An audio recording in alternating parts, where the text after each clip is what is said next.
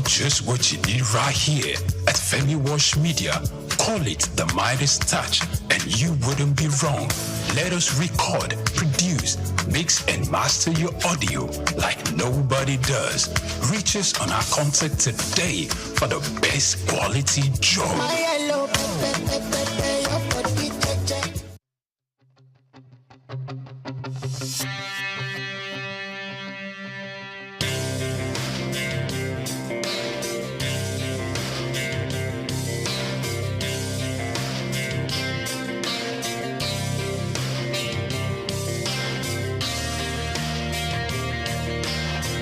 When you visit Lagos for the first time and Google fun or recreational places in the city, at the top of that list will be Freedom Park. Located in Lagos Island on Broad Street, Freedom Park over the years has become home to the Nigerian arts and the culture at large. From annual big shows like the Lagos Theatre Festival, Celebration at the Lagos Poetry Festival, to local festivals that celebrate literature, music and arts, Freedom Park is one of the most visited recreational sites in Lagos, for both local and tourist people alike. A place to mingle, unwind, or simply just have fun. Freedom Park, however, hasn't always been a place of fun and games. It has a history that dates to 1861, when Lagos was made a British colony. In 1885, Freedom Park was built as a fortified prison from imported bricks. It was referred to as Her Majesty's Broad Street Prison. Some prominent political prisoners were held in the prison, people such as Herbert Macaulay, Michael Imodu, and Obafemi Awolowo. In 1979, Her Majesty's Broad Street Prison was destroyed, reduced to a dumping ground. It was later rebuilt in the 1990s, celebrated in 2010, Nigeria's 50th Independence Day. Freedom Park still holds a bit of its history within its walls. In the museum, where there are pictures and artifacts. Some of the old prison facilities have been converted into leisure facilities that people visit and enjoy today.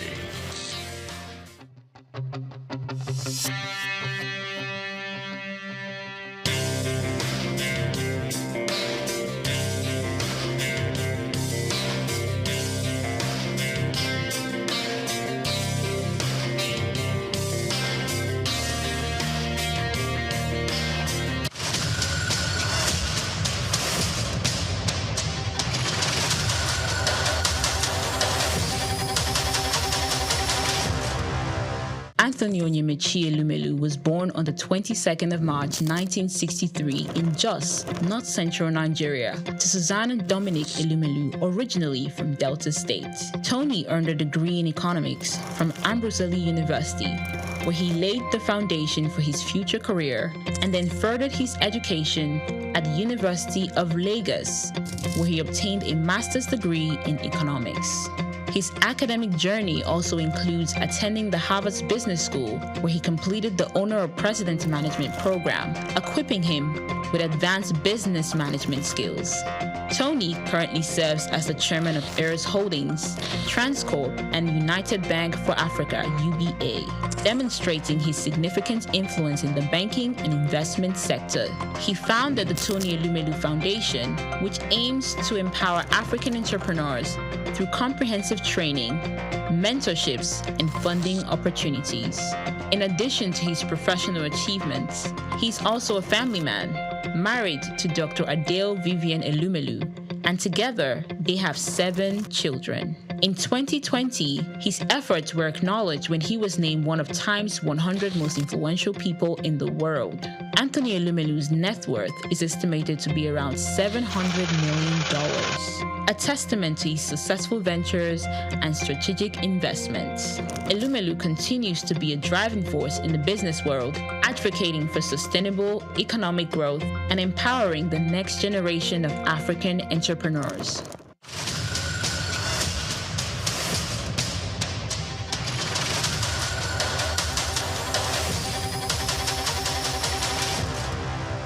We've got just what you need right here at Femi Wash Media.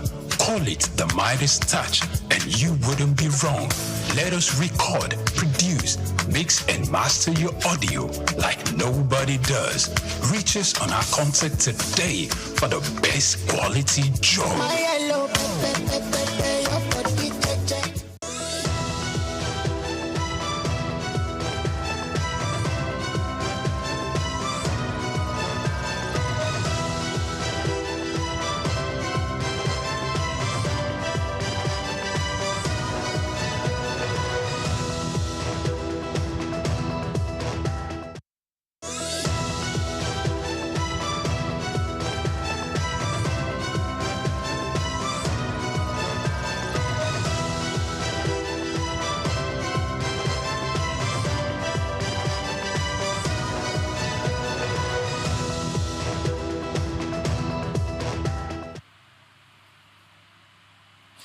very good morning to you and welcome to Just Africa on Souqnews Television. We are reaching you live from our studios in the commercial city of Lagos. I am Oyinpriye Krumale. We dissect the current shapings of African path to growth, development and global relevance rather. Today, we turn our focus to one of the continent's most vibrant and evolving sectors, hospitality in Africa, with a particular lens on the evolution of hotel management and its economic growth. Good morning once again to you and welcome to the show. Good morning, Olumide. Good morning, Priya. How are you doing? Very good. And it's also very, very pertinent for us to let our viewers understand because they want to ask, okay, it looks like you've been talking about hotel management, hospitality industry for quite a while consistently on your television screen. Why are you, hammering on these things? And I will not be shy to bring it to the notice of our people to let them know that one of the very, very critical ways, significant ways, a country's IGR or foreign direct investments can be, increased and enlarged is through the channel and through the conduit of the hospitality industry. Now, I don't want to refer to the dirty December because I don't want it to look like we are overflogging it. But when we spoke to other persons, when they mentioned the tourist attraction, when they mentioned some of the festivals that we have in Nigeria, whether the Calabar Festival, the Agungu Festival, the recently concluded Ojude Oba Festival, and in the Niger Delta, we have some other festivals there. And someone told me about the Eyo Festival here in Lagos and how the Nigerian, Yoruba, Brazilian relationship in the southwestern part of the country, most especially in Lagos, are going to, open the doors of our country wide for these persons to flood into our country for the purpose of these festivals. It will be something very, very good and important if we give them a treat they would never forget, because the world and the media, excluding Souqnews, we have a way of selling the country out, to talk about the not so palatable things. But when you come into the country and you are welcomed and you have your first contact is with the international airports, you get here, then you check into a hotel, you want to take a very good look at the ambience, the people you meet, and these in itself should create an impression in the minds of visitors to the country to want to make sure to come again. And in other words, when they come again, what they do is they spend their money, and dollars, spend more time, the pounds, yes, and spend more time. Then they can even start considering setting up a business venture here. So, and the hospitality and hotel industry is very, very critical to this. Thank you very much for that. Now, as of 2021, the hospitality sector, that's both the hotels, restaurants, and all that, it was valued at $41 billion. And it's projected to rise to $90 billion by 2026. And this is going to cause a whole lot of economic development for every nation that is concerned about hospitality. Now, of course, it started, hospitality in Africa started in the informal sector. It started with local, local inns. Before the pre-colonial sector, it started with local compounds, local inns and lodges. Then during the colonial era, it was actually established for pre-colonial masters and business travelers. Then post-colonial, the government started setting it up. They started investing in hospitality, started investing in hotels. And if you look at it, actually, it has actually, I said it before, that it creates, contributes economic development in such a way that it creates jobs, both in the formal sector and the informal sector. It hires, people directly and indirectly.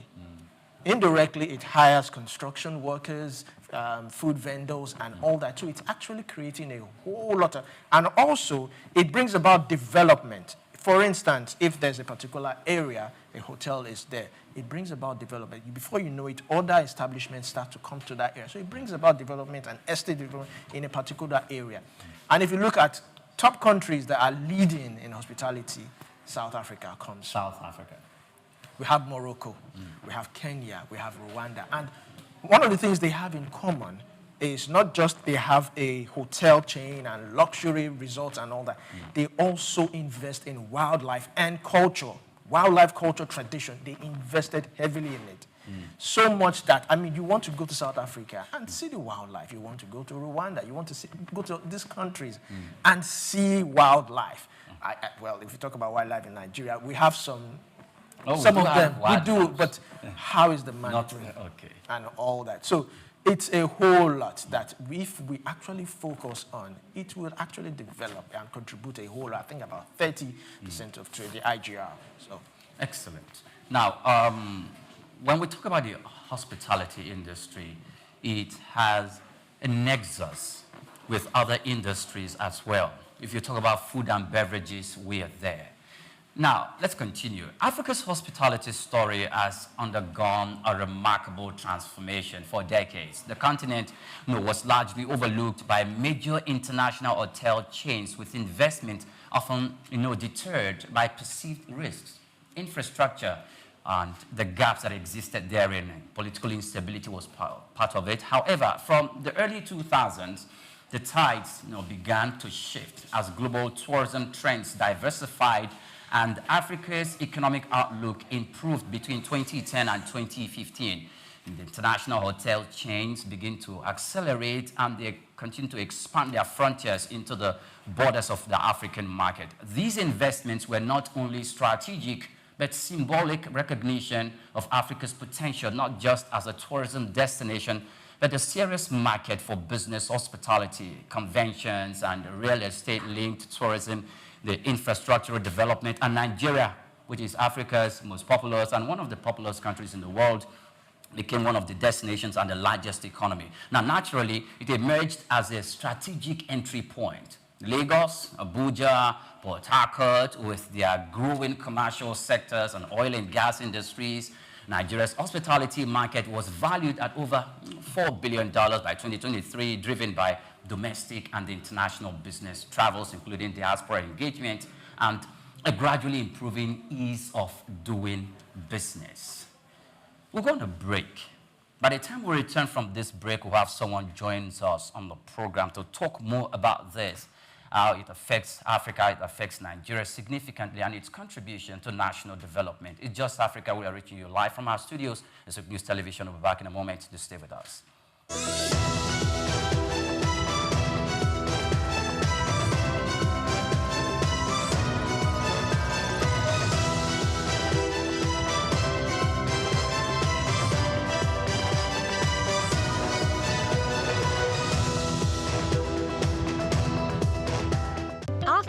Africa Development Studies Center, ADSC. We are committed to driving sustainable growth and development across Africa through innovative training and research. Our mission: empowering leaders, policymakers, and professionals with the tools they need to create lasting change. With customized training, dynamic research programs, and study exchanges on leadership, management, and other critical development topics, ADSC offers a platform for exchanging cutting-edge ideas and global best practices. We provide comprehensive services in research and consultancy, capacity building and training, education programs, publishing, and knowledge sharing. Our esteemed faculty, composed of seasoned experts and researchers, ensures a learning experience that is insightful and practical. We specialize in policy development, implementation strategies, monitoring, and evaluation. At ADSC, learning is engaging and enjoyable. Our unique methodology includes talks, interactive exercises, games, video screenings, and lively seminar discussions, all in a comfortable and friendly environment. Ready to make an impact? For more information, email us at info@adstudycenter.com or call +234 912 439 2362. Visit us today at www.adstudycenter.com to explore our programs and upcoming events. Africa Development Studies Center, rethinking development for Africa.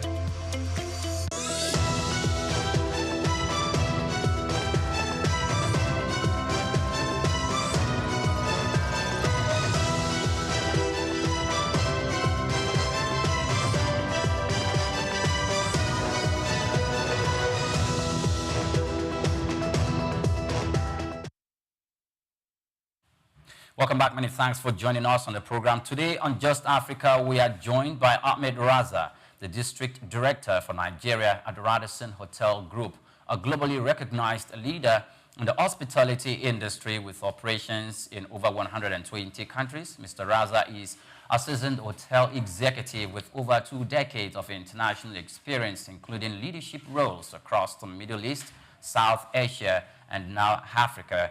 As work in Nigeria has been instrumental in Radisson's strategic expansion with a focus on localization, operational experience, and unlocking the economic potential of hospitality investment in emerging markets. Under his leadership, Radisson has not only grown its footprint across the country, but also significantly contributed to building local talent and deepening investor confidence in the Nigerian hospitality eco space. Mr. Ahmed Raza, welcome to Souqnews Television. Thank you so much. It's a pleasure to be here. Great, welcome. Now, when we look at hotel management, for me, whilst earlier during the program, I was saying that it actually blew up when from the 2000s, 2010, 2015. So what are those things that you and your brand saw that you begin to picture Africa differently and you made Nigeria a choice destination to come start this hospitality industry? Yeah. Well, I think as you rightly mentioned, pre-2000s, the Nigerian hospitality landscape was predominantly run by local enterprises, small, businesses. Then obviously the explosion happened where the likes of the Radisson Hotel Group, Marriott, Accor and Hilton, they came in. Now, it's a very interesting question, why did they come in? Yes. Obviously, the urban middle class started growing, and they were the access points to Africa in terms of the airline connections, they kind of rapidly grew. So they had bring in more access points to Africa. And obviously, there's been a lot of obviously the oil and gas boom that happened in Nigeria, which is pretty much predominantly still it's something that we are looking at. So I think these were some factors that made the brands to look into that and grow the footprint, because there was a need, because there was no critical mass available at that time. And now that whoever came in, they capitalized on that position. As of today, also as we speak, the hospitality industry in Nigeria is predominantly the corporate market, which is 70% of our base business in hotels. 70%? 70%. And in Africa? In Africa. And 30% is obviously the leisure market. It varies from country to country. For example, a country like Kenya, where there's more leisure because of this safari industry that they have developed over the years. Places like Rwanda, they are also more or less, very aggressively promoting their tourism industry. I think we also have a huge potential, and I think in the coming years we will see that not only the focus will not only on growing corporate business, but also making sure that how do we grow the tourism aspect of the business, because that is somewhere I feel there is a little gap, and I think that needs to be addressed. Great. All right, thank you very much. So my question is, you operate an international hotel chain. So my question goes like this: how has the international hotel chain influenced the local hotels in terms of standard and services and practices? Obviously, when a global player comes into the market, then obviously they become the aspiration for the local players. And which is a good thing, because obviously when we come in, we bring a lot of international SOPs, global brand standards, we bring our PMS systems, we bring our artificial intelligence based revenue management systems. We have a very comprehensive guest feedback tracking system. So these are some things that, when they come into the operational field, people look up to it. And then obviously what happens is that it brings together this influx of knowledge that, now the local resource which is in the market, they kind of get exposed to this, this set of skills. I'll give you an example. The Radisson Hotel Group, normally, we run academies globally in different parts of the world, and where we send our local resources to get trained. Now that we have seen that we are growing our footprint, now we are 5 hotels. We are aspiring to be 10 hotels by 2027. So we will be running almost 2,000 guest rooms.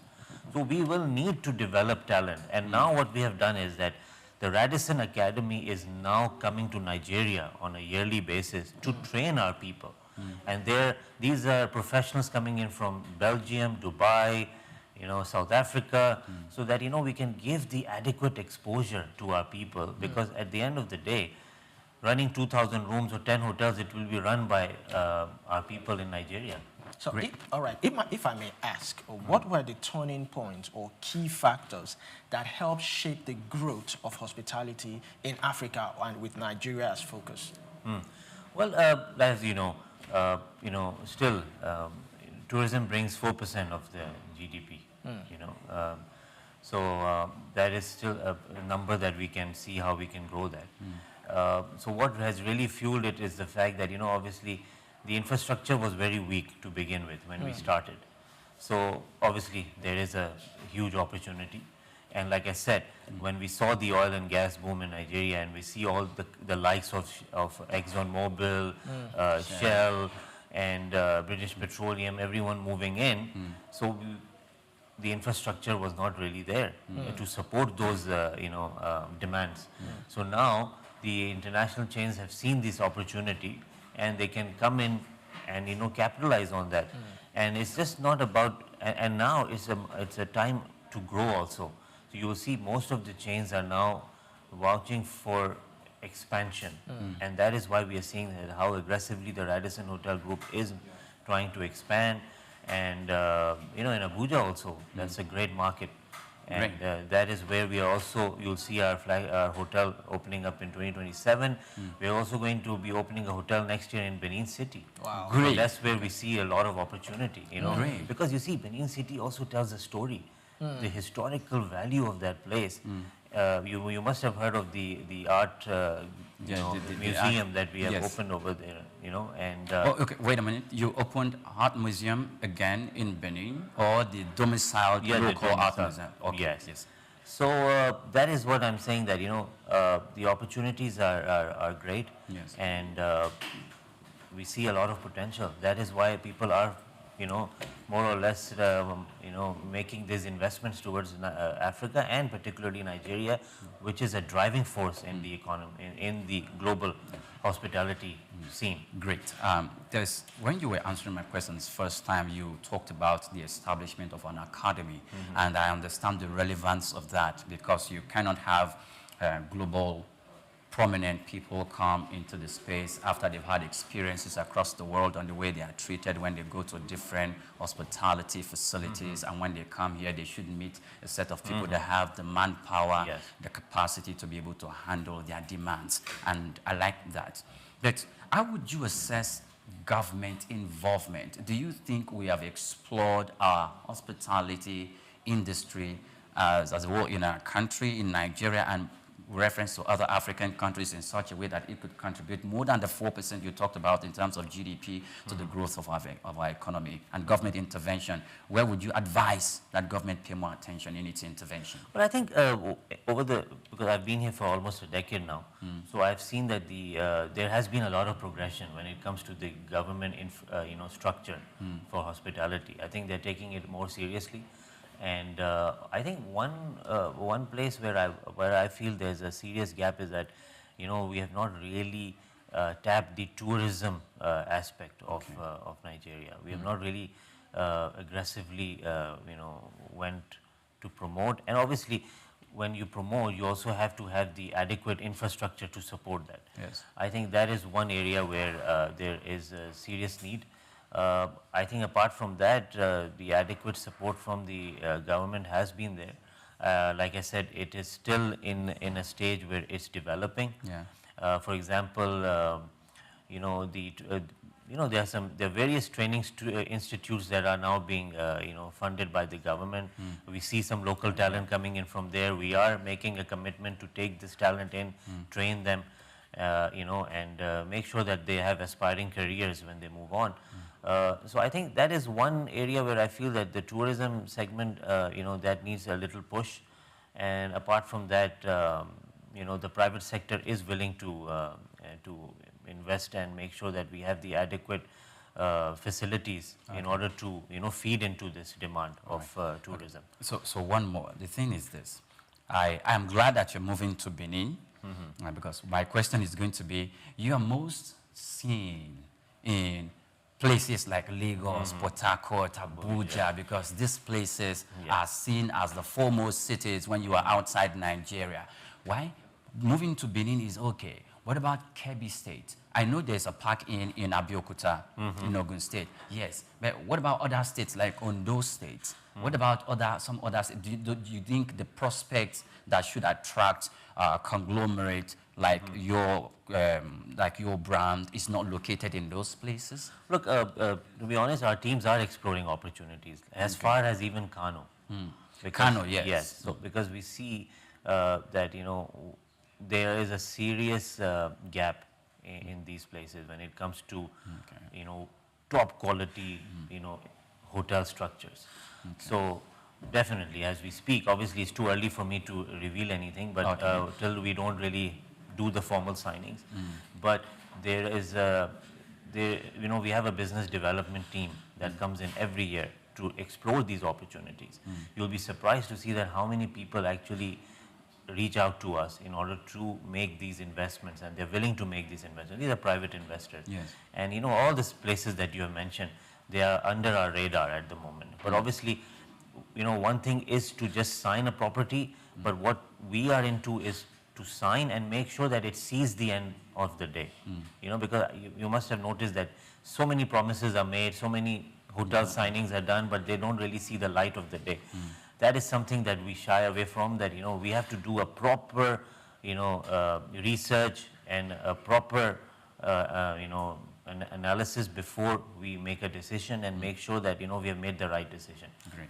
All right, thank you very much. Now, you've had more than a decade experience in hospitality. So my question is, how are African-owned hotel brands, how are they competing or collaborating with global chains? Do you see an opportunity? What are the benefits?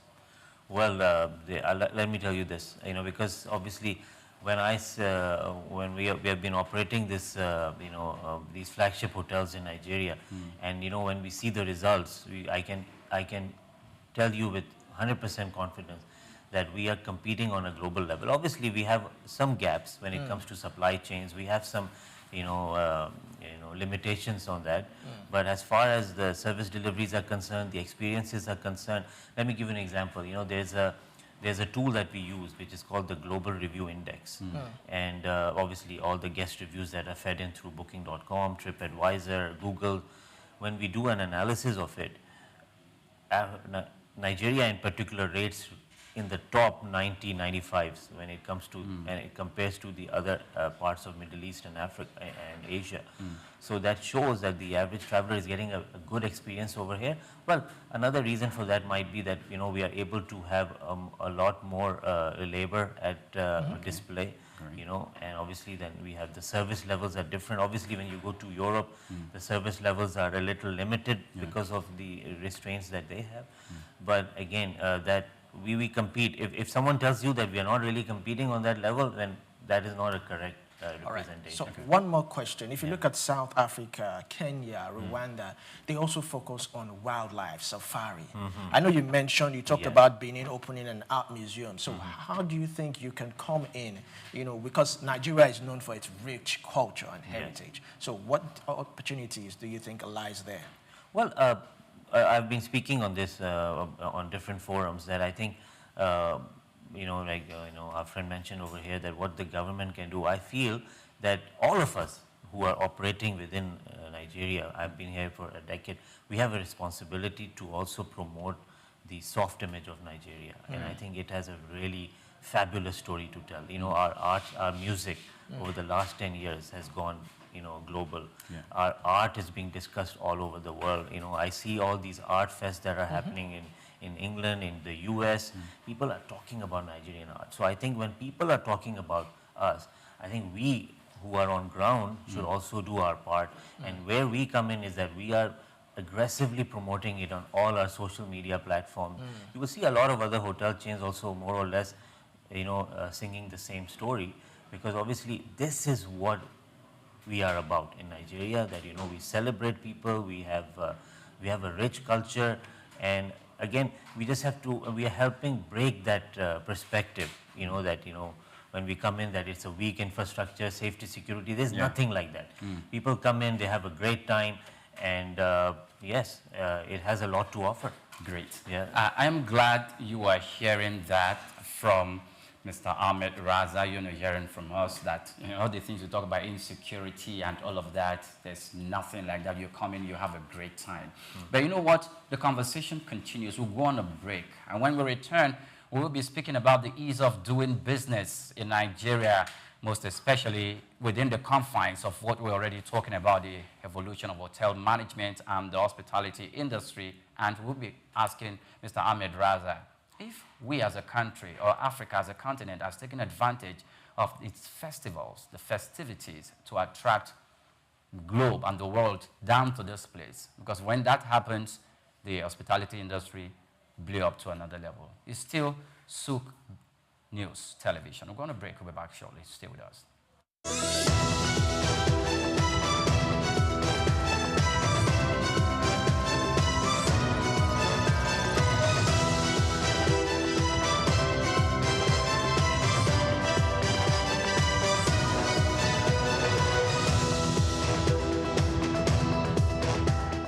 Muhammad Yunus was born on the 28th of June 1940 in the village of Batwa, Chittagong, a British Indian colony which is currently known as Bangladesh.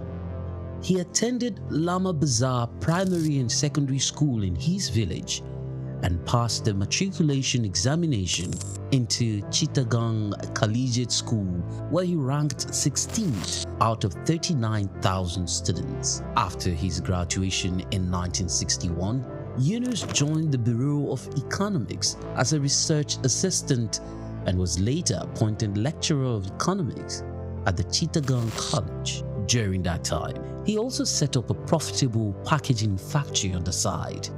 In 1965, he received a Fulbright scholarship to study in the United States, where he obtained his PhD in economics from the Vanderbilt University Graduate Program in Economic Development. Between 1969 and 1972, after his keen education excellence of apex heights and proportions in the United States, he returned home and was appointed professor of economics at the University of Chittagong. He was eventually appointed onto the board of directors to the United Nations Foundation, where he served for 33 years. When Bangladesh suffered a famine in 1974, Yunus felt he had to do something for the very poor. In his country, he founded the Grameen Bank. His motivation was to create economic and social development for the very poor, giving long-term loans to those who wanted to start small enterprises to pay back when they can. The aim to help was to get many of them out of poverty. For this, he was awarded the Nobel Peace Prize in 2006. Muhammad Yunus is a recipient of numerous international awards for his ideas and endeavors, including the Humanitarian Award in 1993, World Food Prize in 1994, Independence Day Award in 1987, Bangladesh's highest award, the King Hussein Humanitarian Leadership Award in 2000. He was also awarded the Volvo Environment Prize in 2003, Nikkei Asia Prize for Regional Growth in 2004, Franklin D. Roosevelt Freedom Award in 2006, as well as the Seoul Peace Prize in the same year. All humans are born entrepreneurs, he would always fondly say. His heart showed through his everyday life.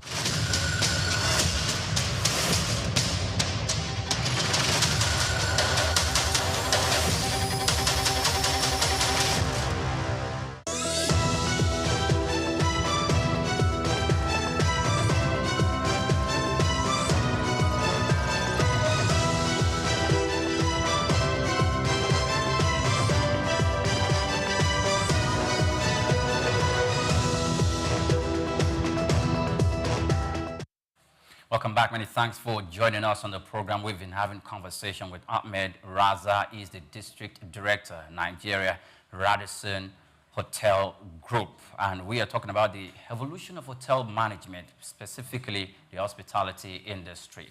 Welcome once again to the program. Thank you. Yes, when we went on the break, I was telling them when we cut back, we'll be talking about the ease of doing business. You know, when we move around Lagos and we see the edifice of your brand, it's something that, you know, has a very strong attraction.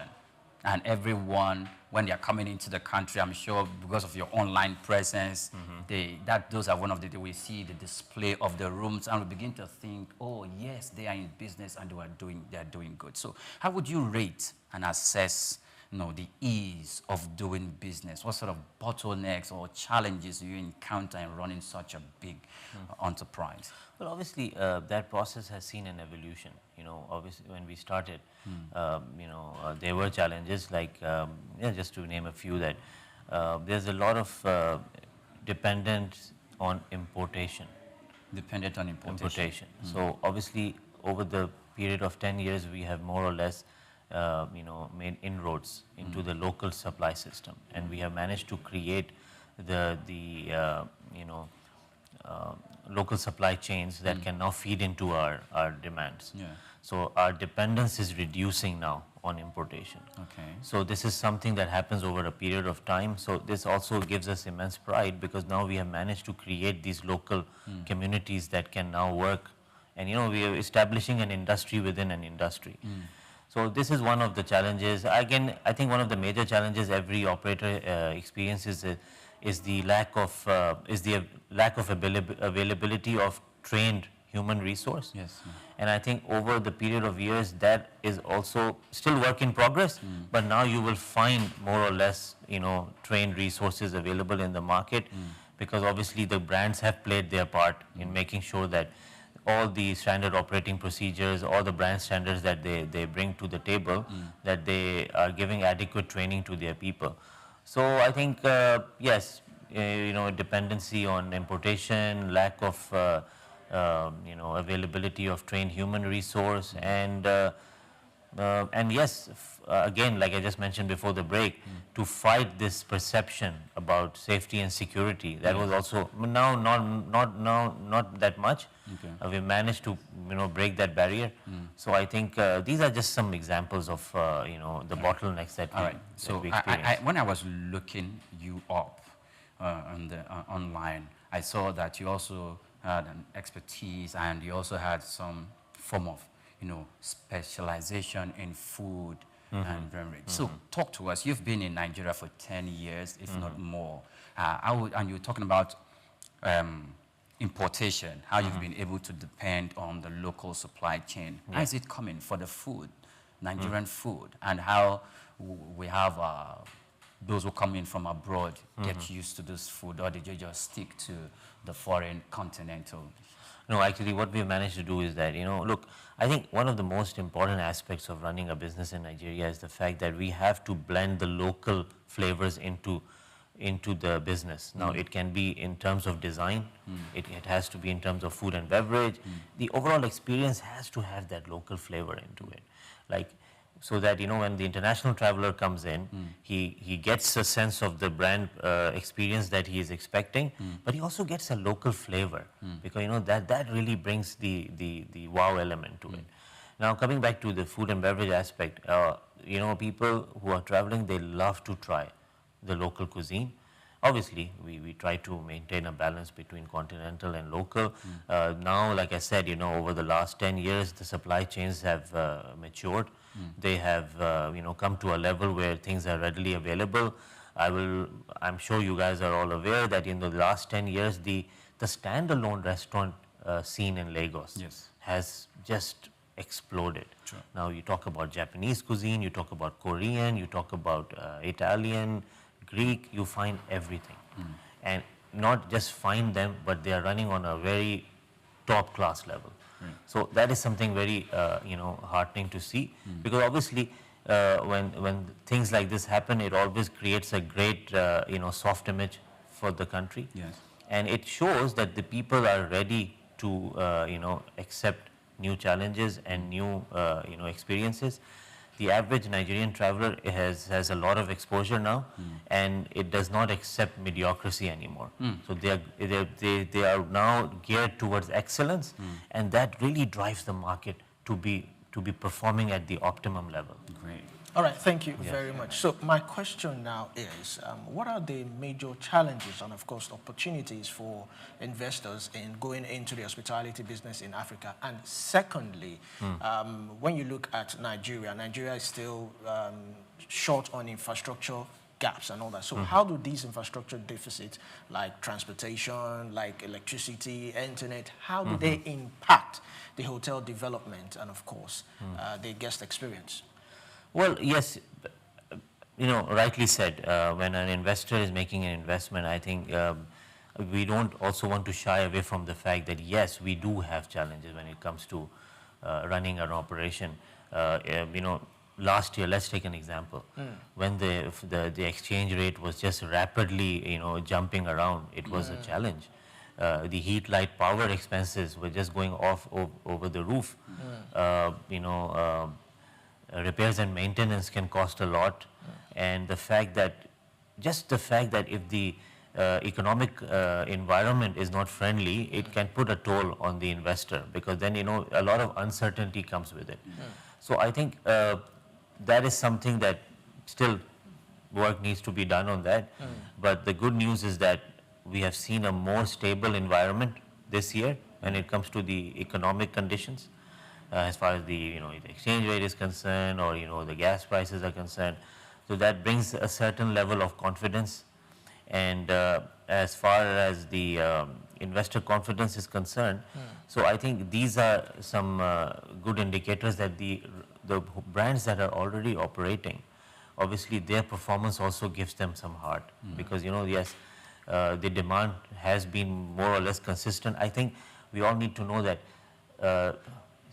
post-COVID, this was one market, Nigeria, that had rapidly gotten, bounced back to the pre-COVID levels of 2019 in terms of occupancy, demand. So, that gives investor a lot of confidence. And, in the last couple of years also, the evolution that we have seen in occupancy levels gives us a lot of heart. I'll give you a very small example. I think you guys are missing out on Dirty December. And the fact that how much revenue it brings in. Dirty December alone brings in $71.6 million into the country, out of which 44 million is spread across the different hotels. Now, this is keeping in fact that we are not really running on maximum, levels when it comes to the, because we have limitations. Hotel rooms are quickly, rapidly filling up, and then people are going to the Airbnb model. So there is still a lot to be, there's a lot to desire here in terms of that. Yeah, thank you very much. Now, one thing I see is this. Manpower development, which the academy you talked about is great.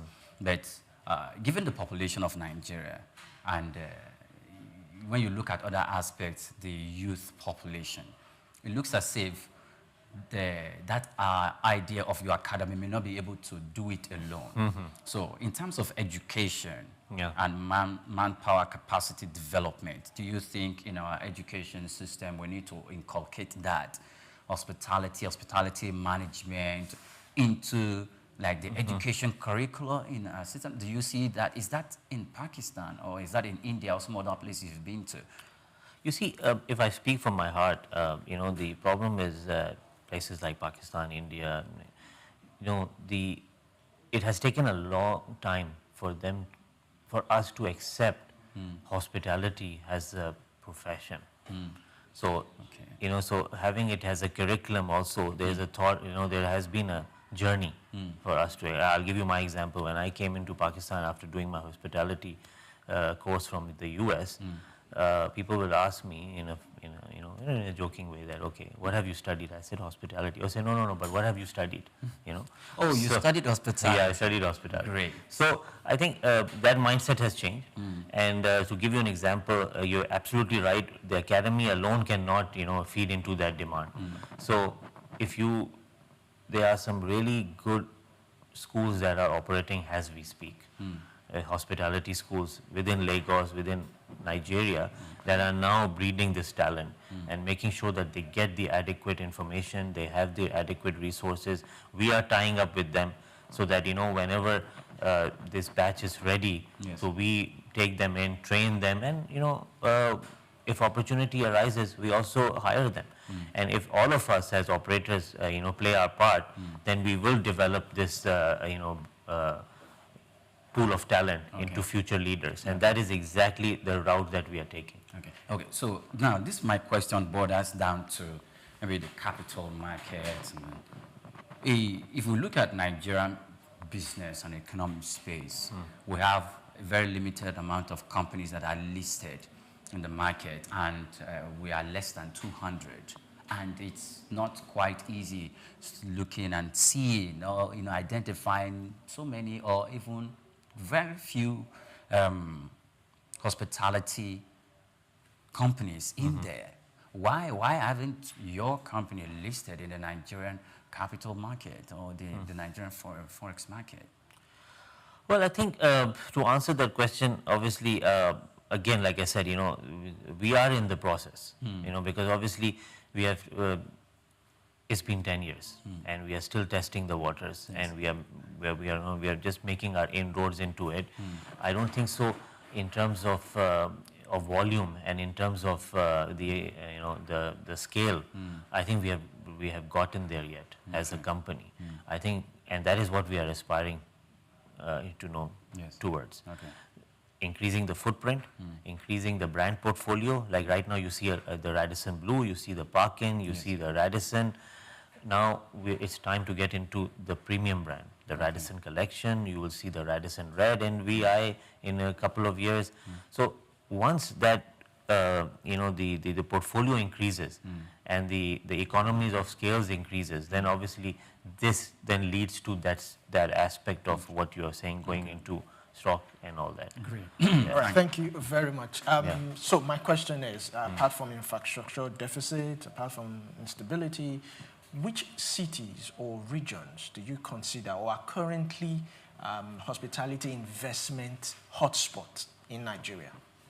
Well, yes, like, we mentioned over here that, yes, at the moment, the flashpoints are always going to be Lagos and Abuja, because obviously that's where a lot of, we always have to track where the airlines are more or less, coming in. And Nigeria, Lagos definitely takes the cake on that. And so, yes, so that's why every investor is more or less geared towards Lagos and Abuja. And I still feel with all the investments happening, whenever a new hotel is announced, obviously there's a sense of curiosity, there's a sense of anxiety that, how will it cannibalize the other hotels? It doesn't. It kind of elevates the other hotels, because when a new brand comes in or a new hotel opens, it creates more demand in the market. And when more demand comes in, overall the market, it goes up. Like I said, I have been tracking the last 5 to 10 years since 5 years since COVID, and I've seen that the demand patterns are just increasing. They're not decreasing. Obviously, yes, when we get setbacks economically, we do see a temporary shutdown, but then it quickly bounces back, and that is the beauty of operating over here. Great. So now, in running this enterprise, have you had some level of conflict, some form of conflict rather, and friction with the regulatory authorities? Are you faring with the regulatory authorities? Do you think they're doing a good job? Or in your meeting with them, how was your experience like? And what are the areas that you would like to, for them to give more attention to? That's a tricky question, but anyway, obviously, yes, you sometimes do have your moments, but I think if I have to give an answer based on my overall experience, I think we tend to take a very supportive stand with them. We cooperate with the local bodies where we feel that we can give them valuable information, where we feel that they don't have the adequate understanding. We kind of, in a very diplomatic way, we managed that relationship. But overall, I feel that most of the regulatory bodies are now, they have evolved in the last 10 years, and now they have the adequate information to regulate on the levels that they're doing right now. And yes, I think we work hand in hand with them, and I feel that, like I said, I don't really see them as a roadblock. I see them as a support system. And all of us, operating here should have the same mindset. And yes, we work hand in hand, and that, I think, more or less contributes to our success. All right, so my final question, I know he asked something relating to food, but my question goes like this. How are you integrating local culture, food, art into the guest experience, to create some sort of competitive edge? Yes. Well, again, like I said, you walk into the Radisson Blu Anchorage Hotel in VI, you will see the design elements speaking the culture. When you walk into the bar and open our menu, you will see that there's that the food is speaking to you. So that is the design elements in the rooms. The artwork that we have used, and thanks to the ownership at the hotel, they have a really strong eye for this. So I think that is exactly how we maintain that balance. Because you see, it shouldn't be a case where anyone walks into the Radisson in Lagos and he doesn't get the feel of it, he or she, and it just is a hotel in Dubai. No, it has to have that local flair in it. So like I said, it all starts when we are perceiving the hotel, when the design team is working. So all those things have to be incorporated in the soul of the hotel. So that is how we do it. Great. And now this last question is going to be personal. You've been here for a decade or more, and when I was looking you up, also I saw you were with the Finland ambassador to Nigeria, and you welcomed her to Radisson Blu, and the kind of experience she equally honest by herself. She spoke about the experience she had there, and I like that. So, what's your best local meal? Is it amala and the wedu, begiri, or pounded yam, or the Nigerian jollof rice? Which one gets to you? Or the bangasu? Okay, I think, so let me make it very clear over here that Nigeria has the best jollof rice. So let's kill that discussion. Great. I hope you can hear that. Yes. So, and obviously my favorites are the pepper soup any time of the day, the chicken suya any time of the year, pounded yam. And you see, I've been here professionally for a decade, but I grew up as a child over here. So I've had my experiences with the food for a long time, so yeah, so I'm pretty much integrated into the culture and the system, so I understand. Yes. Thank you so much. Mr. Ahmed Raza is the district director in Nigeria, Radisson Hotel Group. Many thanks for coming to Souq News once again. We had a great conversation. Yes. And this is where we will draw the curtain on our conversation this morning. Do well to follow us on all our social media platforms at Souq News Television. I am Oyin Priye Krumale. Good morning to you once again. Many thanks for watching. And it's been a pleasure watching Souq News, watching Just Africa. Please don't forget to follow us, like, and share. Follow us on all our social media platforms at Souq News Television. I am Olumide Shukoya. Enjoy the rest of your day. Thanks for watching.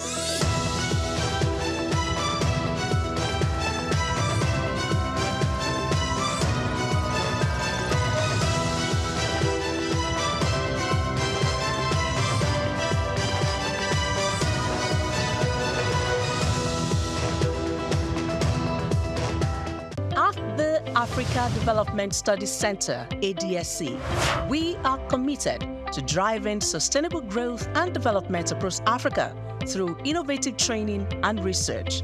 Our mission, empowering leaders, policymakers, and professionals with the tools they need to create lasting change.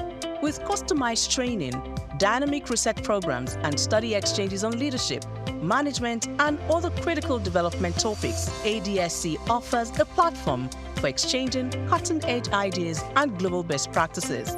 We provide comprehensive services in research and consultancy, capacity building and training, education programs, publishing and knowledge sharing, Our esteemed faculty, composed of seasoned experts and researchers, ensures a learning experience that is insightful and practical. We specialize in policy development, implementation strategies, monitoring, and evaluation. At ADSC, learning is engaging and enjoyable. Our unique methodology includes talks, interactive exercises, games, video screenings, and lively seminar discussions, all in a comfortable and friendly environment. Ready to make an impact? For more information, email us at info@adstudycenter.com or call +234 912 439 2362. Visit us today at www.adstudycenter.com to explore our programs and upcoming events. Africa Development Studies Center, rethinking development for Africa.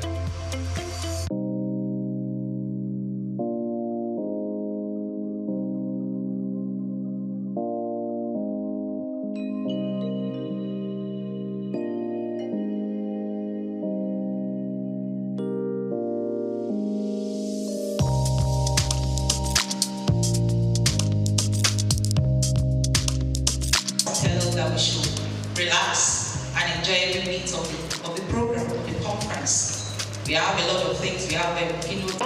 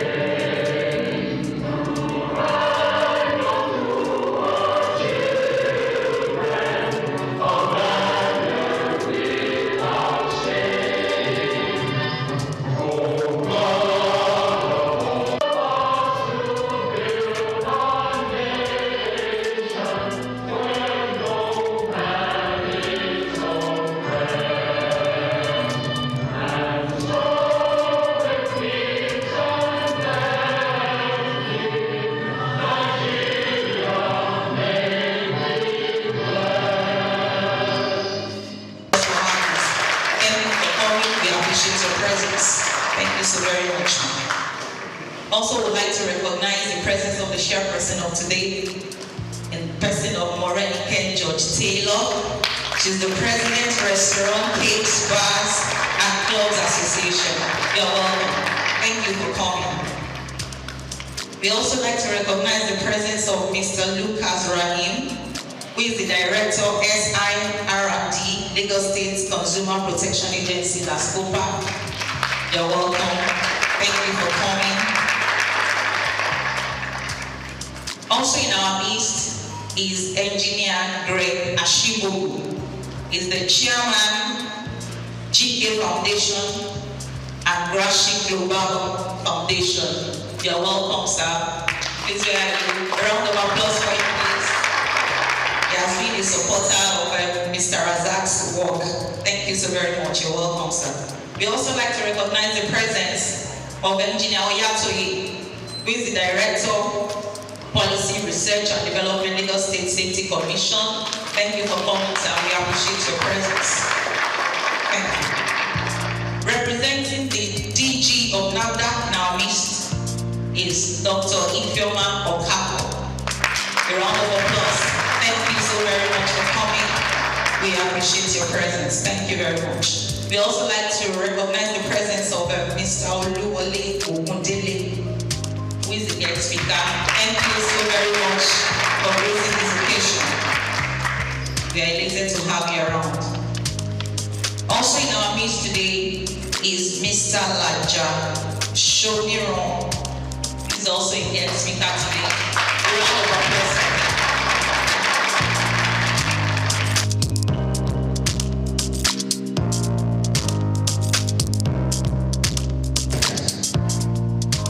To be the one that convened this maiden edition of Restaurant Managers Conference, it is my utmost pleasure to welcome you all to this occasion. Let's give ourselves a round of applause. First and foremost, I would like to express my deepest gratitude to each and every one of you for taking your time to join us today.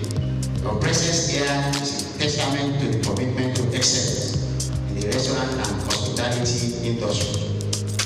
Together, we gather under the theme, elevating the art of restaurant management, innovation, sustainability, and excellence. The theme reflects our shared passion for advancing the restaurant industry and our dedication to staying ahead of the curve in terms of innovation, sustainability, and excellence. And as we navigate the complexity of the modern restaurant landscape, it is imperative that we prioritize these three pillars: innovation, sustainability, and excellence, which will form the foundation of our discussions today as we explore the cutting-edge strategies, best practices, and innovative solutions to drive success in our industry. We have assembled impressive lineup of speakers, including our keynote speaker, my own mama, Mrs. Bose Aye, the founder of analyses. Please help me to clap for her. She's also the past president of Restaurant and Food Services Providers Association of Nigeria. And another motivator, the president of the Restaurant, Cafe, Bars and Clubs Association, who is the chairperson of today's occasion, to guide through this conference proceeding. I'm equally happy to have the Deputy Managing Director of Street Sensation Confectionery and the host of others. I was happy when we wrote letters to the DG of NAFDAC and I said, we are going to be there. So, this year, Dr. Okafor, I'm happy that you are here. God bless all of us. Throughout the day, you'll be treated to insightful presentations, engaging discussion with our special guests, eminent speakers, AI experts, social media marketing specialists, financial gurus, regulators, industry leaders, and many more valuable networking opportunities for us. Throughout the day, we will explore the latest trends, best practices, and innovative solutions that are shaping the restaurant industry.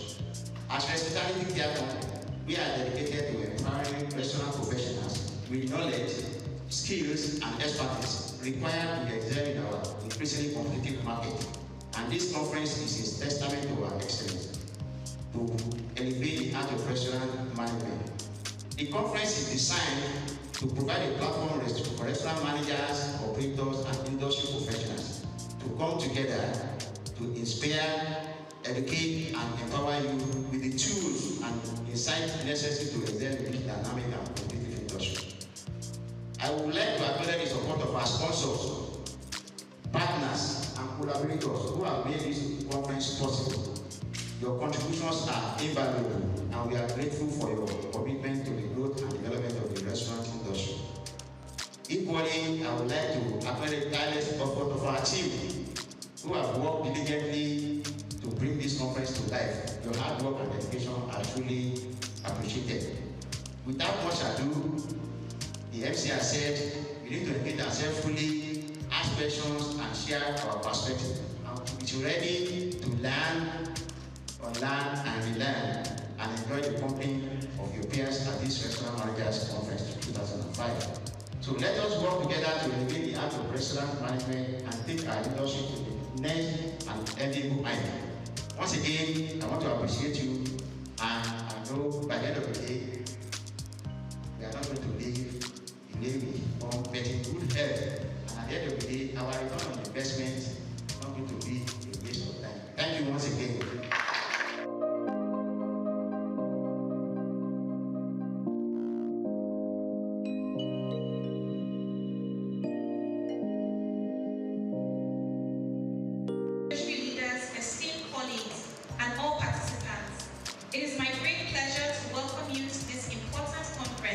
Dedicated to the growth and development of the restaurant and hospitality industry in Nigeria. The restaurant and hospitality industry is a vital pillar of Nigeria's economy. It provides employment to millions, drives tourism, supports local farmers and food suppliers, and contributes significantly to our GDP. This sector is not just about serving or providing accommodation. It is about experiences, innovation, and and economic transformation. With Nigeria's growing population and increasing demand for quality services, we must continue to evolve and expand our industry's potential.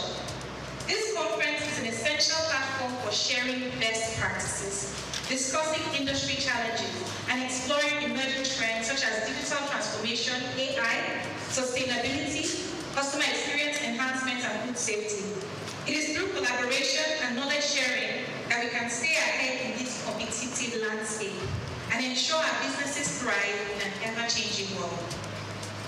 The RCBC Association is dedicated to uniting industry players, advocating for policies that support business growth, and providing resources to help our members excel. By joining our association, participants have always had access to valuable networking opportunities, training programs, and strategic partnerships. That's one of the reasons we're excited to partner on this particular conference. With that in mind, I encourage every person here to actively participate in discussions, share your insights, and take full advantage of this event. It is now my honor to declare this event officially open. Thank you.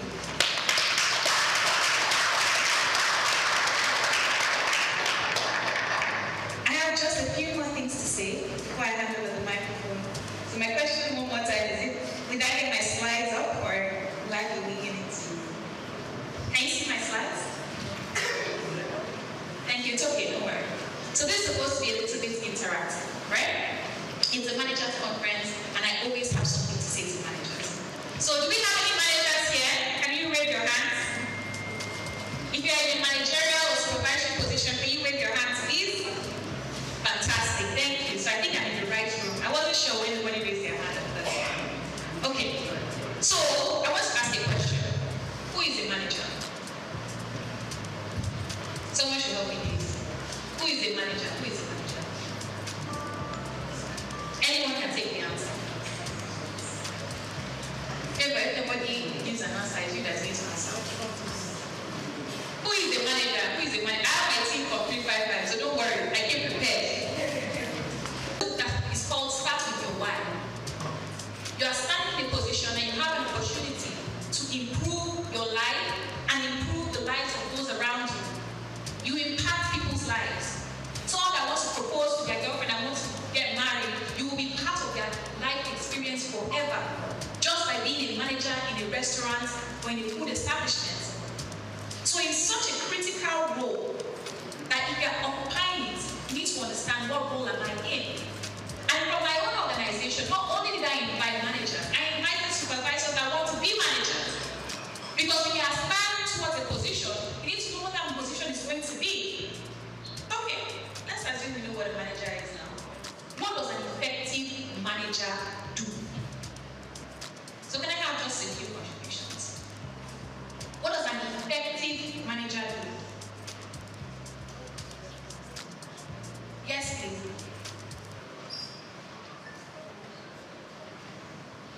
Effective manager would lead by example. Lead by, please give her a round of applause. I am in the right room. I think I'm in the right room. I'm starting to feel like I'm in the right room. Another answer, please. As an effective manager, you first need to work on yourself because you can't be. A manager must work on themselves. I don't know if any of you are familiar with the book 21 Laws of Leadership by John Maxwell. And there's a law called the law of the lead, meaning that you will only lead people up to where your capacity is. Once your capacity is here, you're not going to lead anyone above that. So working on yourself is critical. Please give her a round of applause. Can I have one more answer? Because my time is limited here. What does an effective manager do? An effective manager must be proactive. Thank you. I like that word, proactive. Let's please give her a round of applause.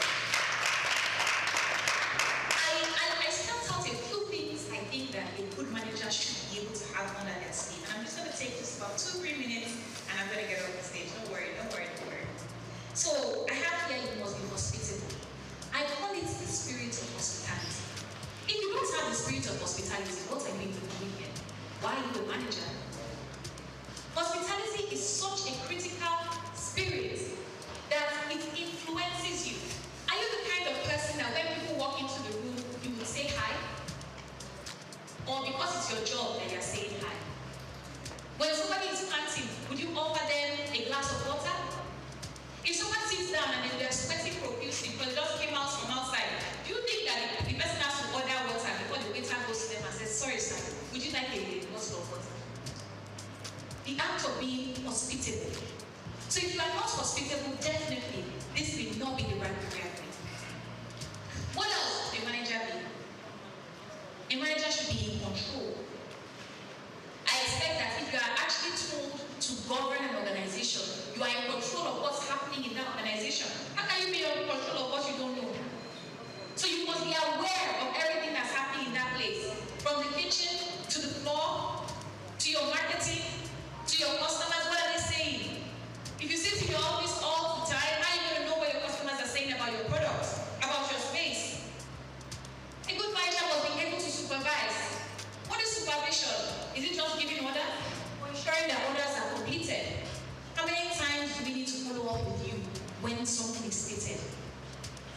A good manager must be meticulous. Because sometimes, staff are very tricky. They will tell you that they clean the place, they'll clean only the top.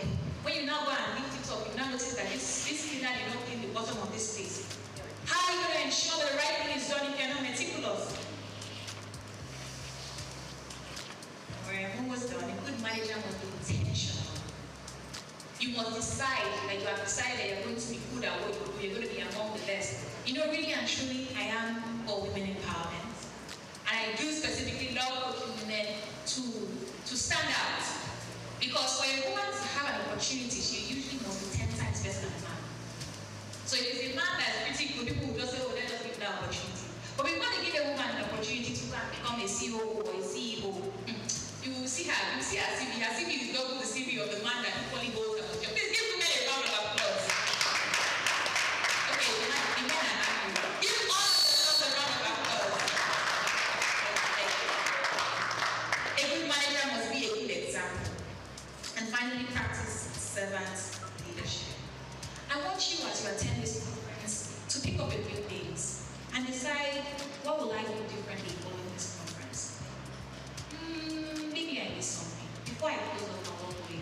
Does anyone want to add anything else that they think a good manager should be?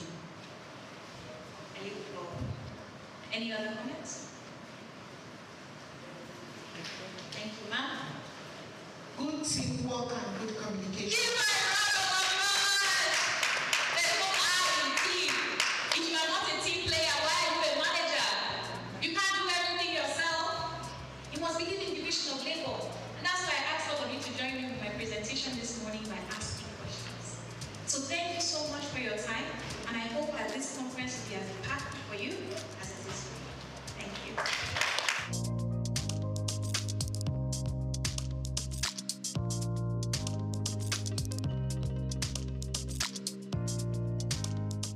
Audit, compliance, learning and development, and strategic business management.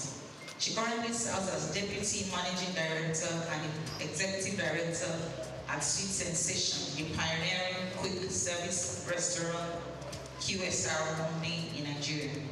Ayo's career began at PwC, where she managed audit and compliance reviews for publicly listed companies in North America. She earned a reputation for driving change, optimizing processes, and building strong teams, rising to a global managerial role. Our ability to innovate and lead has been instrumental in Sweet Sensation's ongoing transformation. Under our leadership, the company has implemented strategic growth initiatives, enhanced internal accountability, and restructured internal processes to ensure business continuity and sustainability. Ayo's empowering leadership style emphasizes coaching, collaboration, and clear communication. Food evangelist, I think he really is that. So let's please give him a round of applause. I know that there's a team of people who support him, who coach him, who help him, who partner with him. So I want to also take time to acknowledge and recognize them. Please give them a round of applause.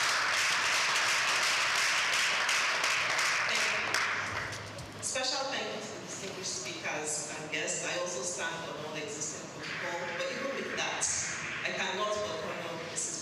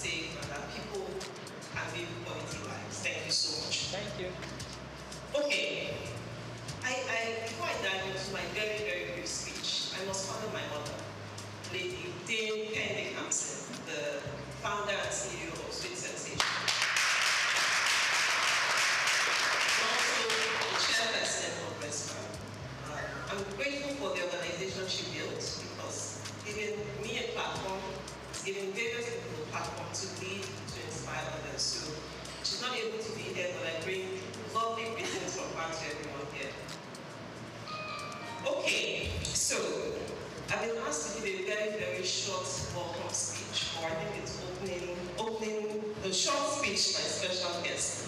And, this topic, elevating the art of restaurant management, innovation, sustainability, and excellence, is so relevant. So I want to start by just saying, this topic is so relevant to our industry. Anyone who's been in an industry for a few years knows how important these topics are.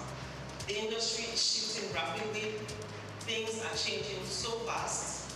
Sometimes you understand your consumers, sometimes you don't even understand them anymore. Technology is reshaping how things happen, and things are moving at a fast speed. So I'm so grateful to be part of a conference that recognizes the importance of these topics and brings people together to learn about these topics. Sustainability is no longer just a buzzword, it is a business imperative. How can we make sure that the organization not just survives, but thrives and can be sustainable for years to come? And I'm really grateful that we have the opportunity to learn about that at this conference. So for those who are here, whether you sponsored yourself to come here or whether your company has funded you, I want to really encourage you to listen. The ability to invest in yourself, to come for conferences, for trainings, it's a powerful investment in yourself. My team who's here, hi team, they know that we talk about growth a lot. Any investment in yourself, whether it's training, conferences, networking, learning from others, at the end of the day, it's a powerful investment in yourself. And as you grow, you can also inspire other people to grow as well. So please be open-minded, please listen, please take notes, network with your peers or colleagues or people who you admire in the industry. But please make sure you learn, make sure when you go back to your companies, you are teaching others as well, others who couldn't be here, and then you're allowing others to grow as you grow yourself. So thank you again to everyone. Welcome to the conference, and thank you again to the convener for the opportunity to be here.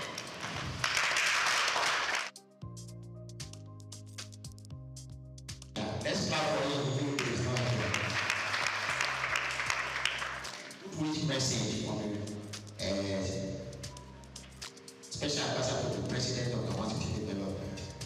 As the Special Advisor to the President on Capacity Development, I'm honored to extend warm greetings to all attendees of this prestigious Restaurant Managers Conference.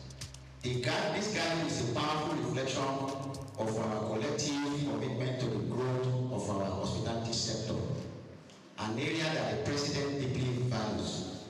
His administration recognizes that capacity development is not merely a strategic initiative. It is a cornerstone of our national vision for economic diversification and sustainable development. The President is genuinely interested in empowering our workforce, as he understands that the success of our industries rests upon the skills and dedication of our people. The hospitality industry is an integral to Nigeria's economy, playing a vital role in job creation, cultural exchange, and promotion of our rich heritage. By fostering a thriving restaurant sector, we contribute to the broader narrative of national pride and economic resilience. The President believes that by investing in the training and development of our hospitality professionals, we are not only enhancing service standards, but also positioning Nigeria as a premium destination for culinary experience and global tourism.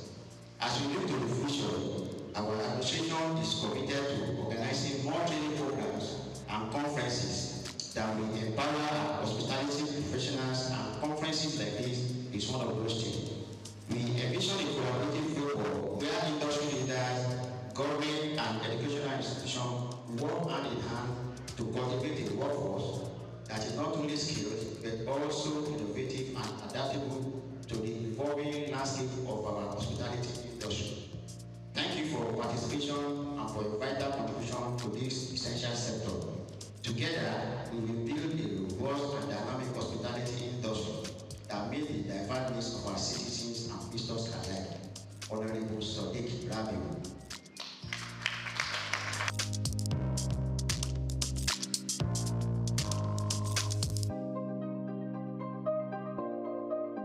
morning, ladies and gentlemen.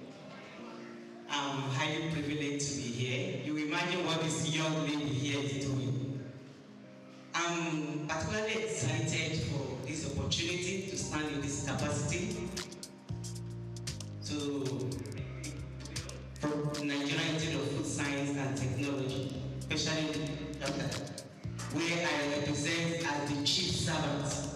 You know, that name chairman is just a name. They are the chief servant of the institute, and I'm privileged to be doing that because the Institute of Food Science and Technology has raised me to be a confident person and to be able to add value to the society. And I think that's the beauty of life.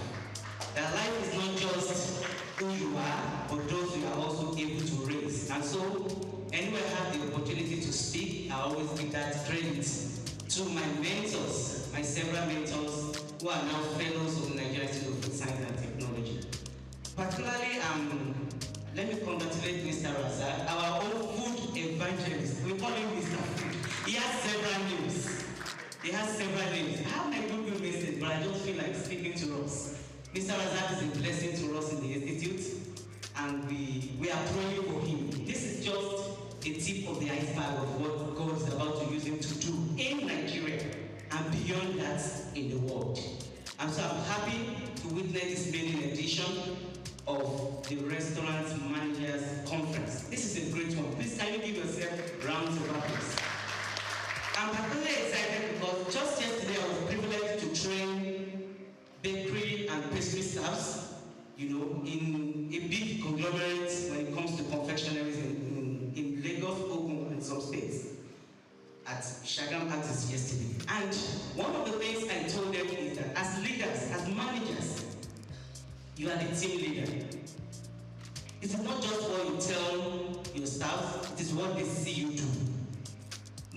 The best of food safety management system will not fly if it does not start and end at your table. If the staff need PPEs, you are not providing it, what more can they do? If you can enter the processing floor without doing the needful, then we have not shown them the right example. And so as restaurant managers, as supervisors, when it comes to anything food processing, you are at the center and you must do what is right. And you know, if it is not safe, it is not food. If people buy your products and they come down with gastroenteritis, then there won't be a repeat purchase. And that's the truth. And so that means they are losing trust in your brand. So for you to build trust in every bite, like one of my friends who is also a food safety trainer here would say, then you have to do the right thing. And so we are here, that's why we are all here. To learn, to unlearn, and relearn. And I'm sure you'll get the best from this conference. So this is just the beginning. I wish you all greater and bigger opportunities to learn and shape the Nigerian economy and ensure food security in Nigeria. So you're all welcome, Mr. Razak, congratulations. You're a brother and you make a brother who will to support all that you do. Thank you, Mr. Moderator. Don't worry, I'm coming back to the lecture in person.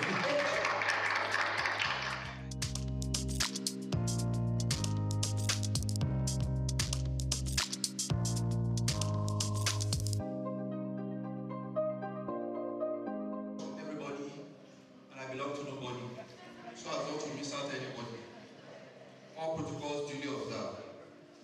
Mr. Razak, we are here now.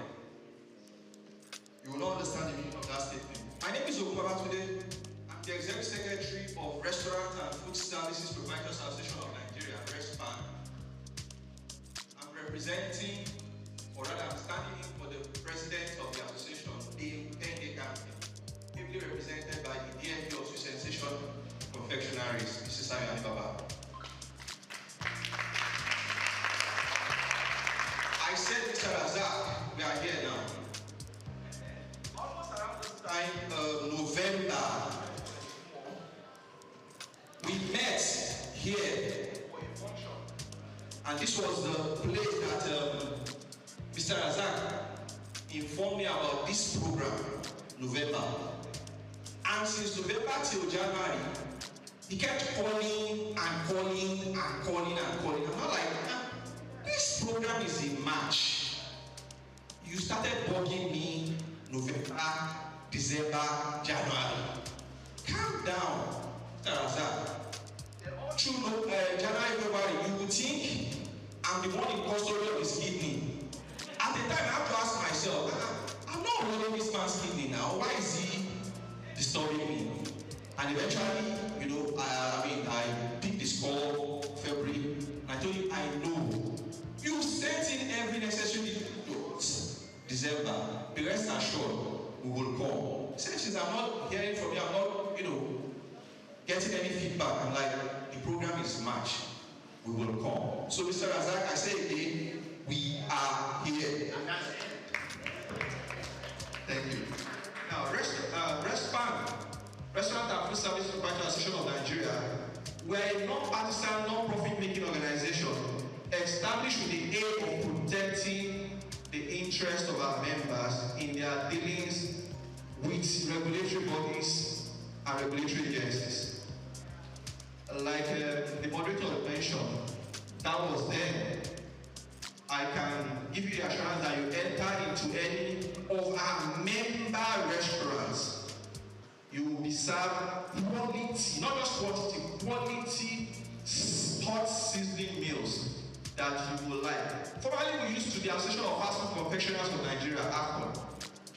And you know, we try getting more members. We approach the fine dining restaurant and they're like, no, you guys are Association of Fast Food Confectioners, and you know the mentality when it comes to fast food.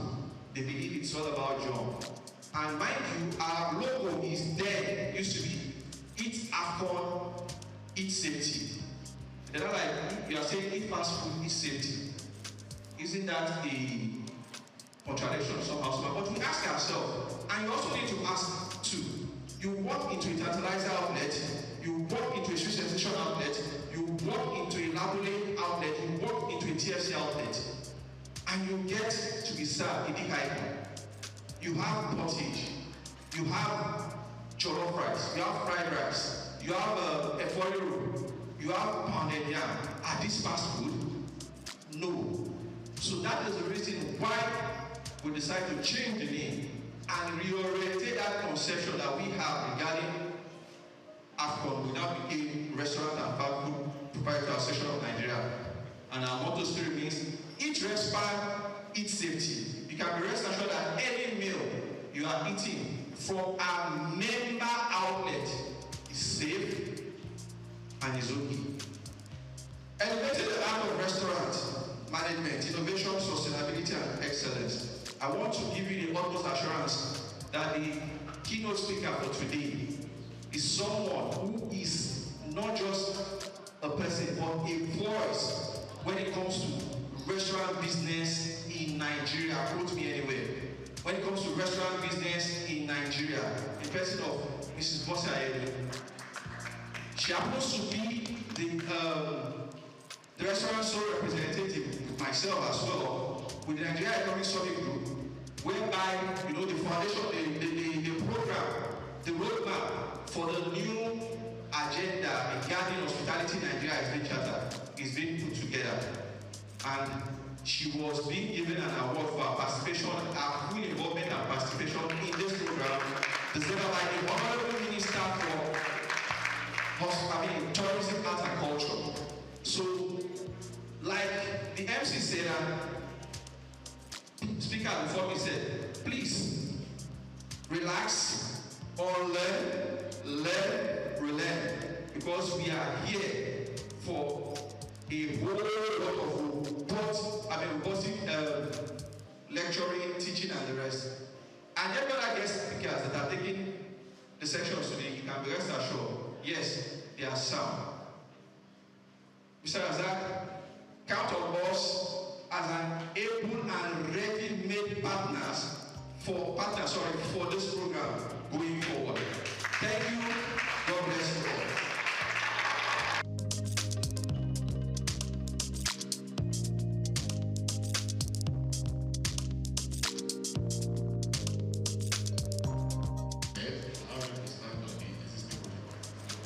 My name is Souq, I'm a scholar here. I look at Souq. I'm standing here for my general manager, Abolade Shulebo Esquire. Let me start by congratulating the organizers of this auspicious program that is due to be highly educated. You can see that. Because the Consumer Protection Agency was actually established in 2015 by the Lagos Consumer Protection Law to ensure that consumers in Lagos State get value for money spent on either goods and services. And also to ensure that Lagosians are protected from hazardous products and also protected against unfair practices. So these are our core mandates. Going back to this event, which is about food safety, I know the keynote speakers are going to do justice to their topic. So in order not to preempt them, I don't think I have the knowledge to do that. So I would just want to mention some brief issues in the kitchen area from the experience we've had over the years as an agency. This restaurant operation involves handling, preparation, and storage of food. So those are the key areas we want the operators and managers to look into, to look to the improvement on these three areas. Also, while preparing food for consumers, they should try as much as possible to avoid cross-contamination and food spoilage, so on and so forth. But the area I want to really dwell on is service, how consumers are treated on and off the restaurants. So the first point of contact for every consumer or every customer in the restaurant is the on-the-spot service, how they are received. So I want to say that since the managers are here, over the years, most of the complaints we attended to in the agency has to do with how consumers are received. Not necessarily bad food or bad meal. So I want us to look into that, and possibly our speakers too should help us to address that. Then, apart from on-the-spot services, when I buy food in the restaurant, possibly I take it away, and I get home, I realize that what I bought is not what I actually want, or I detect. In some cases, we have seen somebody who wants food and saw a fly in the food. You cannot rule that out. So now, why try to reach out to the restaurant? The person at the other hand failed to do justice or to attend to the complaint queue. So I want us to, apart from putting somebody that is correct, I think that is the most practice. We put somebody that can speak well. Not that. We should endeavor to ensure that the person at the other hand knows well about the business. He can answer questions, treat issues on the spot. And if the person that is receiving complaint at first time cannot do that, he should be trained to escalate the problem to a senior manager or somebody who is well equipped about how the business is run, so that we avoid sanctions and penalties from government agencies like Souq. I want to inform you that the 2015 law has been reviewed and signed into law by His Excellency Mr. Governor, 2024 law that empowers agencies to seal all premises without referring to the court. Initially, we have to go to the court to seek for a seal order. So I'm not saying that we are out to, like my general manager would say, allow business to thrive in Lagos. We are not out to destroy businesses, but then we are not going to lose our focus, which is to ensure that consumers in the state are protected. We are all consumers. So this is a very big opportunity for everyone here, both managers, the operators, and of course all of us are consumers, to ensure that we improve on the service our restaurants. To round up, like we always say, consumer in Lagos State are kings. So I hope you enjoy all the words here. We always treat consumer as kings. That is the message from my general manager, Afolabi Shilebo Esque. Thank you, and God bless you. The distinguished guests, esteemed restaurant manager, industry, stakeholders, ladies and gentlemen, it is my great pleasure to extend warm greeting to you all on behalf of the Lagos State Safety Commission at this prestigious gathering, the Restaurant Manager Conference. I commend the organizers for selecting such a crucial and forward-thinking team, elevating the heart of restaurant management, innovation, sustainability, and excellence. The hospitality industry, particularly the restaurant sector, plays a vital role in the economic and social fabric of Lagos State. As a hub of diverse culinary experiences and a key driver of tourism, restaurants are more than just places to eat. They are spaces of creativity, culture, and commerce. However, ensuring safety, sustainability, and operational excellence is paramount to their continued growth and success. At the Lagos State Safety Commission, our mission is to promote a safe, secure, and sustainable environment for businesses and residents alike.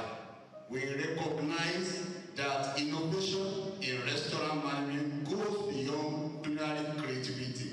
It also involves embracing modern practices and adhering to health regulations and implementing sustainable business models that protect both people and the environment.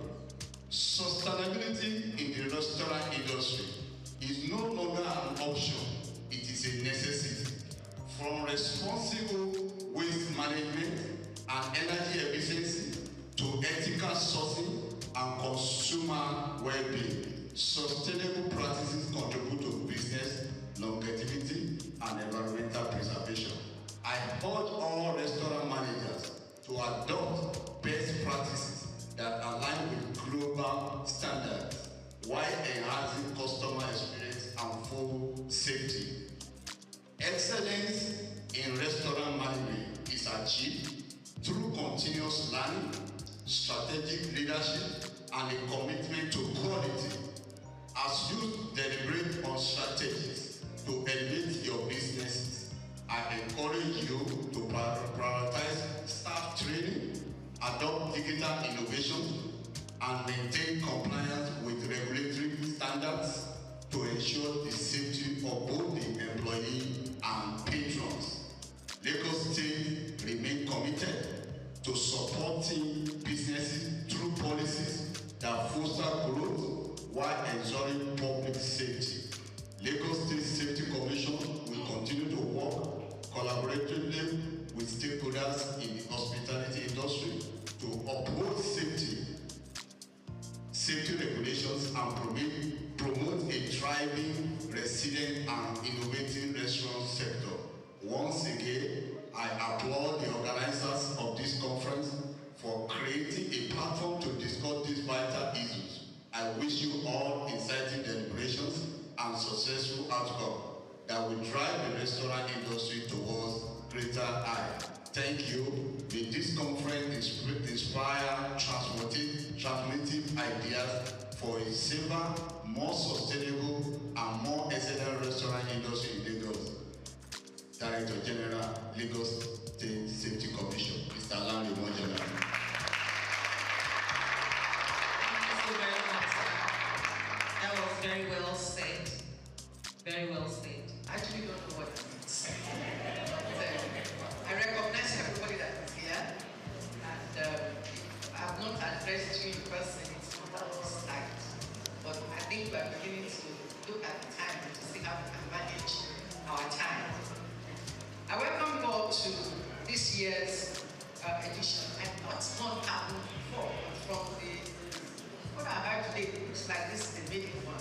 Forgive me if I'm not good. I welcome you to this conference, and let me start by again joining everybody to salute the doggedness and the passion of the convener, Mr. Razak. Okay? They have described it many ways. I used to know him as a foodpreneur, but I've heard today that he's actually a food evangelist. Whatever name we call him, and what thing we can't take away from him is his passion for this industry. This avenue that he has provided for us today, where we as restaurant operators gather together to share and to sharpen our knowledge, is a major gap that he sees in our industry that he's trying to fill. I congratulate you on your achievements so far, and all the people that have worked with you, and I wish you success in your future endeavors. I'm excited to be here, and I count it as an honor to be called upon to share with you from my limited knowledge and experience, and also to learn from the different experts that have been put together, that have been invited to help deepen our knowledge in specific areas of restaurant operations today. The theme of our conference, as we have heard over and over again today, is elevating the art of restaurant management through innovation, sustainability, and excellence. I will start by talking a little bit about our industry. The Nigerian food service market is estimated to be about $10 billion and growing. About half of this market is held by the quick service restaurants, while the other half is shared by casual dining, fine dining, cafes, and the cloud kitchen industry that is not only large, but also has a great potential for growth. As restaurant managers, do you see yourself as of today in this huge market that I've just described? Do you see yourself as a tiny drop, like a pinpoint? Or do you see yourself as a significant player in this big industry? Wherever you think you are, one of the things that you should begin to think about from today is how can you increase your portion of this large market that I've just described.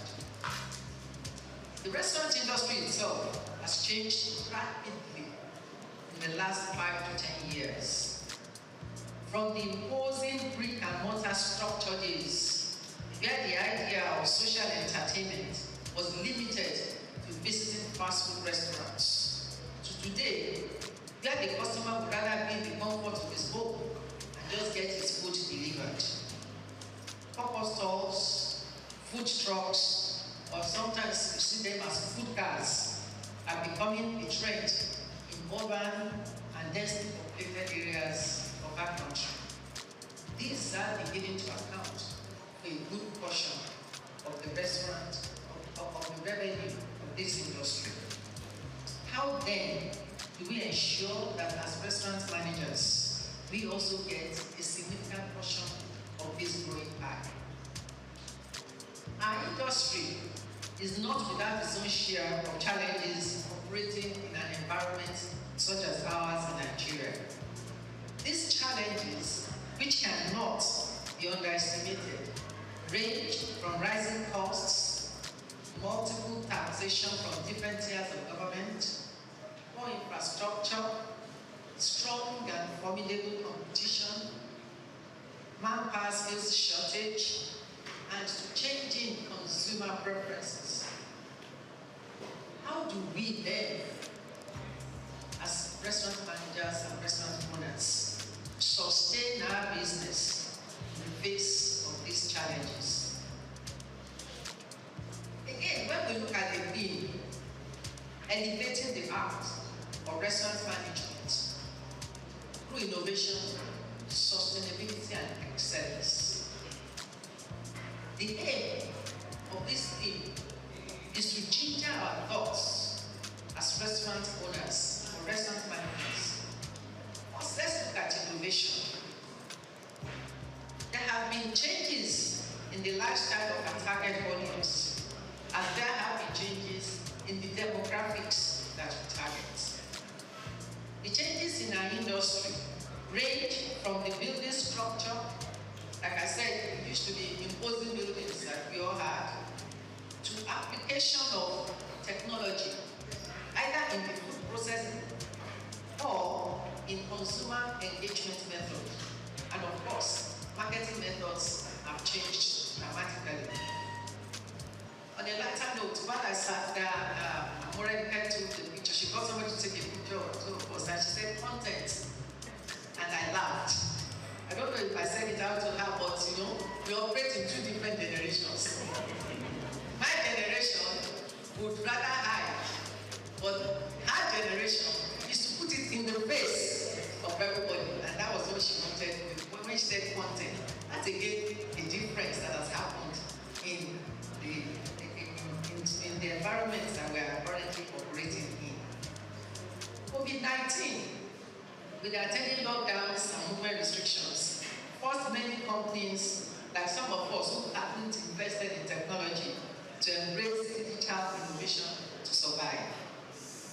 Innovation in restaurant management can be in the area of technology, can be in the area of offering unique products, can be in the area of introducing new processes, and of course, it can be in the area of enhancing customer experiences through unique customer service methods.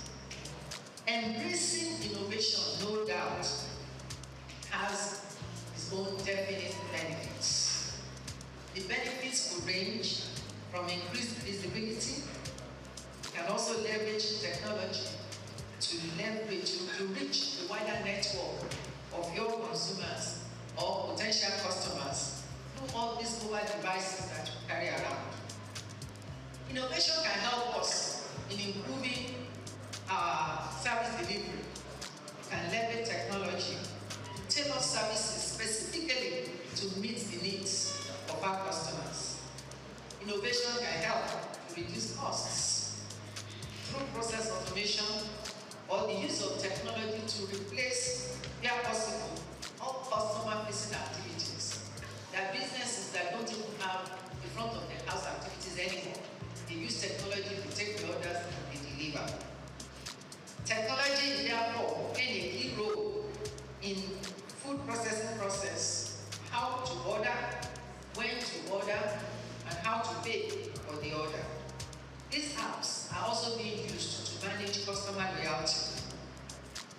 The use of technology itself impacts the need for brick and mortar stores. Like I've said, not only will it impact or has it impacted the size, even the existence of those structures, and of course the size of the restaurant itself. Who needs a whole building if you can reach your customers through technology, or if your customers can't reach you through technology? Customer engagement is another area where innovation can be seen in our industry. These engagement methods are geared towards giving the customer unique dining experiences from, for example, outs in restaurants, where your food is put right in front of you. It's a unique experience just to hook the customer. And of course, you can use technology to modify your recipes to suit the customer's preferences, unlike where we have fixed recipes that is made to fit the general populace. These emerging changes mean that the restaurant operators, as restaurant operators, we must be ready to also have a mindset shift from the way we used to do things, if we are going to remain contemporary, or if we are going to remain relevant in the industry that we currently operate at. How do we adapt to changing consumer preferences if we do not innovate? Innovation must therefore reflect not only in our marketing methods as the customer profiles and lifestyles are changing. These days, we talk about brand ambassadors, brand influencers, and social media influencers. These never existed 10, 15 years ago, but in present day, they constitute a major chunk of the marketing budget. I go on to sustainability. An organization, much like a living human being, is constantly changing, or is constantly adapting to it. Sustainability will touch on key decisions that we take, from the business model itself to what a capital structure should be if we want that business to survive, and of course to the key business processes that we go through, all with the view of continued survival of the enterprise. In other climes, the care for the environment and the society at large is linked to business sustainability. Implementing global sustainable practices like reducing food waste through repurposing leftovers, using eco-friendly packaging materials, and so on and so forth, can reduce costs while at the same time reducing environmental impact. Of recent, we all know Lagos State bans the use of styrofoam and other single-use plastics. All major supermarkets are no longer using the carry-out bags, traditional carry-out bags that they had before, and customers are now being forced to pay for reusable bags or biodegradable bags. We as an industry must be prepared for the extension and enforcement of SAFE to our industry. What then will that position be? I keep wondering, are they able to charge for the more expensive bags, or how do we absorb the additional cost in the cost of the meal in the restaurant? How are we focusing locally produced items to replace the imported ones, from raw materials to packaging? How are we managing our inventory systems to reduce waste, which impacts not only the environment, but also increases our cost or reduces our profit? How do we reduce or minimize electricity use? How do we reduce carbon footprint and create a greener future for the planet? How are we supporting ethical labor practices?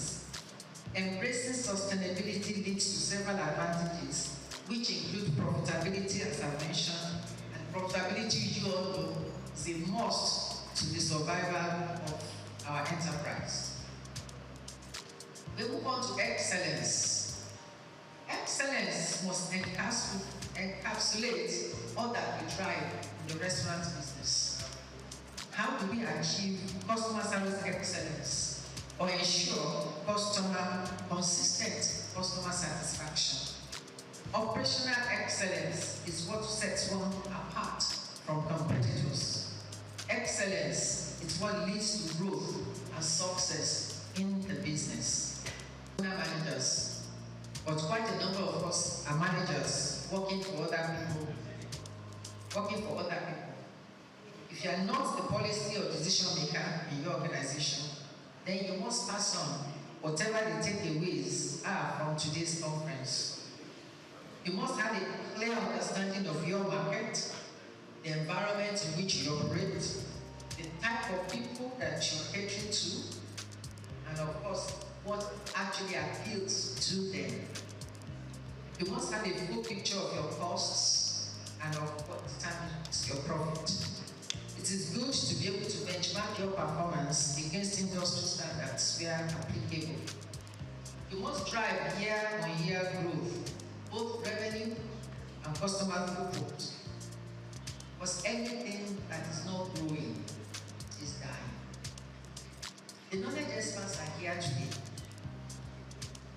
Let's listen to them attentively. And after their presentations, we can seek clarifications as found necessary. Thank you all for listening. I wish you a successful day.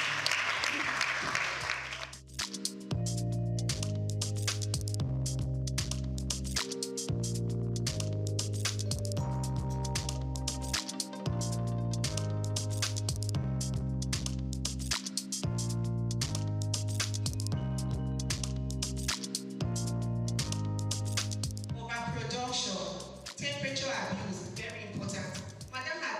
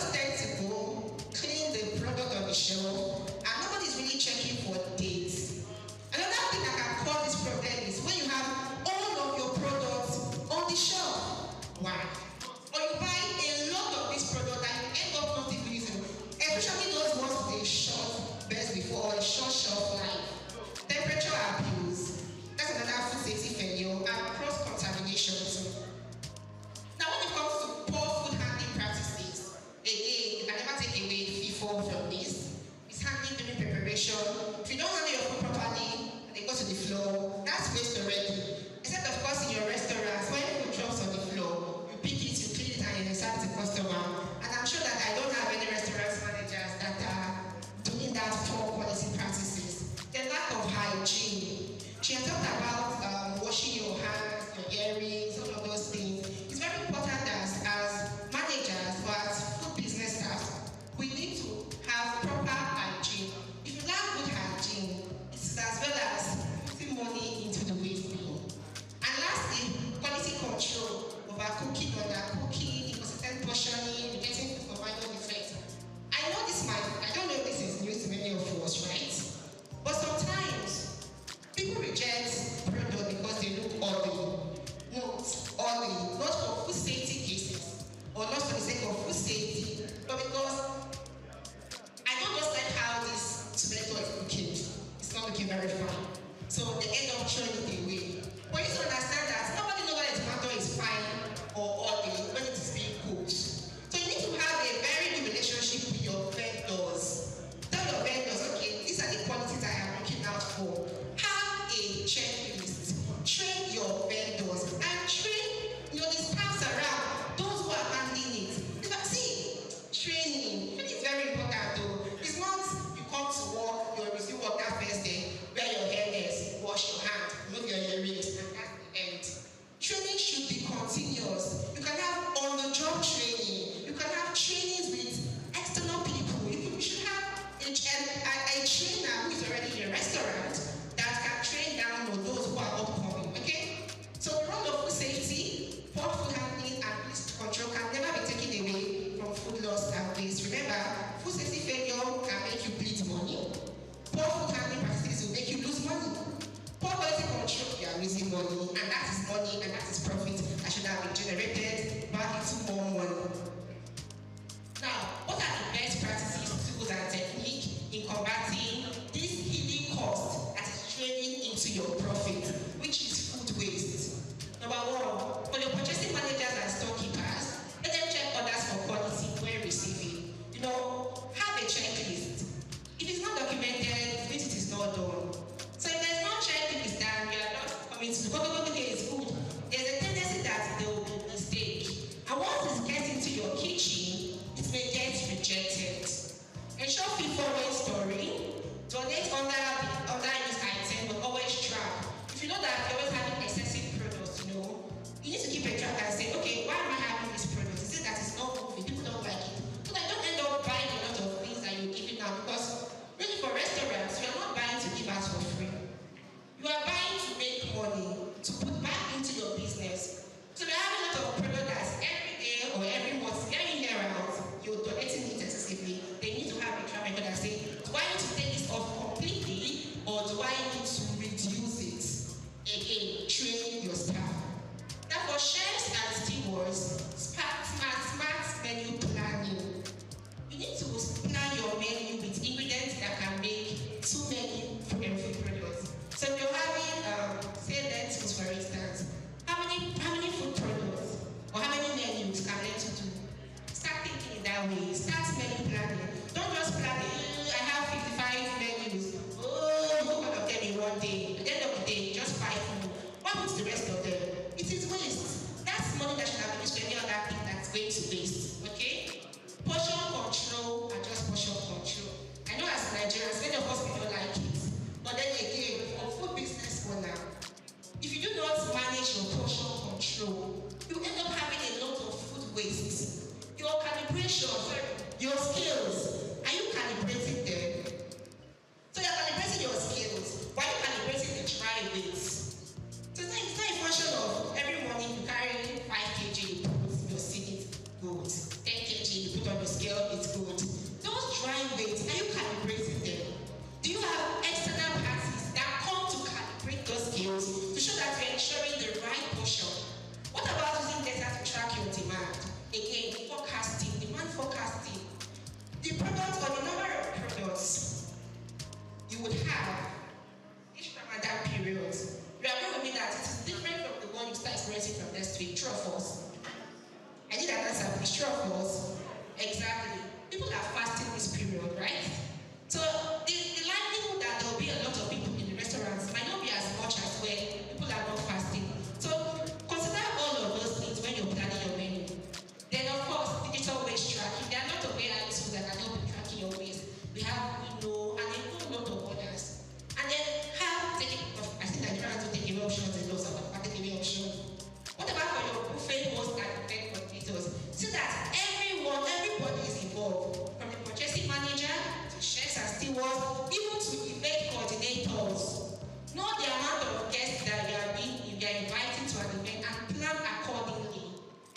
food waste policy. This is new. I know for manufacturing companies, because those who are the FSSC version space, it is not new to them. But for restaurants, having a waste policy might be new, and to be a good initiative so that your customers know that you're trying to make money and to also save the environment. So to be a good thing to have a food waste policy or initiative, partner with food banks, and again train. But the important thing is train. Do not get tired of training. If you get tired of training, call experts that can help you train your people. Please again, I'm saying train your people. And FHSC will also carry out training. Just let me put it out next. Now, what is an action plan? I have mentioned what food loss and waste is. I have mentioned where food waste can be gotten. It can be from the preface or the post phase, right? Before the customer or after the customer. What do you need to do? Start with the food waste audit. We all know that we all have the HACCP team, right? You can also have a food loss team. Everybody should be involved. And it should also start from management. You see, food loss and waste should not be having conversation on the shop floor or in your kitchen. You should be having food loss conversations in the boardroom.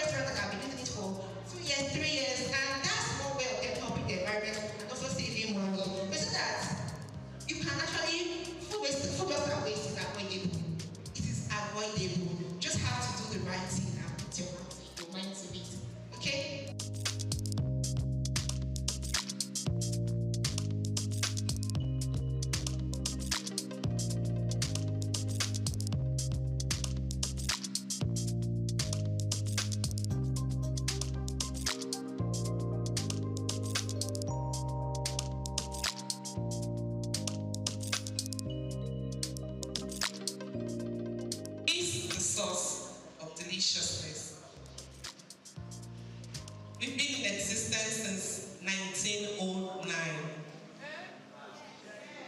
Did you know that? So for those who don't know, some people just screamed, eh? We are an ancestor brand. Thank you very much. You see, this is what we know how to do the best. Bring deliciousness to homes, to your mealtime. And this was the initiative of two Japanese persons. One is a scientist who discovered that glutamate was the ideal substance to make meals.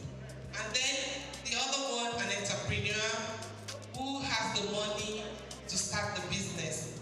So you see, idea, meeting, capital, and then a business is born. So this is how our Ajinomoto came to be.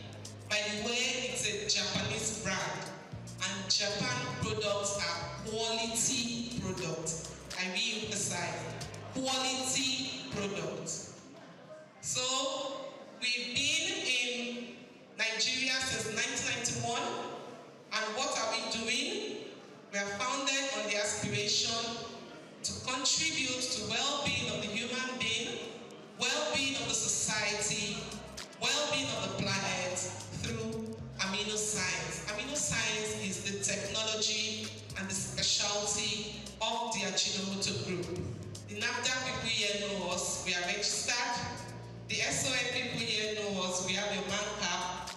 So we are very regulated and very compliant.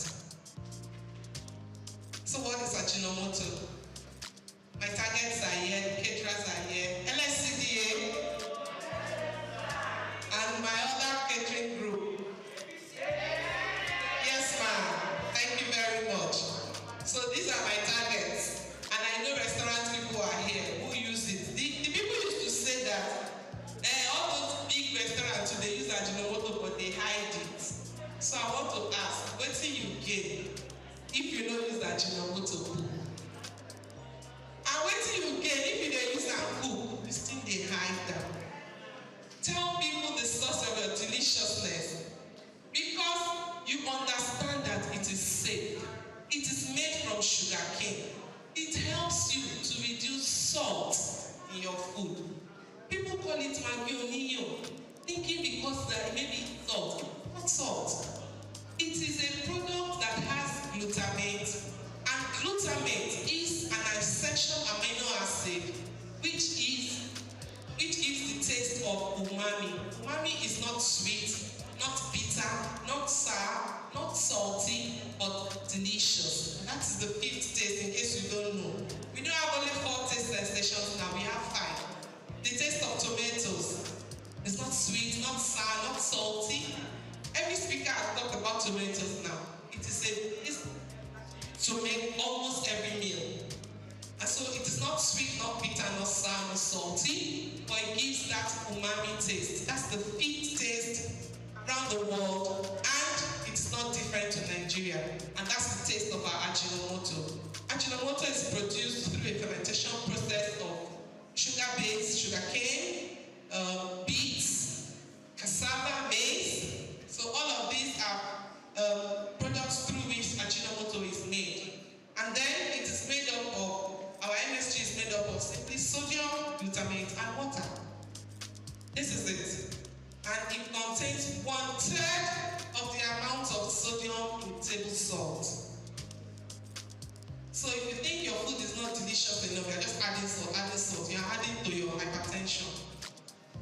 Yes, so why don't you use Ajinomoto? And it helps you to promote that deliciousness that you want in your meal. That's what we are talking about. So it is used around the world to bring out deliciousness. You are what you eat. All of us agree to that, right?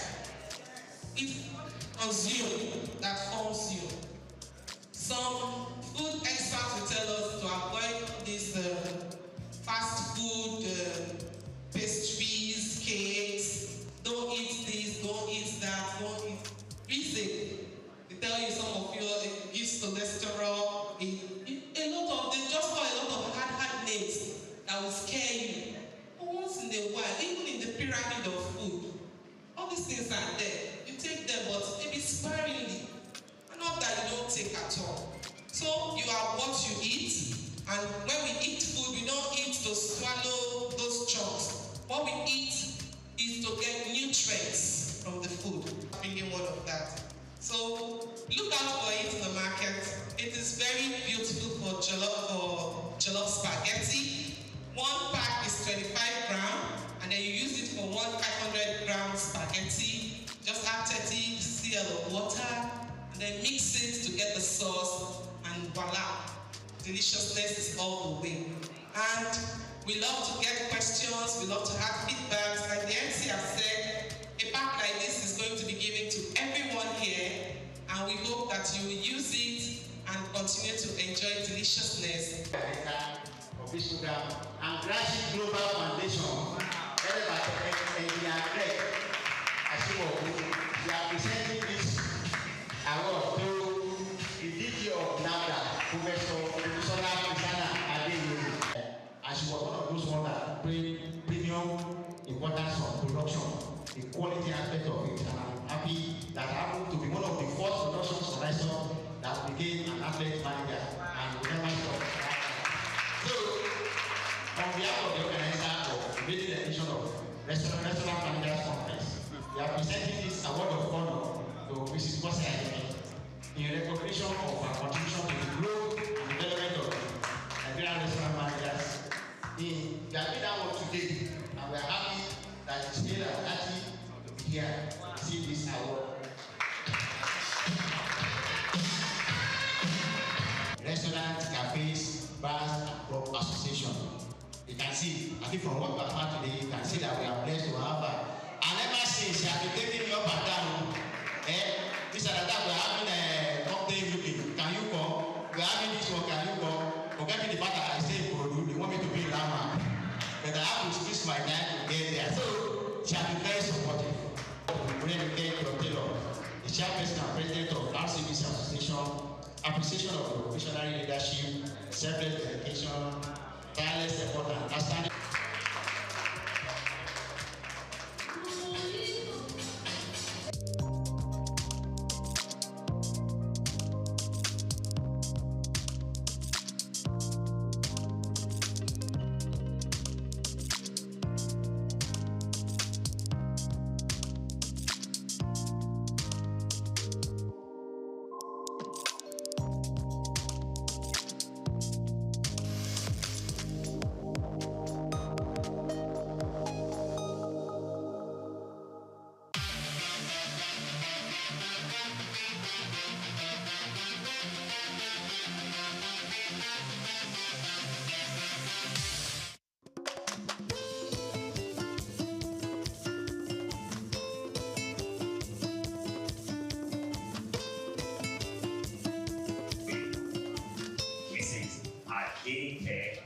Adeyemi, the Chief Executive Officer, Field Foundation. Please, can you please recognize that she's presently present. Please let the hands get up for her. Thank you so much. Ushers, please, I'll need to be on standby to see many of my guests and not seated where they should be, so that they can let me do that. All right. I think we have, I don't know if we have the founder of the Last Transact yet. All right, okay. The Lagos State Manager for Small and Medium Enterprise Development Agency of Nigeria, SMEDA, Dr. Olukumi Odekaudu, still on his way. Mr. Twinji Open, co-founder of Get Funded Africa Technologies, still on his way. Dr. Itausa of Souq, that's the General Manager of Souqnews. You are recognized as well. Mr. Shino Bandikeshi is here with us, the Managing Director of Goxi Micro Insurance Bank. You're welcome. So, a round of applause. Can you wave your hands so that we will here with us? Thank you so much. Please, ushers. Yes. Can you help me moving to its appropriate seat? Thank you so much.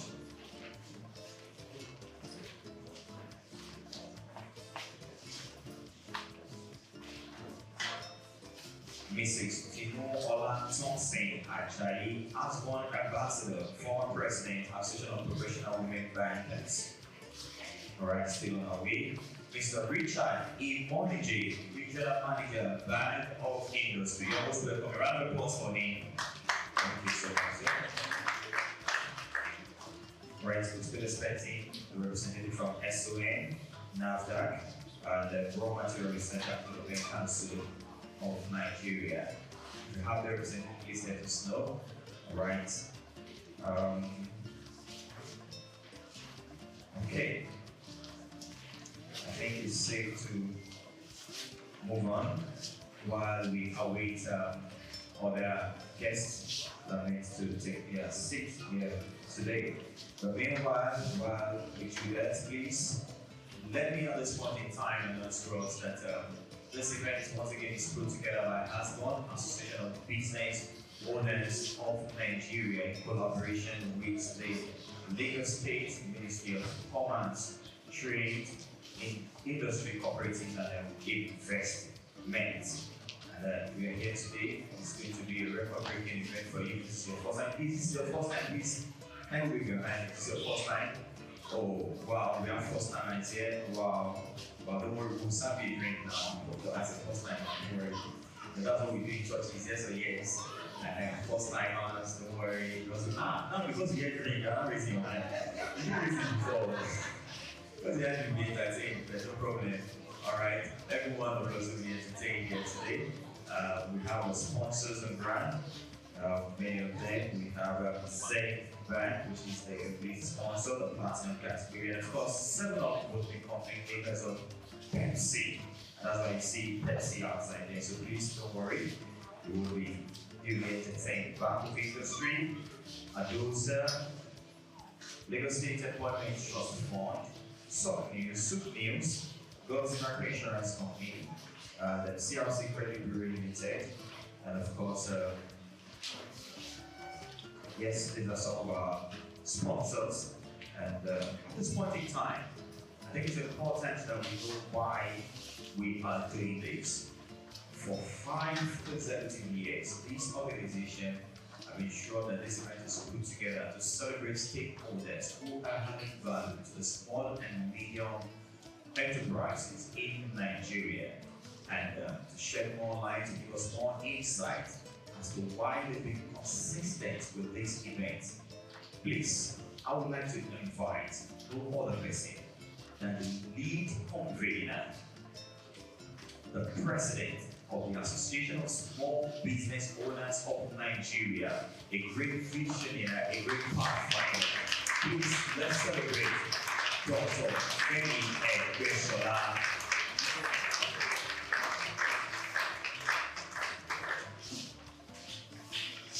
Please permit me to stand on existing protocols for the special mention of the Executive Governor of Lagos State, Mr. Souq, the Executive Governor of State Prince, therefore, appeal to CON, the Commissioner for Commerce, Cooperative Trade and Investments, Mrs. Olashade Ambrose-Bidebe, the Honorable Commissioner for Commerce, Industry, Trade and Investments, States, Mr. Souq and Bola, and other heads of ministries, departments, and agencies representing our children. I am aware that the DG of FIDRO is being represented here. Can we please have this stand up for recognition? Okay, thank you very much. I will fake me if I want to mention everybody that's ought to be mentioned. Every one of us is involved. I also like to thank very seriously the keynote speaker for today, David, I think you're coming out times to here. And of course, our panelists, quite a number of them are already around. Thank you so much for being here today. The commissioner will soon be here to give a speech. But before then, we're going to go down to my speech, which is to give the opening address. So on behalf of the Association of Small Business Owners of Nigeria, collaboration with the Lagos State Ministry of Commerce, Cooperative, Industry and Investments, I warmly welcome you to the Nigerian National MSME Business Awards. This is the 5th edition, and it is designed to celebrate, appreciate, and enable the supporters of the MSME ecosystem. We have created a platform to say thank you for supporting us all years, institutions, governments, development partners, and the rest. And it is our desire to find a way to create a platform to recognize and appreciate. That's the essence of this award event. And at the same time, too, it's not just about appreciating them, it's about pushing them to do more. The award program is designed to say, please, we want you to do more. So today, it's not just about appreciating, it's about also encouraging them to support us to do more. We are kids, the essence. We are kids, we need a push, we need a support.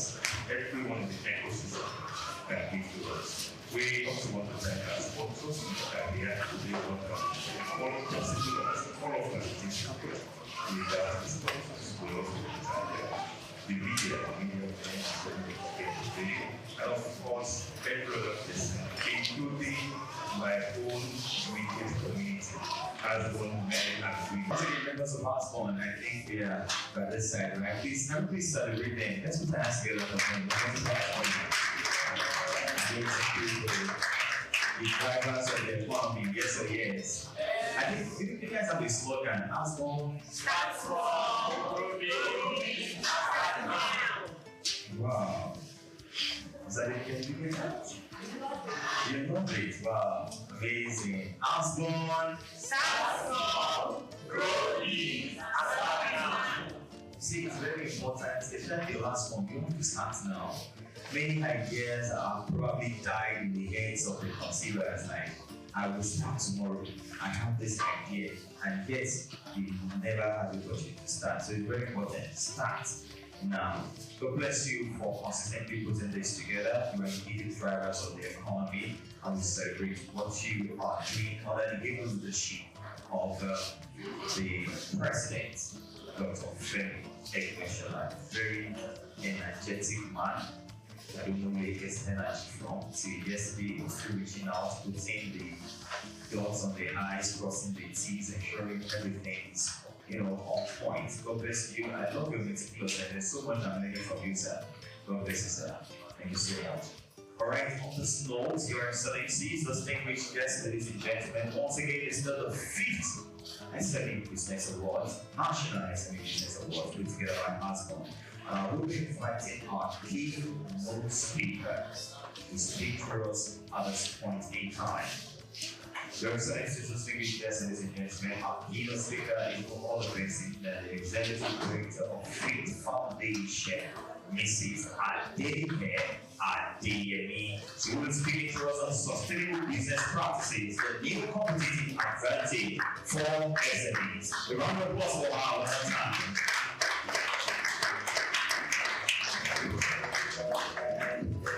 Thank you very much. Thank you, Abby.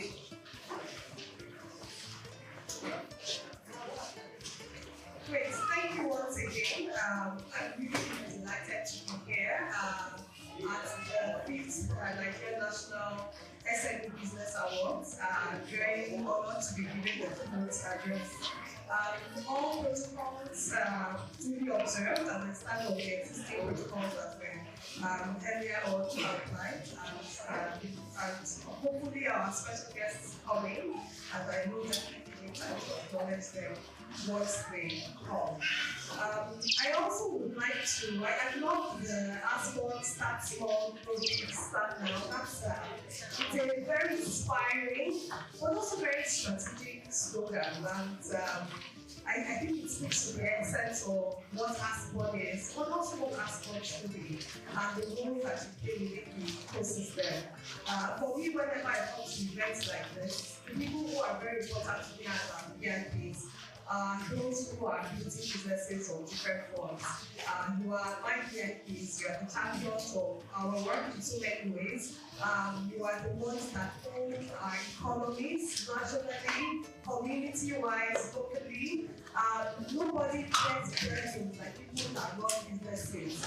And I know recently we talked a lot about emotional and mental health for business. business owners because they need it. Maybe even more than other people that do it. And I'm also happy to see that we have quite a lot of women here. No prejudice to our men, but to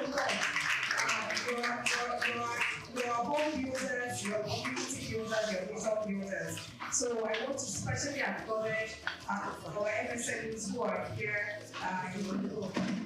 So good morning once again, everyone. Decision on MSME can actually take view of the affordability of microinsurance for them to adopt affordable microinsurance for them to be valued as a means of risk management to protect themselves in the event that they experience shock. And of course, with as little as 1,500 naira, an MSME can actually be able to access to protect their means of livelihood. Or a minimum of 500 naira monthly premium payment. They will actually buy an health coverage, that will, of course, protect themselves, protect their staff, and member of household against issue of out-of-pocket, health services. And of course, an MSME with that same little amount of money will also be able to access, some kind of insurance protection that will support the education of their children. All of these are very essential in terms of support the MSME needs. What we found mostly is that MSME are not able to adopt, the coping mechanisms that MSME adopt are always very challenging. And most of the time, quite often than not, erodes their, small saving by having to de-manage their, already existing asset or saving for them to actually meet some of these challenges. Thank you. You'll be shocked to see that a lot of small businesses do not have access to data or do not make data-driven decisions that help their businesses perform, right? So to achieve continued success in a growing economy like Nigeria, small businesses need to focus on solutions that help them stay efficient. We are very focused on sustainability because we understand that SMEs are the engines and the main focus of any economy in any nation. So why do we talk about sustainability? There are different ways of ensuring that there's sustainability through strategic programs that it does. In SMEDA, we have various programs that are focused towards the whole MSMEs. Then we are also gender-centric and we focus on those that are mainly meant for women and youths. Some of the programs, we have about 15 programs off the top of my head. We have some that are focused on those in agriculture, the textile and the likes of them.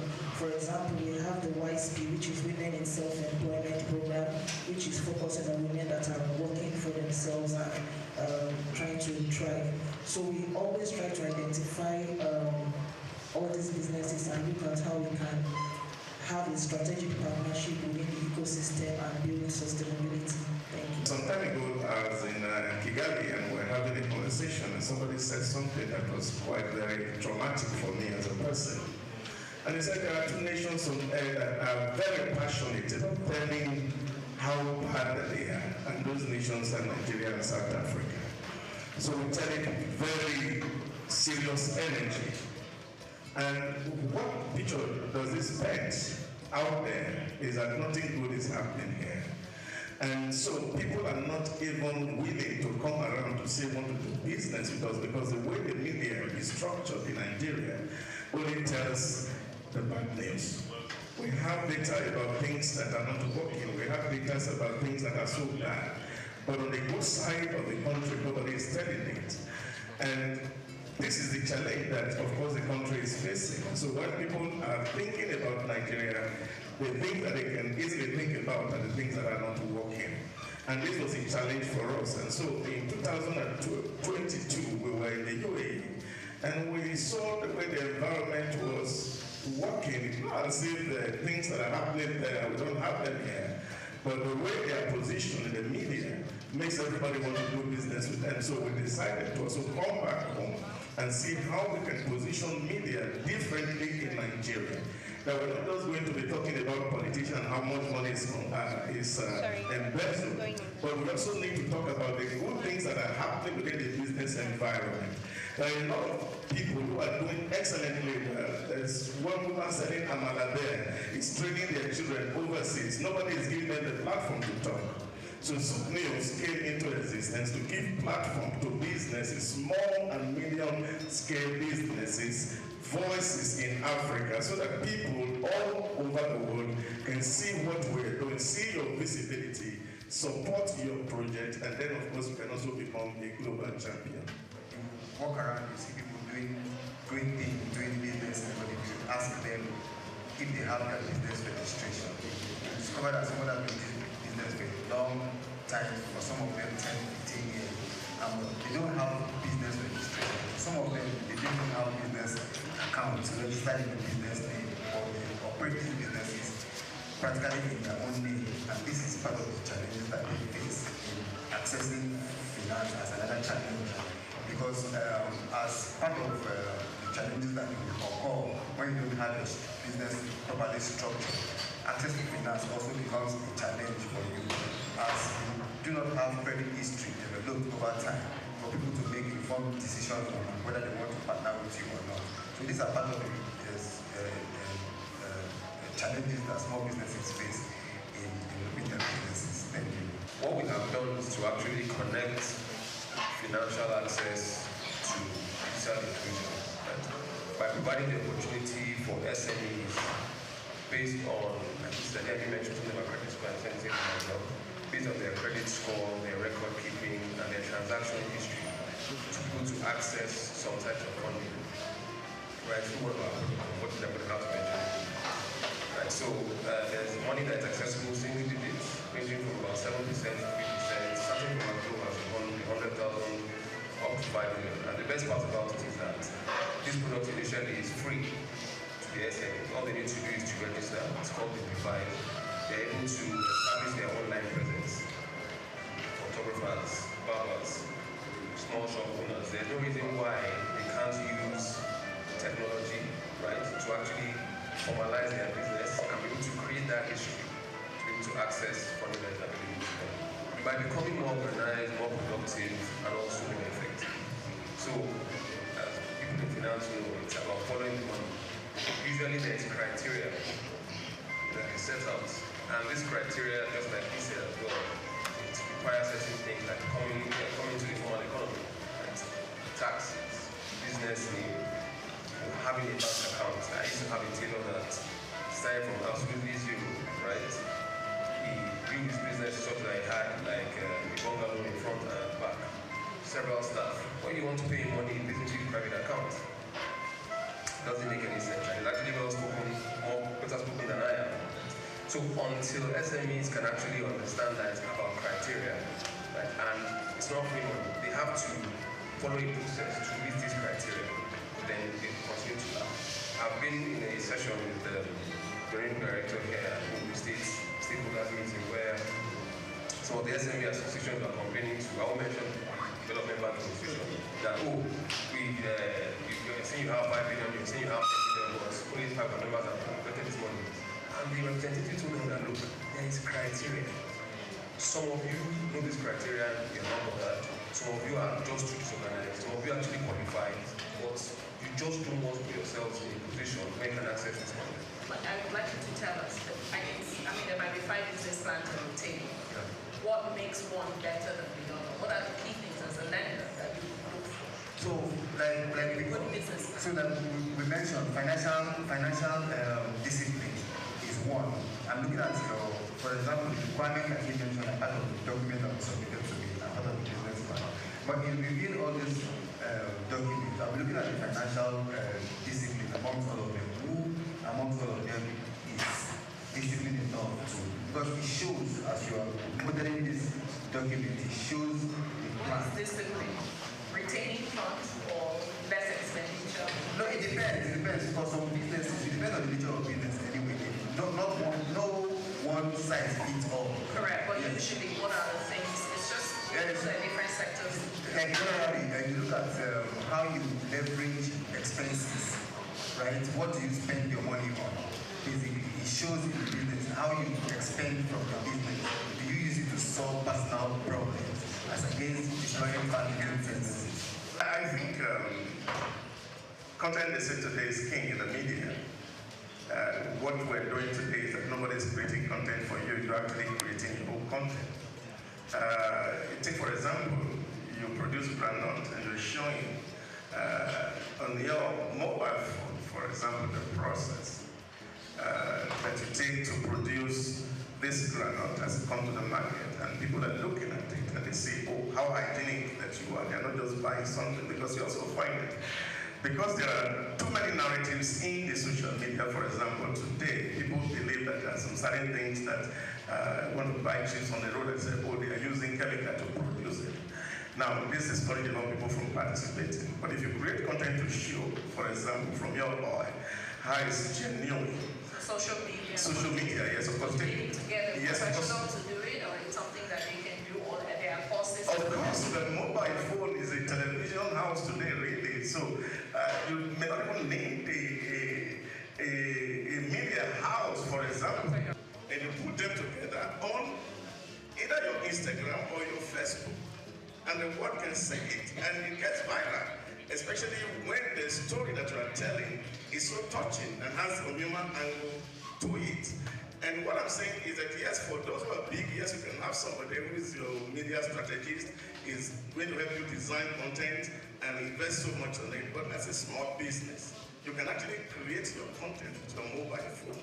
And most of the content that you see today that actually go viral are done on mobile phone, not on the big cameras that, of course, the medias are carrying. But what we can only do is to validate some of all this story when we also give you the platform to tell the story, and then, of course, we help you distribute to wider audiences. There are a lot of platforms, there are a lot of softwares that are available today in the space. Some of them are free, some of the lessons you can actually get. For example, if you download a Canva, for example, on your phone, it can help you aggregate your photos, your videos within your phone and produce a content. There are AI-powered tools today you find on the app. Before now, when, of course, as a radio station, you want to produce your ident, you need somebody to come voice from you. Today, there are AIs who does that free for you. And those facilities are available, and of course, businesses can leverage it to actually tell their story. Okay, so how you now be helping small businesses today? I'm doing it in 4 ways. The very first thing is we're helping businesses manage their transactions. And I talked about efficiency in the first place, right? We are managing transactions by ensuring efficiency, automating certain things that you need to do, so that small businesses can focus on producing whether your product or creating your design as a service provider. As a result of those transactions, we are also using that to build credit profiles for small businesses. Credit profiling is a big issue in Nigeria and Africa today. Right? There was a publication outside recently that the CBN have confirmed that businesses can now have transaction histories passed along to banks, which is a great thing because it has been a major problem till date. Right? So that's how we're solving that particular part. Another thing is we're providing financial insights. Please take note, I didn't say data. Data is the raw form, right? Like I give an example within the team. I say data is your road, your pepper. Insight is the soup, right? It's the useful form of it, right? Because a lot of businesses have a lot of data, right? But they don't know how to make use of it. So we provide financial insights that you can actually use to make data-driven decisions to achieve continued success. And the last thing is, which we know is super important for businesses, is investment opportunities, right? How do people access investment opportunities? Because a lot of small businesses have stash cash that they're not using. Now, working on efficiency, how do they make efficient use of money that they're not using to run their business daily? And I'll go on one more thing, which is payments that you talked about. So in the digital world of today, security is a major issue. And how we're solving that is by ensuring that people or businesses have seamless and secure transactions every day. We have stuff like escrow. I'm sure a number of us must have heard of it. And escrow basically means that there's a middleman that collects the money when two people want to transact. Then after the transaction is done, you pass it to who's supposed to receive it. And as a result of that, we've had a lot of satisfied businesses growing daily based on that. MSME is the issue of accessibility to finance. And one of our flagship product, which I think I need to talk about here, is a product that actually helps to support, micro and small scale business owner to be able to repay a loan.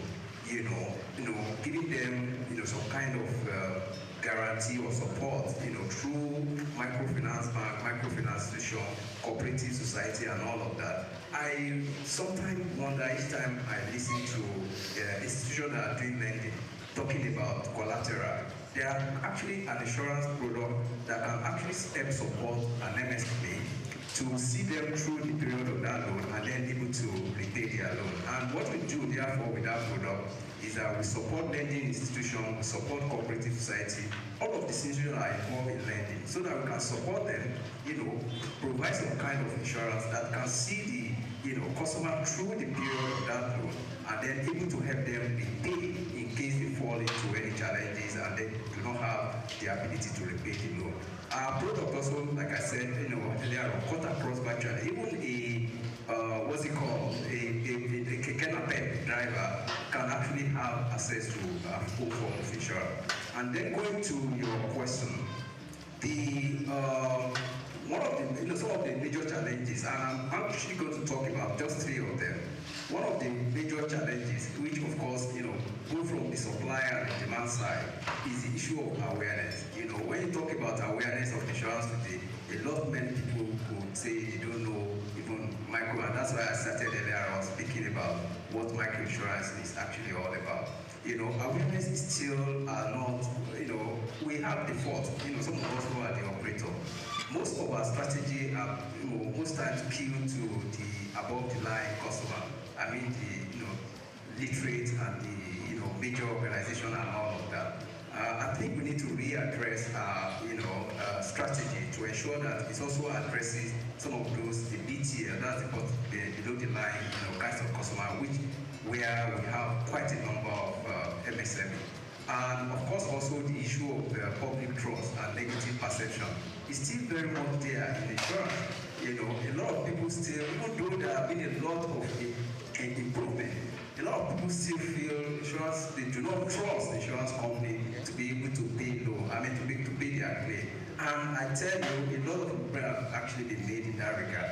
There are regulatory supervision these days that ensures that when an insurance company takes your risk, they must fulfill the obligation of paying claim. And should they fail to do that, there are sanctions that goes with that. And then thirdly, the issue of God forbid. I know that's cultural and of course religious belief.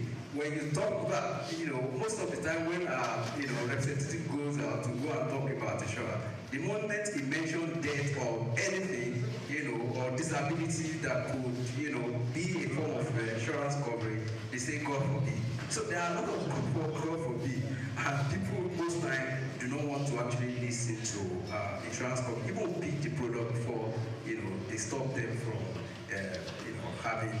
I do believe that if we are able to address some of these things, if we have, opportunity and the kind of collaboration that we do, especially with the like of Asbon, where we talk to, their representative about insurance as we are doing today, many people will actually see the benefit of insurance and then be able to take on a product that will help them remain resilient and sustainable into the future. Thank you. My apologies for coming late, but Lagos is very big. But I'm nevertheless delighted to be here, and all the more so. I'm happy that I also got here in time to listen to some of the very insightful dialogue on the just concluded panel. That was really very good. I'm here to deliver the Executive Governor, Mr. Babajide Olusola Sanwo-Olu's speech, and goodwill and thank you appreciative comments by the Special Advisor, Deputy Director General, Open State Investment Promotion and Facilitation Agency, and my dear sister, Ms. Shola Arubieke. Representatives of the commerce, representatives, obviously myself, my colleagues from the Ministry of Commerce, Industry, Trade and Investment, all here. Applaud them now. The Director General, Federal Research Institute Oshodi, FIRO, Mr. Lawal Adekunle.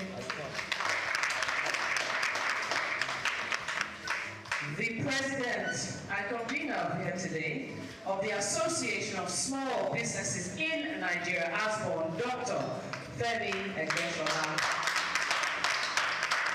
Representatives of governments here present, leaders of business membership organizations here present, esteemed members of the panel of discussion, distinguished guests, gentlemen of the press, ladies and gentlemen.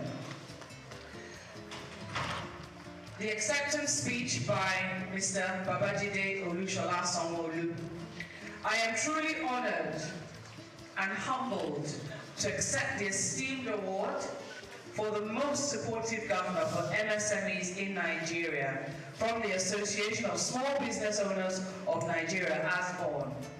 I commend ASBON's leadership for their unwavering commitment to the MSME community and for tirelessly advocating for small businesses throughout our country.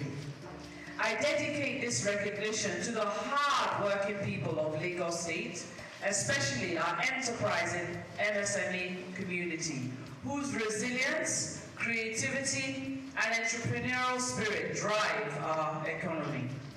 From the beginning of our administration, we've understood just how important micro, small, and medium enterprises are in fueling economic growth, creating jobs, sparking innovation, and alleviating poverty. To create a greater Lagos, it was clear, and it is clear, that empowering our MSMEs, the true engines of grassroots development, is essential.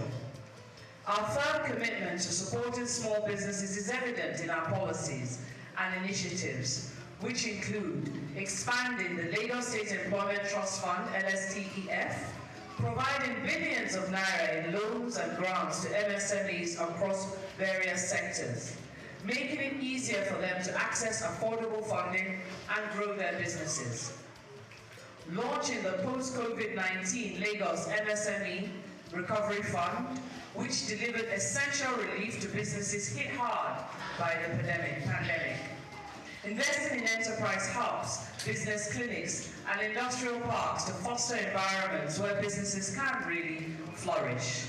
Strengthening market access through initiatives like the Lagos State MSME Trade Fairs, the MSME Digital Marketplace, and forming strategic partnerships with private sector players. Facilitating capacity building training and mentorship programs in collaboration with local and international partners, helping MSME operators gain the skills they need for the digitized world. Inaugurating the Lagos State Council on MSMEs to create a coordinated platform for policy development, advocacy, and support for small businesses. Simplifying the business registration process and introducing tax relief measures to lighten financial burdens, particularly during these economic times.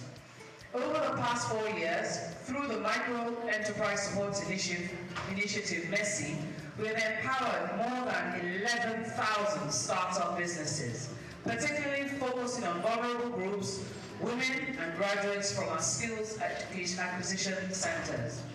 Our goal in Lagos State is to tackle poverty, is to boost wealth, and to help ease the economic challenges faced by the people of Lagos State. What is most important is that we are committed to listening, to engaging directly with MSMEs in order to truly understand their challenges and work collectively to create sustainable, impactful solutions. I want to assure you that we will ensure a business-friendly atmosphere, investing in infrastructure, encouraging innovation, and promoting inclusivity, making sure that every small business in Lagos has the chance to flourish. So let me take a moment to express my heartfelt gratitude once again to ASBON for this recognition, Your commitment to celebrating excellence in entrepreneurship is truly admirable. To all, yes please, let's applaud him.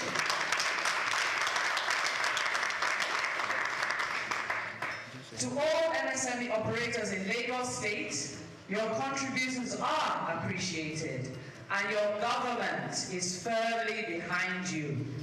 Let us keep working towards building a greater Lagos, one that is competitive on a global scale, economically thriving and socially inclusive. Thank you all, and God bless you. Mr. Babajide Olushola Sanwo-Olu. Yes, kindly put your word. Please come on, come on. Will you 7 up to mix and go yes or yes? Yes. Now let them know so that they can continue to. All right, please take your word to Her Excellency, and she will do us the honors of presenting.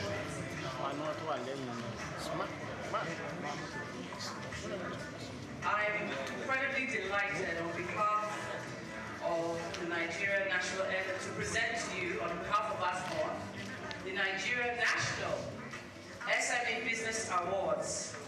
You are the winner of the SME Impact Leader Award, SME Man of the Year Award. I'm delighted to present to you Mr. Siad Madu, the Managing Director of Seminole Public Company.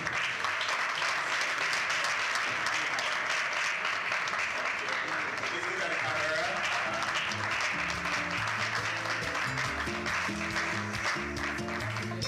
And so the next award.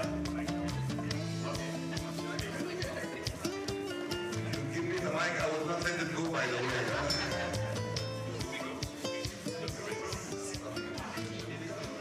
Madam, thank you very much for the award. It's a great honor for me to receive it, especially from you on behalf of Mr. Governor. It's a great honor. Thank you very much. Together we make it better, Lagos. For Mr. Governor, as the SME-friendly governor, and this award will be jointly presented by our own Shola Obieke. Please come up, and Dr. Femi Shola presenting this award to Mr. Babajide Olushola Sanwo-Olu, SME Most Friendly Governor of the year 2025. Let's celebrate that.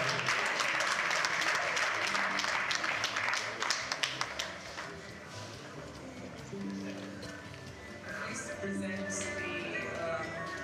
Nigerian National SME Business Awards for 2025 to His Excellency Mr. Babajide Olushola Sanwo-Olu as the SME Most Friendly Governor of the year 2025.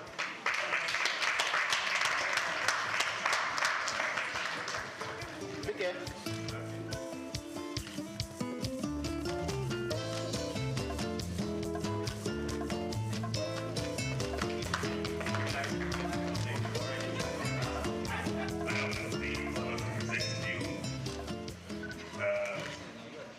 Commissioner of the Year for Business-Friendly Reforms under the Nigerian National SME Business Awards 2025. Can you give it up to the winner?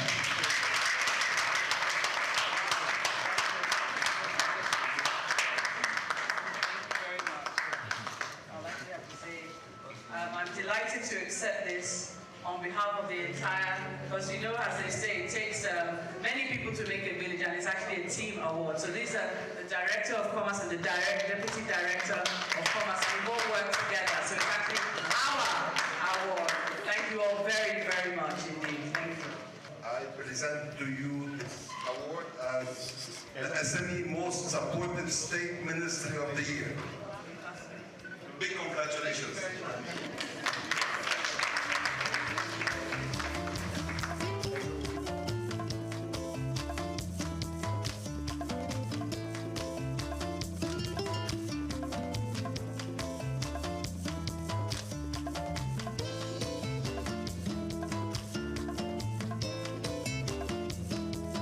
I'm very delighted on behalf of ASMON and the Nigerian National SME Business Awards for the year 2025 to present to Prince Adetapo Oluseun Abiodun, the Executive Governor of Ogun State, the for the award of the Best Governor in Enterprise and Investment Promotion in Nigeria.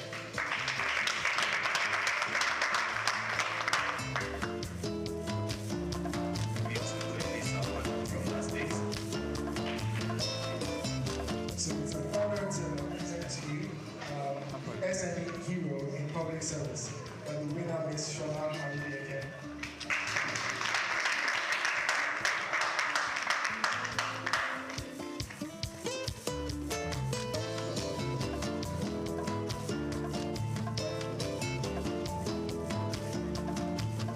On behalf of Nigerian National SME Business Award, year 2025, the Vibrant State Investment Agency in Nigeria State category, and the winner is Ogun State Investment Promotion and Diversification Agency.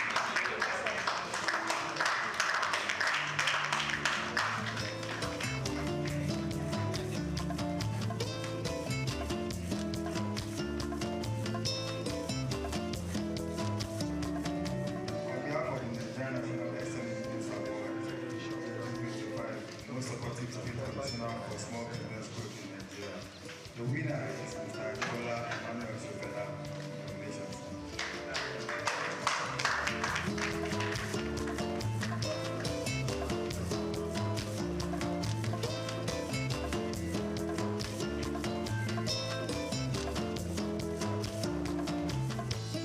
On behalf of the Nigerian National SME Business Award, year 2025,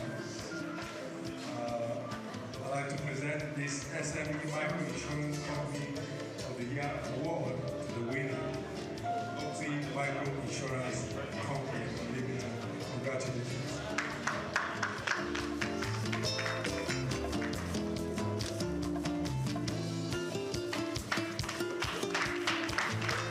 Right, let me on behalf of the National SME Business Award, the year 2025, we are presenting you SME-centric television station of the year 2025. Winner, of course, is Souq Television.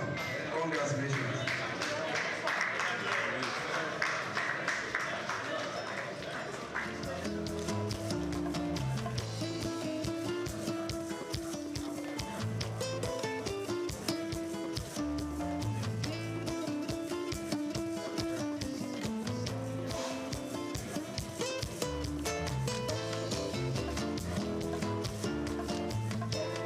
On behalf of the Nigerian National SME Business Award 2025, SME Meeting Club of the Year, we present this award to the Lord. Congratulations.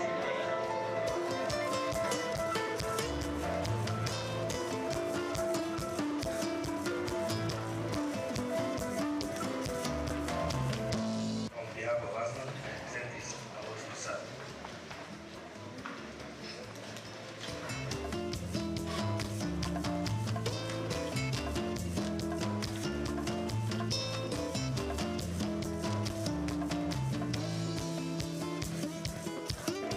On behalf of the National SME Business Awards, year 2025, the first SME man of the year, and the winner is Finance.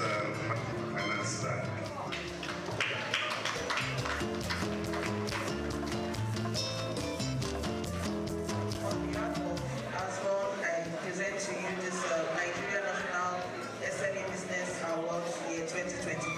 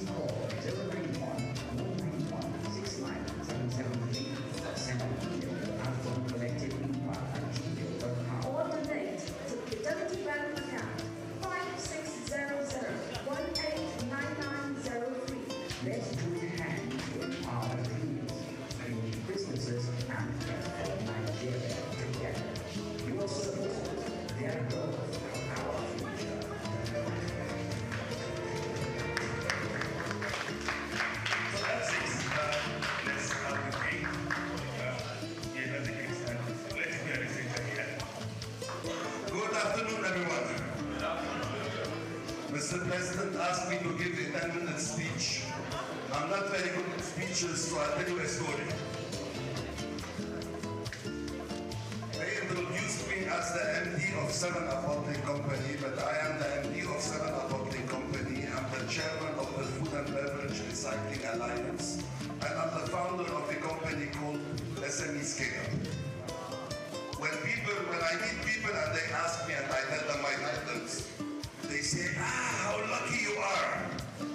And I look them in the face and say, guys, I'm not lucky at all. This is not luck, this is determination, this is sweat, this is 24 hours work. Now why I'm telling you this story? Because I've been working very closely with SMEs for the last 2 years. And SMEs fit within 3 categories. The lucky SMEs, starting a company is so easy. Anyone can go tomorrow and start a company. The ones that work hard and smart and maybe a bit lucky, they scale up and grow very fast. The other ones, the second category of lucky SMEs are the ones that shut down. The third and worst category in my point of view, and please guys, what I will tell you now, you might not like it, but the worst category of SMEs are the SMEs that continue 5 years, 10 years, 15 years. Because we are like, SMEs are like human beings. We are born as babies, then we become children, then we become teenagers. I went in a coma for 1 year, not knowing what to do. I was under shock. So I moved after that 1 year. I said, enough is enough, I have to do it. I started traveling and working in the worst countries in the world when it comes to safety. I don't know if anyone worked in Iraq after the American invasion. And people say Nigeria is unsafe. There, you have a probability of coming back home of 50% every day. I had to work 9 years, getting all my salary and paying to close my debts. And big thanks to Nigeria, the last year I came to Nigeria and I closed my last debt in Nigeria. So, if we look at that journey, when I closed my company, you all were much better than me. Nobody can debate that. But the moral of the story is, when we are determined to do things, when we do it the right way, the results will come. It took me 9 years to recover, and I made a promise to myself that I want to make people avoid that experience. How do I help people not go through this and go through nine years of suffering, and it was real suffering? Who better than Nigerians that I should give that back? I've been in Nigeria for the last 18 years. I never lasted in any other country more than 1 year to 2 years. I madly fell in love with Nigeria. Nigeria made me what I am. And this is what I said. I want to pay back to this country and pay back in double-sided way. One way through the economy, as it was mentioned, because SMEs are the economy. And the second way is, how do I minimize the suffering of people? Companies that struggle, based on my experience, how can I pass on that experience? Based on that, we do every 10 days a one-day workshop for 100 SMEs, where I manage 90% of the time. I sit with them, I talk with them, I joke with them, we plan together. And I categorize them in 3 categories.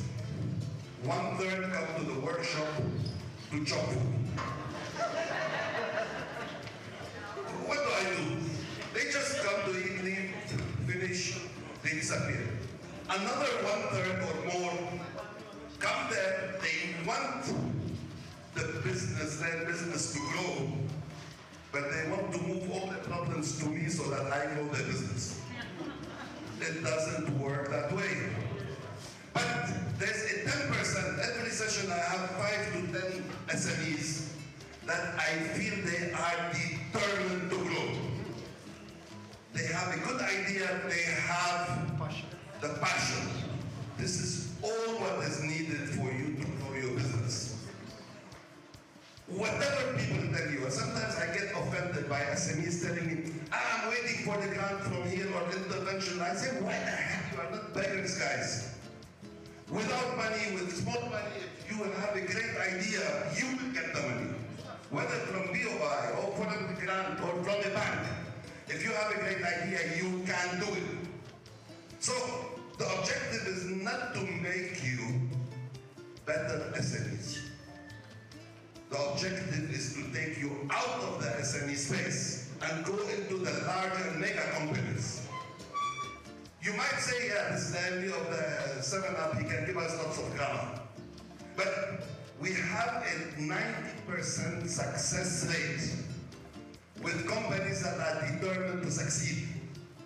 A company called Mamalicious, I don't know who knows it here, they started with us a year ago with 20 million naira of revenue. Today they are making 2.2 billion naira. 2.2 billion naira. We have companies, small companies dealing with fufu, with gari, they are most interesting, but now they are repositioning all this and growing their business significantly. I'm not promoting SME scale-up because it's not for profit. So all the attendance, anything is for free. People come, attend, we guide them, they can come meet with me anytime. Only one condition, they must be determined to go out of SME space within 6 months. And this is what we are aiming for. So if you have the idea, if you have the passion, you are welcome to join us. Nothing to be paid.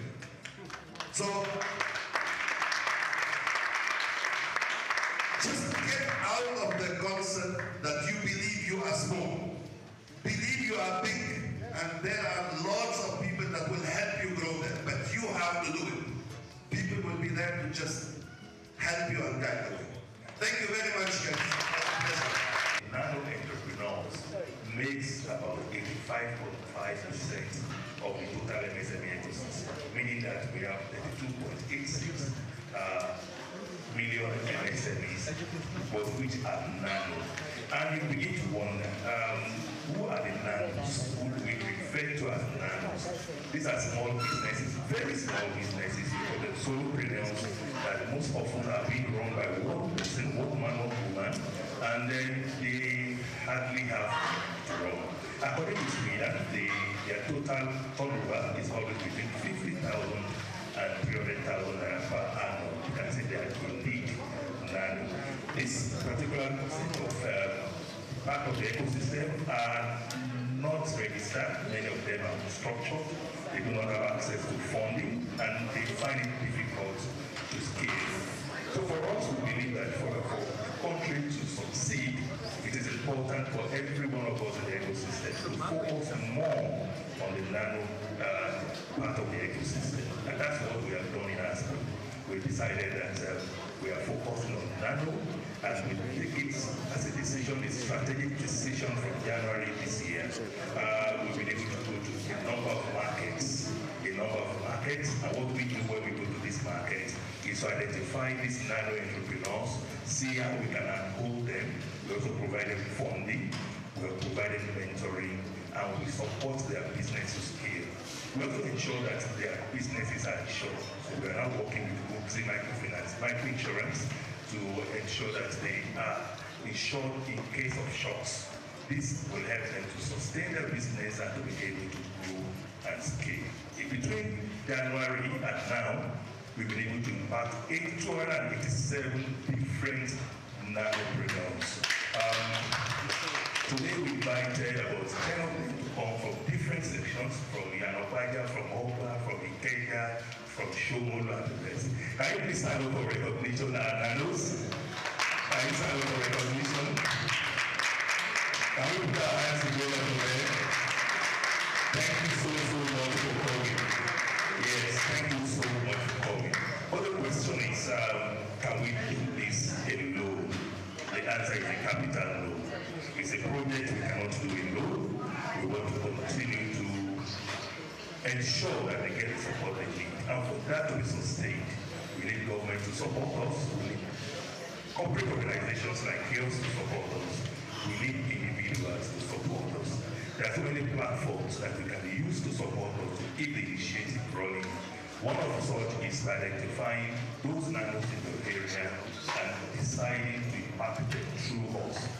Could you like that some other people in your church, in your mosque, in your street, or all of that, and you feel that there's need to raise them up, lift them up.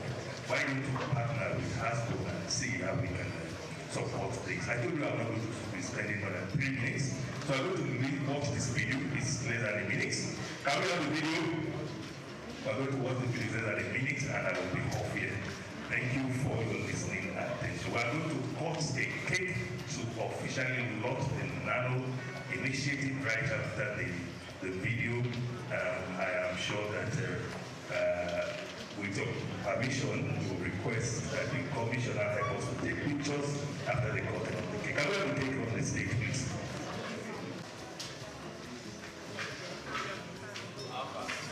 The DJ representative, please join us. Thank you.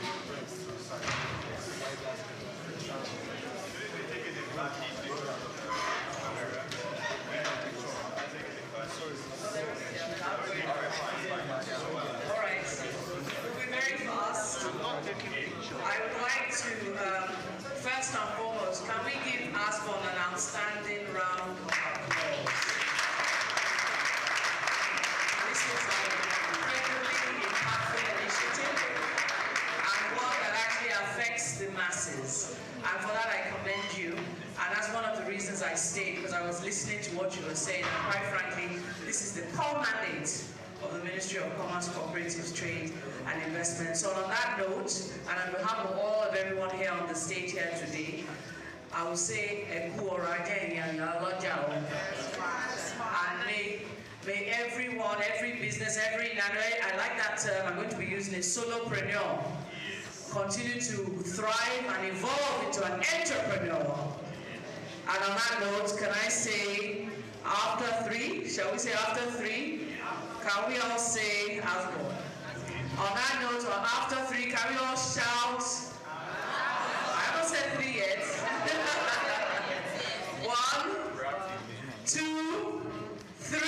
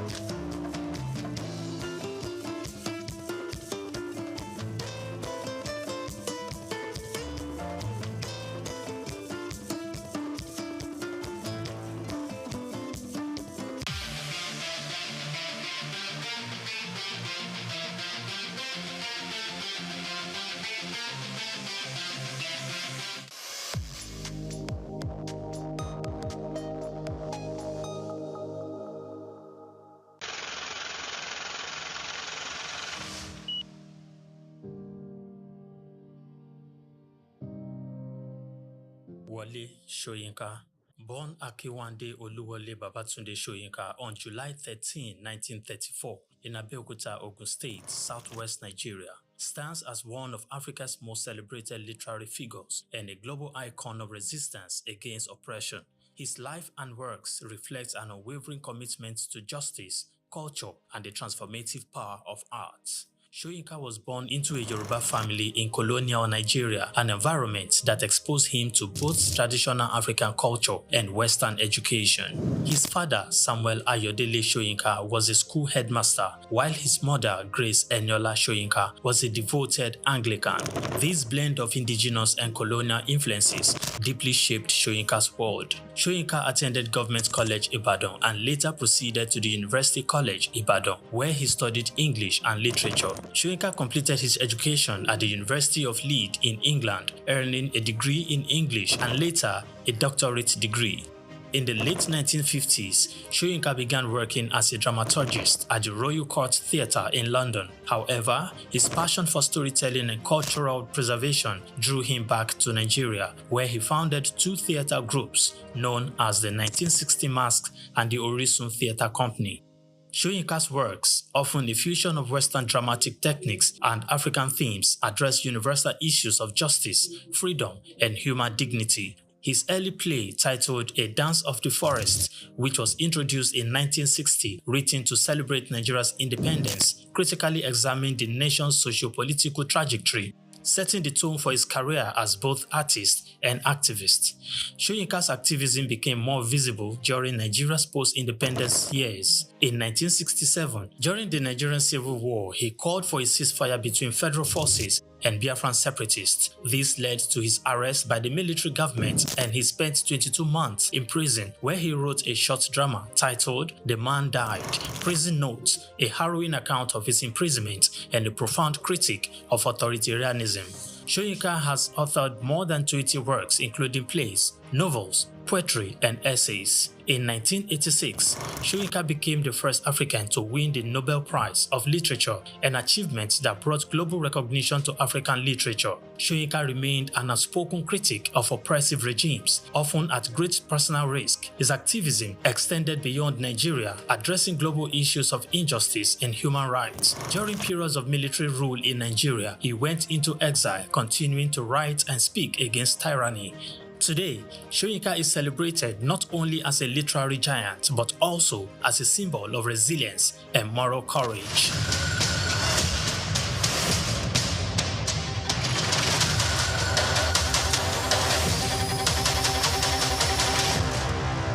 My name is Shino Ogbadegeshin. I'm the CEO of Gozi Micro Insurance. Continue to watch Souq News. Adenike Adeyemi, Executive Director of Faith Foundation. Keep watching Souq News. My name is Shepherd Michael Adewale Onofuye. I enjoy you all to always watch Souqnews TV. Hey everyone, Majuli Obaje here representing Gigi. Keep watching Souq News, okay? Stay updated with Souq News. My name is Aton Keme. I am the head of MSME Banking. Please keep watching Souq News and stay glued to Souq News. I recommend that more and more people should watch Souqnews News because they deal with business news. Hi, my name is Amaka Wokolo. I am the director of the Faith Institute at Faith Foundation. Keep watching Souq News.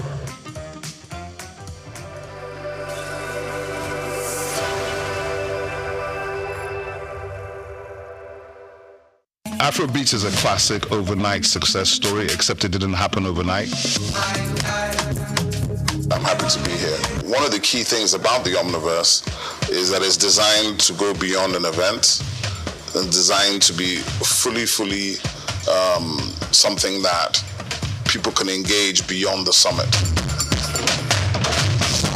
The point being that Nigeria has so much to bring to the world in terms of these things, but we will be bringing fresh energy, fresh ideas, a fresh engagement, and we're obviously open to collaboration. But hip-hop, it never dies. What's the difference between Thor and Shango? Thor is approaching $50 billion in revenue. Shango's broke somewhere outside Lagos. And that's a lack of imagination on our part, Africa, and they're all Nigerian. So to be seen and to be noticed is very hard if you're not in the place where all the noise is being made.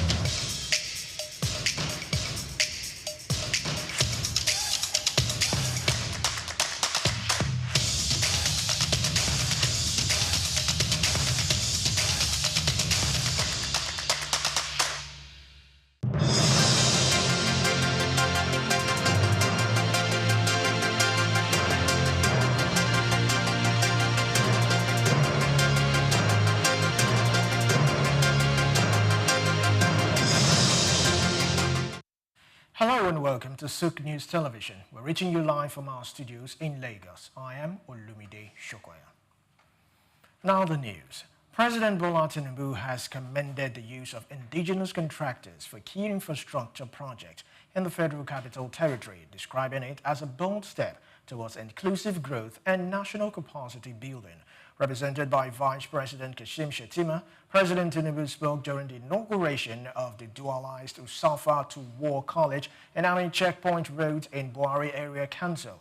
noting that the project as a symbol of confidence in Nigeria expertise. He said the roads will ease traffic, boost local business, and enhance access to education and healthcare.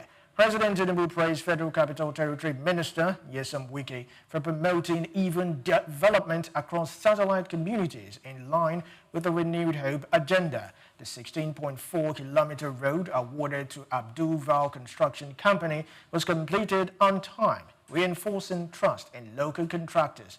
The president emphasized that building infrastructure must also build people, jobs, and pride, affirming that no part of Abuja will be left behind in the push for national transformation.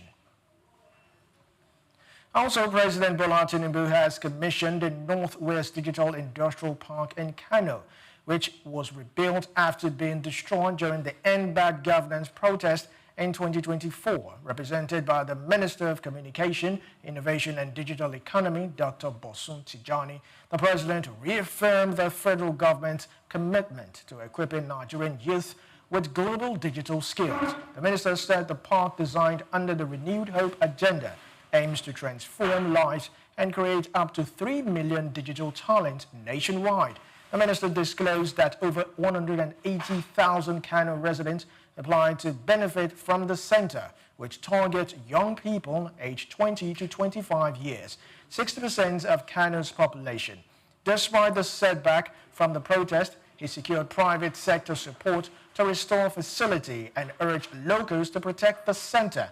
Kano State Governor, through his deputy, pledged to train 300,000 youths in digital skills by 2027. The minister was honored with the title Souq Digitalization of Kano for his dedication.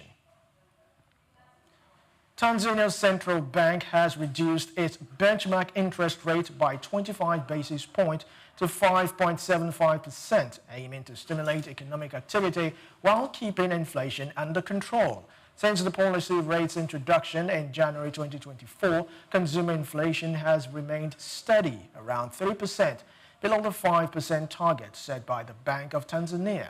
The government expects the economy to grow by 6% this year, up from 5.5% in 2024. This growth is supported by major infrastructure projects, including power generation at the Julius Nyerere hydropower dam and a national railway expansion, as President Samia Suluhu Hassan positions the country for stronger development ahead of October elections. Now, a new borrowers forum has been launched at the United Nations Sustainable Development Conference in Seville, Spain, offering debt-stressed countries a platform to unite, share strategies, and influence global financial decisions. Supported by the United Nations, the forum is part of Sevilla's commitment and aims to help nations access technical advice, promote responsible lending standards, and build collective negotiating power, especially as 3.4 billion people live in countries paying more in debt service than on health or education. United Nations officials and Global South leaders hailed the forum as a vital step towards reforming a creditor-driven debt system. The Seville Agreement also backed debt transparency, legal restructuring frameworks, and climate-related debt swaps. While civil society groups criticized the outcome as limited, the forum signals a shift towards inclusive, borrower-led global debt governance. United States President Donald Trump will host presidents of Gabon, Guinea-Bissau, Liberia, Mauritania, and Senegal at the White House on July 9th to discuss commercial opportunities in Africa and America. The meeting, confirmed by a White House official, is aimed at boosting American investment across selected African countries under Trump's trade-focused America First approach.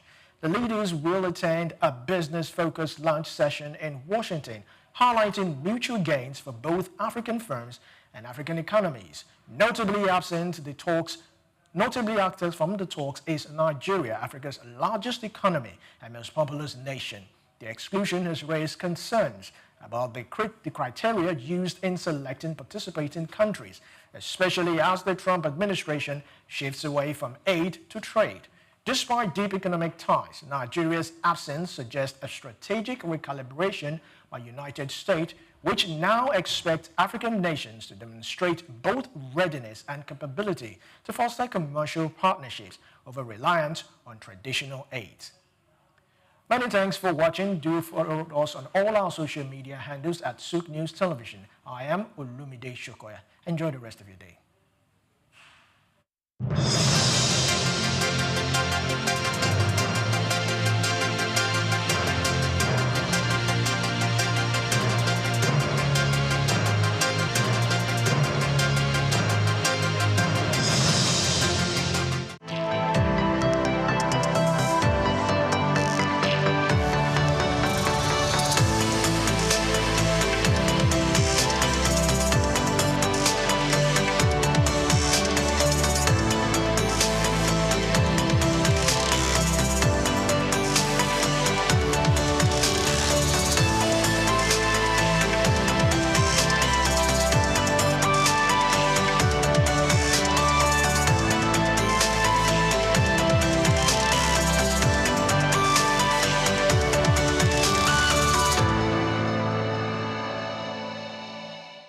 Oyeyimika Adeboye is one who comes from a lineage of entrepreneurs.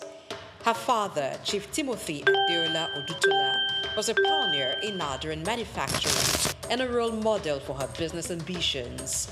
This daughter of a trailblazer began a career with Nigerian Bottling Company and broke barriers at Cadbury, an organization she joined as Finance and Strategy Director and rose to become the first female managing director. Let's explore the world of this amazing African business leader who's built a legacy of excellence, inspiring future generation of female leaders.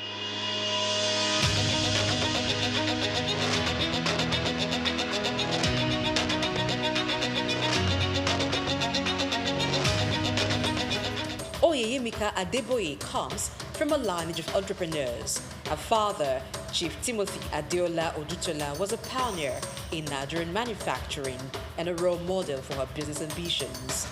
Oyeyimika was born to late Chief Timothy Adeola Odutola, a foremost entrepreneur of his time. He was one of the pioneers of indigenous manufacturing in Nigeria, alongside the likes of Al-Hassan Dantata, the great-grandfather of business icon Aliko Dangote, and Louis Ojukwu, father of Odumegwu Ojukwu, a Biafran leader. Chief Timothy Adeola Odutola became the first president of the Manufacturers Association of Nigeria when the body was formed. As daughter to the man who created a multi-million-dollar conglomerate, including 3 factories, a realty franchise, a cattle ranch, a 5,000-acre plantation, a sawmill, an exporting business, as well as established Adeola Odutola College and Adeola Odutola Elementary School in Ijebode, Ogun State. In addition to having a mother who was a very successful businesswoman, Oyeyimika was highly inspired towards business by her parents who served as role models. After her basic and secondary education, Adeboye earned a degree in economics and accountancy from the University College, Cardiff, Wales. In 1986, she qualified as a chartered accountant in the UK before returning to Nigeria in the 90s. She became a fellow of the Institute of Chartered Accountants in England and Wales and a member of the Institute of Chartered Accountants in Nigeria.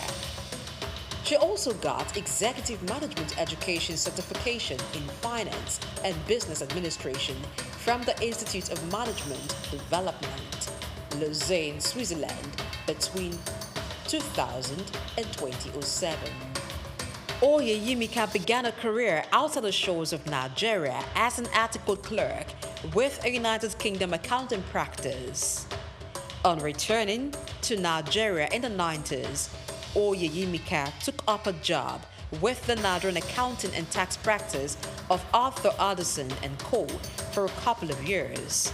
From there, she moved to Nigerian Bottling Company PLC in 1994, where she held the position of Finance Director and Chief Financial Officer for about 13 years.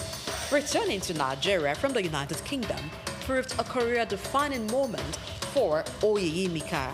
She recalls the experience of a female English friend who worked in the UK as senior manager for many years, but didn't make partner at the same firm where other male managers were admitted into partnership. Among other reasons, the possibility of career limitation consequent on being female and black were good enough reasons to make Oyeyemika return home. In November 2008, Oyeyemika was headhunted to join the board of Cadbury West Africa as Finance and Strategy Director, West Africa, and a director on the board of Cadbury Ghana Limited. She was also a member of the Audit Committee of the company until October 19, 2016. She is a member of the Executive Management Committee and member of the Risk Assessment Committee of Cadbury Nigeria.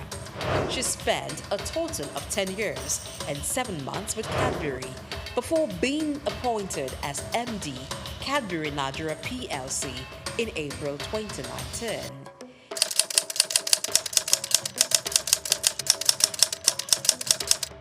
She also became MD, Mondelez Cadbury West Africa. 2 months later, Mondelez International is the parent company of Cadbury Nigeria PLC. After consciously building a career in finance, strategy, and business administration, both in Nigeria and the United Kingdom, for over 2 decades, one can almost say that Oyeyemika had spent all the years preparing for the top. Her appointment as the MD CEO of Cadbury Nigeria PLC is a testament to the company's acknowledgement of fine talents. Position as the Managing Director of Cadbury Nigeria PLC. In April 2019, she was announced as the successor to Amir Shamsi. By this development, she became the first female MD of the company in its over 50 years of existence. It's very important as you're growing your careers. You come here, you learn a lot, and this is a fantastic initiative, by the way. You come here, you learn a lot, and then you go out there, and you're wondering what next. What I always say to people is don't limit yourself. You must never limit yourself. I gave you a statement. I said I'm a finance person. Today I'm a general manager. I did not learn general management in school. So whatever you're learning here, I'll call it a drop in your learning pool. Okay? You spend a year here, you learn something. Whatever you learn from here is a drop in your learning pool. Some things you will learn in life. You know where HR people, she's gone, I wish she was here. They always tell us that your development, 80% is in your hands, 20% is in your employer's hands. Your employer can do a lot for you, but all they do for you is really 20%. If you don't get up and do something for yourself, you cannot promote yourself and you will not grow your career. Oyeyemika Adeboye sits on the board of trustees of the Timothy Adeola Odutola Foundation, named after her father. The foundation targets its philanthropic works towards providing educational, industrial, and technological development for Nigerian youths that may be unable to gain admission into tertiary institutions for their higher education. Adeboye is a member of the board of Odutola Holdings Limited, a family-owned group of companies. Oyeyemika also serves as the chairperson of the advisory board of Genesis House, a home for disadvantaged young women, which was set up by Freedom Foundation. She's a member of the board of the Parity in Income and Education Foundation.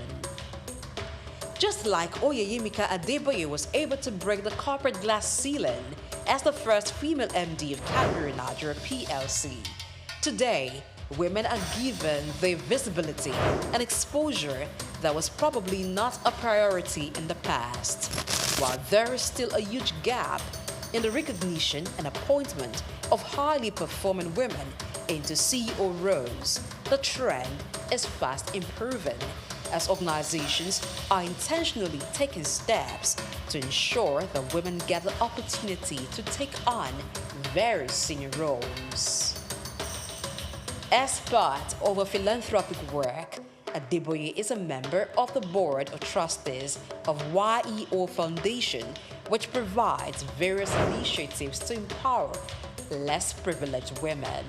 She also contributes her time to partner with Handmaidens WRLS, a Christian NGO which seeks to mentor and empower professional women along an ethical career path.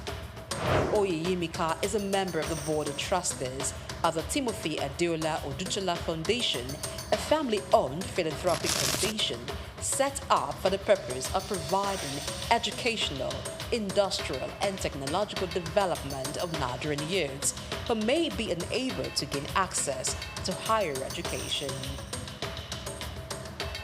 For these accomplished women, only God comes before her family in the scale of priority. She enjoys running and spending time with her family over a sumptuous meal. Oyeyimika Adeboye's values are shaped by faith as a Christian. In an interview granted to Punch newspaper, Oyeyimika admits her faith-based values, which borders on integrity, is key to decisions she makes and work ethics. Just do what you need to do and do it well, to your best, you know. Ms. Aoshika talked about it, to the best of your ability. Do your best. What do I want to say?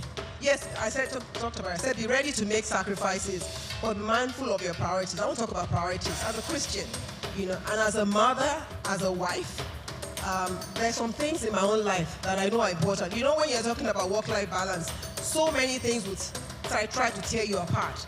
You know, you have to have your priorities. So I took my priorities right. I said, in any decision, in any situation I face, I stick my finger out and I say three things. The first thing is my faith, my God. So if anything at work is going to take that away from me, I'm really willing to give up that work. You know, and I say it boldly that as a Christian, if I have to compromise my faith, then it's not worth it.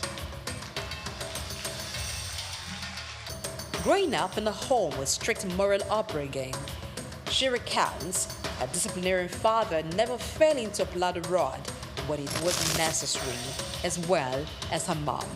These values have shaped Oyeyimika's character and decision-making. The journey of Oyeyimika exemplifies dedication, talent, and the importance of breaking barriers. She continues to inspire future generations of female leaders. There's never telling where this wonderful, amazing woman is going next as she continues to break corporate ceilings.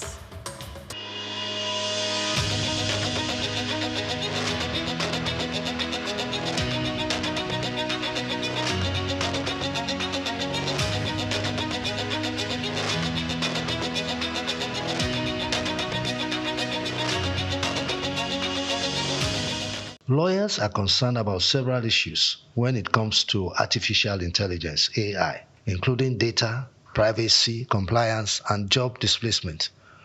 Will AI really take jobs away from lawyers? In this special report, Bayo Olaoye addresses one of those concerns, job displacement for lawyers, as a result of the introduction of artificial intelligence. Will artificial intelligence make lawyers jobless? The short answer to that question is no.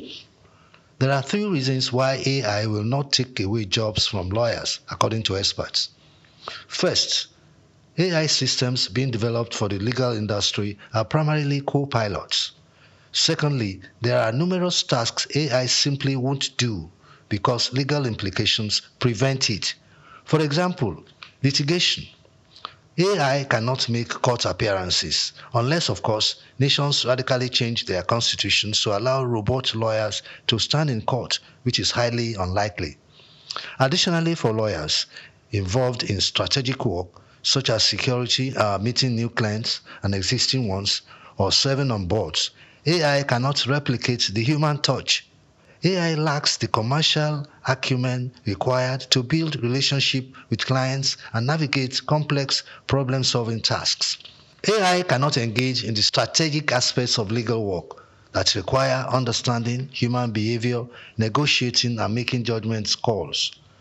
According to experts, AI systems built for the legal industry are designed to function as co-pilots, helping lawyers become more efficient but still requiring human oversight.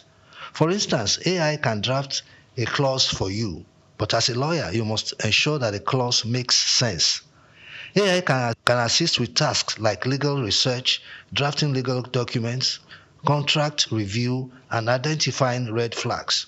However, human involvement and judgment remain essential, as all systems, particularly large language models, can sometimes be confidently wrong. Despite its potential to assist in many areas, there are numerous tasks AI will not do for lawyers, either because it lacks the necessary capabilities or because it is unnecessary. Some might argue that AI makes lawyers more efficient. A law firm that would typically hire, say, 8 legal associates annually might now only need 5, using AI to assist those remaining associates. While that may be true in some cases, it does not necessarily mean lawyers are losing jobs, as AI will create new roles and open up career paths for lawyers, according to AI industry experts. For instance, AI companies build products for lawyers, require legal professionals just as much as they need AI researchers and engineers. Lawyers are domain experts who know the pinpoints and can guide the development of legal AI tools.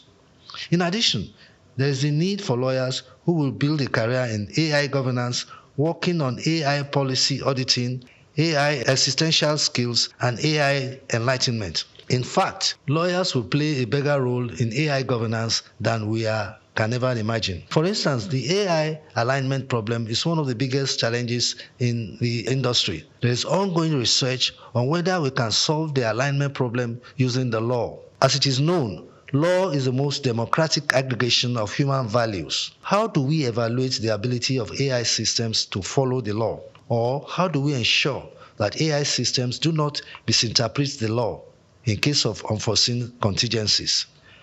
Humans have the Supreme Court to interpret laws when faced with complex scenarios. What will be the Supreme Court for AI systems? These are questions that require both lawyers and AI engineers alike to ensure compliance. In fact, universities are recognizing the growing need for lawyers to build careers in AI. Many institutions are now offering master's programs that focus on intersection of artificial intelligence and law, preparing the next generation of legal professionals for the evolving job market.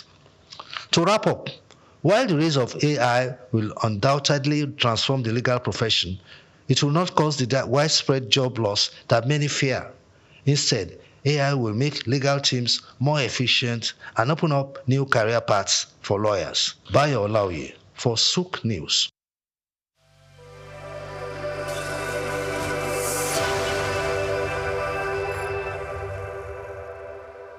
For more than a century, Zambia has stood as a prominent figure in the mining sector, particularly renowned for its copper production, which remains a cornerstone of the nation's economy. Accounting for 3/4 of the country's export earnings, mining plays a pivotal role in Zambia's economic landscape. The focal point of this mining activity is the Copperbelt province, home to major copper mines like Lumwana and Konkola, alongside Sentinel in the northwestern province. These mines, operated by renowned international firms such as Barrick and Vendetta Resources, hold majority foreign ownership, with Zambia Consolidated Copper Mine Investment Holdings retaining minority stakes. Smaller mines in the Copperbelt region, backed by investors from countries like China, Brazil, and South Africa, contribute to Zambia's diversified mining landscape. However, the country's mining sector faces various challenges, hindering the potential growth trajectory. Fiscal policies introduced by the government, including royalty increases, the taxation policies, have negatively impacted mining profitability. Also, price volatility in global markets, infrastructural deficiencies like inadequate transportation networks, power shortages, and an uncertain regulatory environment further increases the sector's challenges. Moreover, labor disputes, safety concerns, and geopolitical risks stemming from political instability poses additional hurdles to Zambia's mining sector. To propel the nation towards its 3 million tons copper production goal, strategic measures are crucial, and these include leveraging digital technology through partnerships with AI and machine learning firms to enhance sector's efficiency and investment, stable policy framework in order to attract and retain investment, and provision of a conducive regulatory environment. Infrastructure strengthening supported by donor funding and concessional financing can also alleviate critical constraints such as transportation and power shortages. More so, environmental conservation is vital for sustainable development. Hence, mining companies must provide government-approved environmental management plans, prioritize durable equipment, and proper waste disposal techniques to minimize environmental degradation. Given copper's expected dominance in Zambia's exports, maintaining its position as Africa's economic hub demands a concerted effort. Israel Adeyemi, Souq News.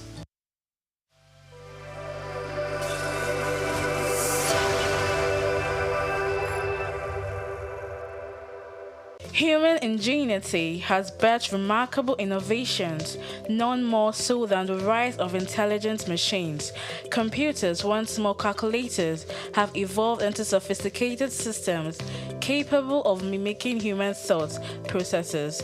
Powered by artificial intelligence, AI, these systems are learning, problem-solving, and making decisions that were once exclusive domain of humans. From accelerating scientific discovery to tackling climate change, AI's potential is vast, but perhaps its most profound impact lies in healthcare. Artificial intelligence, AI, it's no longer a futuristic concept. It's here with the potential to revolutionize patient care, diagnosis, and treatment. AI is emerging as a powerful tool in the hands of medical professionals. From detecting diseases early to optimizing treatment plans, AI is demonstrating remarkable capabilities. It can analyze vast amounts of medical data to identify patterns and predict outcomes, aiding in more accurate diagnosis. Also, AI-powered robots are assisting in surgeries, improving precision, and reducing recovery times. However, despite its promises, challenges persist. Concerns about data privacy, ethical implications, and the need for robust regulatory frameworks are hindering widespread AI adoption. To fully unlock AI's potential in healthcare, collaborative efforts are essential. Healthcare providers, researchers, policymakers, and technology companies must work together to develop and implement AI solutions responsibly. By addressing ethical concerns, investing in AI research, and creating supportive regulatory environments, we can accelerate the integration of AI into healthcare and improve patient outcomes. Joy Chuma, Souq News. Cashew nuts, ranked among Ivory Coast top cash crops, play a crucial role in the country's economy, generating substantial revenue and supporting livelihoods across the country.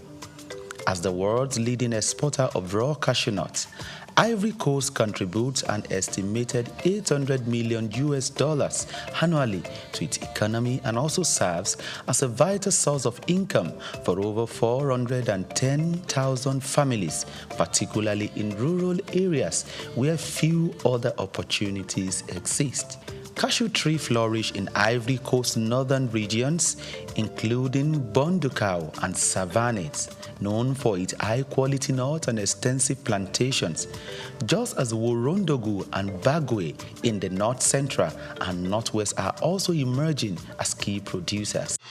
Take Nigeria because it's the mind that needs to first of all be rebranded. Idris said he's going to be putting Nigerian labor, Nigerian content and materials first. If you say Nigeria first and it is just us down here, that, are pushing that agenda, it's going to be a big struggle. Do you think Nigerian firms, Nigerian organizations should start looking at getting their staff involved in this market or buying to keep for their staff? Within this side, let's also learn citizen diplomacy. See something. This is Souq business landscape.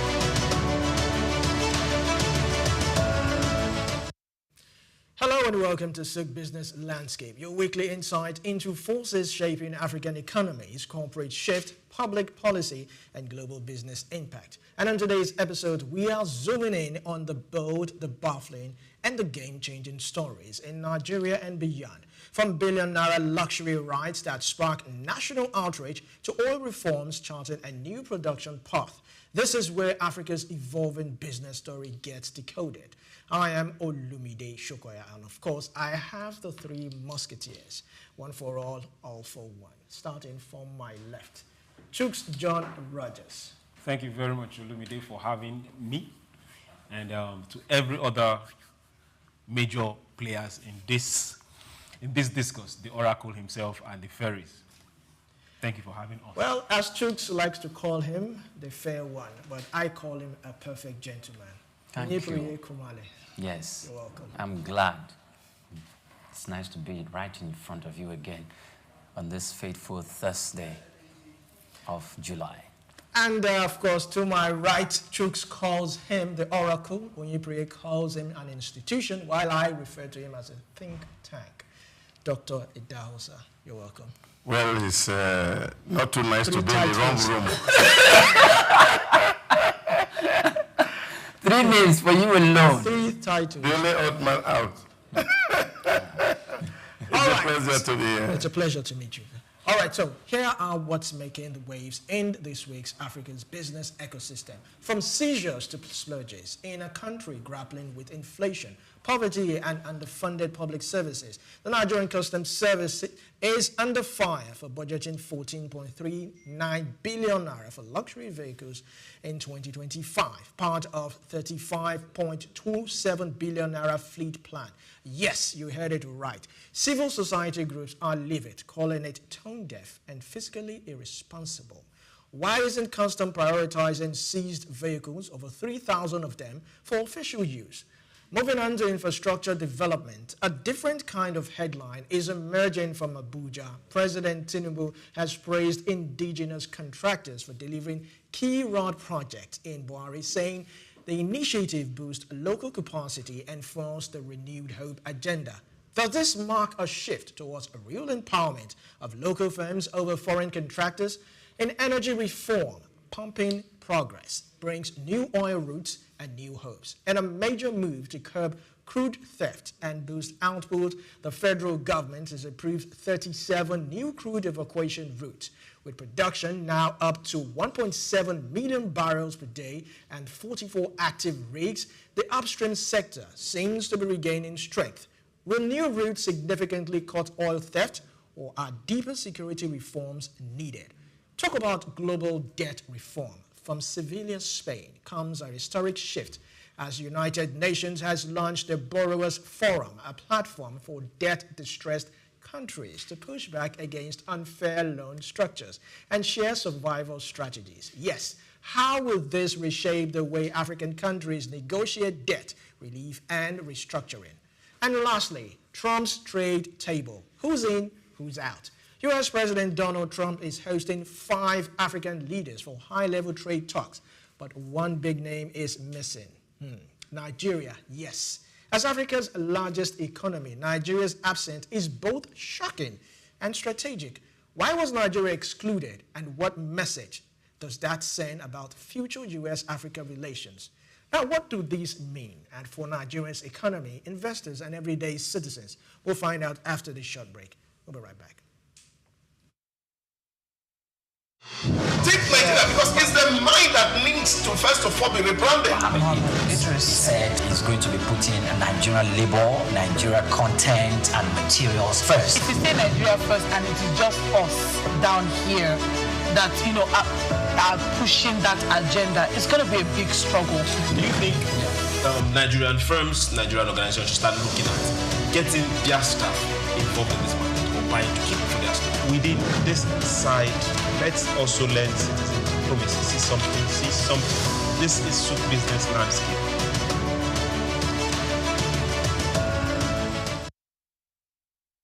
Welcome back to Souq Business Landscape. So let's dive in. The Nigeria Customs Service plans to spend 14.39 billion naira on luxurious vehicles for senior officers in 2025. Yes, forming the bulk of the 35.27 billion naira vehicle procurement budget for 579 official cars, the highest end vehicles with unit price between 44 million naira to 75 million naira. Are intended for top ranks,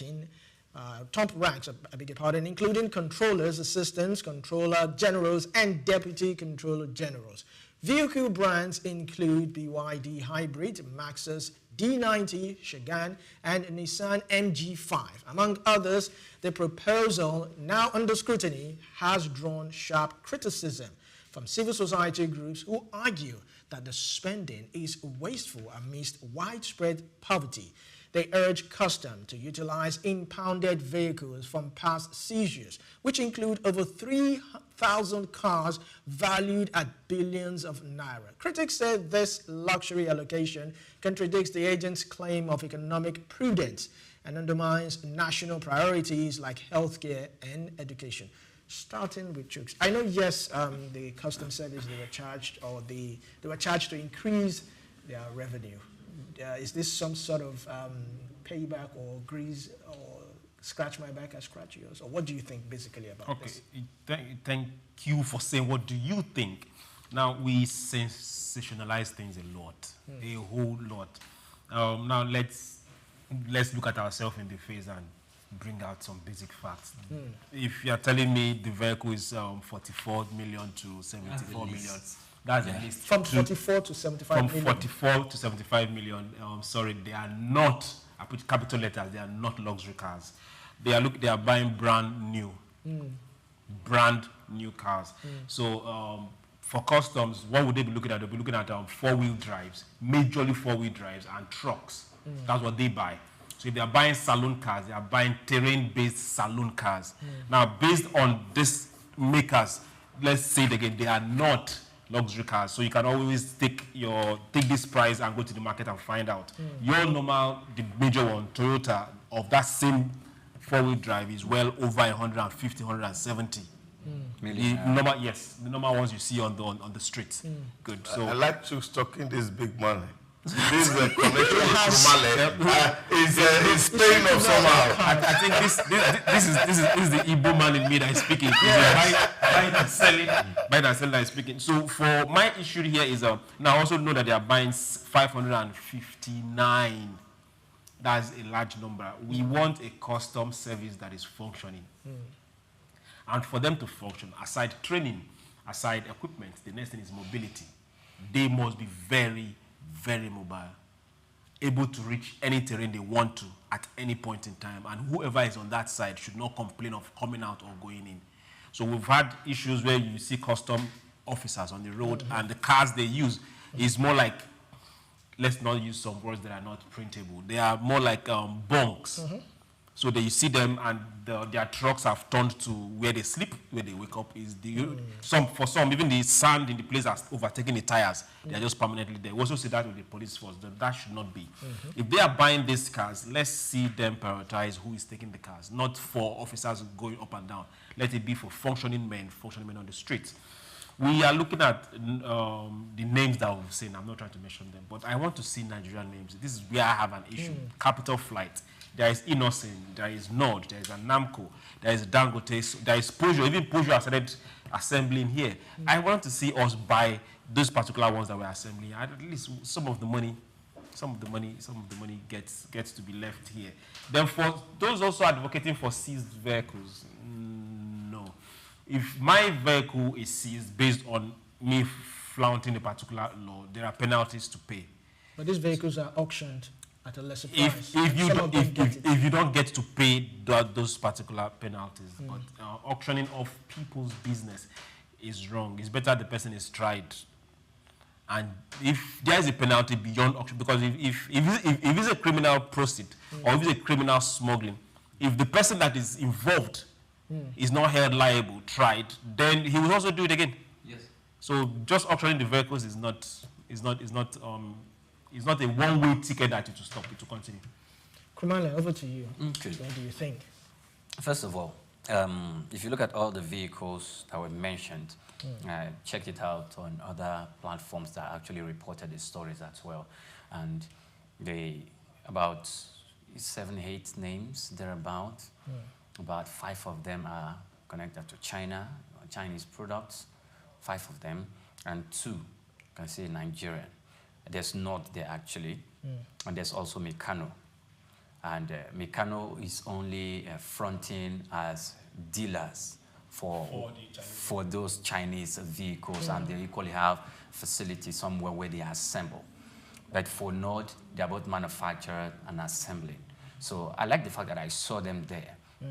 But the kind of vehicle that fall within that of North is the one that started with the 44 million naira. That of Chinese goes to about 60, 65 million, 70 million naira. So a larger chunk of how much is going to be used from that, or that 14.39 billion naira is capital flight, is leaving our shores. It's getting out. And it's not supposed to be so. Because you mentioned innocent. We should have put him into the frame of things. Because if you should have put him into the frame of things. And for North, yes, those are the kind of trucks that the customs might, those power trucks that can withstand all those decrepit roads and still run in spite of the potholes. We should have put that into consideration. So, but the thing is, there is another part I want to slightly disagree with Chooks. And that's equally on basis of the criticism that concerned Nigerians are leveling up against the Nigerian Customs Service about we have 3,000 vehicles that were seized. And sometimes if some of these vehicles have been auctioned because from those from whom they were seized did not fulfill the required condition to get back their vehicle, and they felt, okay, if we need to put them into use, then retain it in the custom, especially if it meets the standard for which you felt, oh, we are giving this to the Deputy Comptroller General or some other officers, because there are some other officers that fall below that elite rank that are going to get vehicles, because the officers are going to be more than 500 officers that are going to get those cars. So look through those cars. Probably some of them need to be refurbished and needs to be upgraded. Then let's do that and give them out and save some of this money. Because we shouldn't just be operating. Look at the complaint, like you people operate and behave as if there is no poverty going on in this country. Like we're living in 2 different nations at the same point in time. It's in the same country. You are talking about how many trillion that we have as a deficit for the budget, how many 65% of our revenue goes for budget service, for debt servicing. Is it the same country? And you're earmarking this for liability. 14.39 billion. Yes, this is liability. This is not capital expenditure. It's not trillion. Billion, yes. This is not capital expenditure. This is pure, will I call it, I won't even call it current expenditure. This is liability, because some of these are going to require maintenance. You're going to give fuel allowances for this. Yes. And that is outside the so we need to consider, so that can we make do with what we have? We are not Dubai, that Doc will say they use Lamborghini and all of those to give police officers, and they are moving around with them. So I think we should begin to look at those 3,000 cars. Who is going to get them? Well, you're going to sell them like you normally do? Give them to the customs, let them use. If the owners did not come for them. If you say, Yeah, but I think... Doctor, before you go ahead, I have just 2 questions for you. The first question is, when President Tinubu said, buy Nigeria first, one will think charity begins at home. These agencies should be the first, following that line, towing that line. Then secondly, what checks would exist to monitor vehicle procurement in federal agencies? Well, I think there are two ways. I want to start from the very first perspective that my very distinguished colleagues had posited. Two things. In 2006, we were in a training somewhere in Jos, and it was an anti-corruption training. And a young man said, why are we even talking about corruption, sir? Why should we talk about corruption? My father served Nigeria for 35 years. Nothing to show for it. No house, no car, no good life. So why do you want me to serve Nigerians for free, like my father did? And it's quite thought-provoking. You see, because it is easier for you to stay on this side of the divide, to see everything wrong about what is happening on the other side of the divide. And I think that's a problem with a whole lot of us in Nigeria. We get really too emotional. Now, if you look at the people who are getting this car, they're actually on their way out of service. And by the monetization policy of the civil service that happened, they will live and they will live with these cars. As they retire? Yes, as they retire. So many of them don't even have up to 3 years to do in service. Before you get to that rank of assistant controller general of customs, you would have served 30 to 31 years. You're on your way out of service. So this guy has risen through the rank, has paid his due, all through, to get to where he is. And now we are just simply concerned as if this man has been eating this money all this while. You see, there are some few things that the perk of office will guarantee you as a person. I was talking to somebody just now downstairs, and we're talking about the governor, how governor earns. And I said, governor cannot earn what bank MDs are earning in Nigeria today. Even the presidents cannot earn what they are earning. They cannot. There's some bank MD whose take-home monthly is over 30 million in a month. And the president's salary in a month is 3 million. By fact. Can we start a bank? So these are conversations that Nigerians don't want to look at it. Now you imagine me who is regulating you, and you are intimidating me with the kind of a car that you are bringing to where I am. Regulatory powers to strangle you. So you can understand there are some psychology in this conversation. It's beyond the fact that, yes, we want to save money. We must look beyond saving money. And I think if we also take and copy the Singaporean model, what Lee Kuan Yew did was to understand that everywhere he had gone to, whether in Europe and in other parts of Asia, the bigger problem that the government had was the fact that civil servants are said be poor, and therefore corruption persists. And he made up his mind that Singapore, civil servants were not going to be poor. They will be the best paid so that they can offer the best of service. Because every time you pay peanuts, you only get monkings for your workers. That should sink into our DNA. Doctor, that's one perspective. So if somebody has served your country for 30 years, 32 years, 33 years, and you have to invest to say, okay, as a parting gift, that's what it is really for them. Because it's not retained in the system.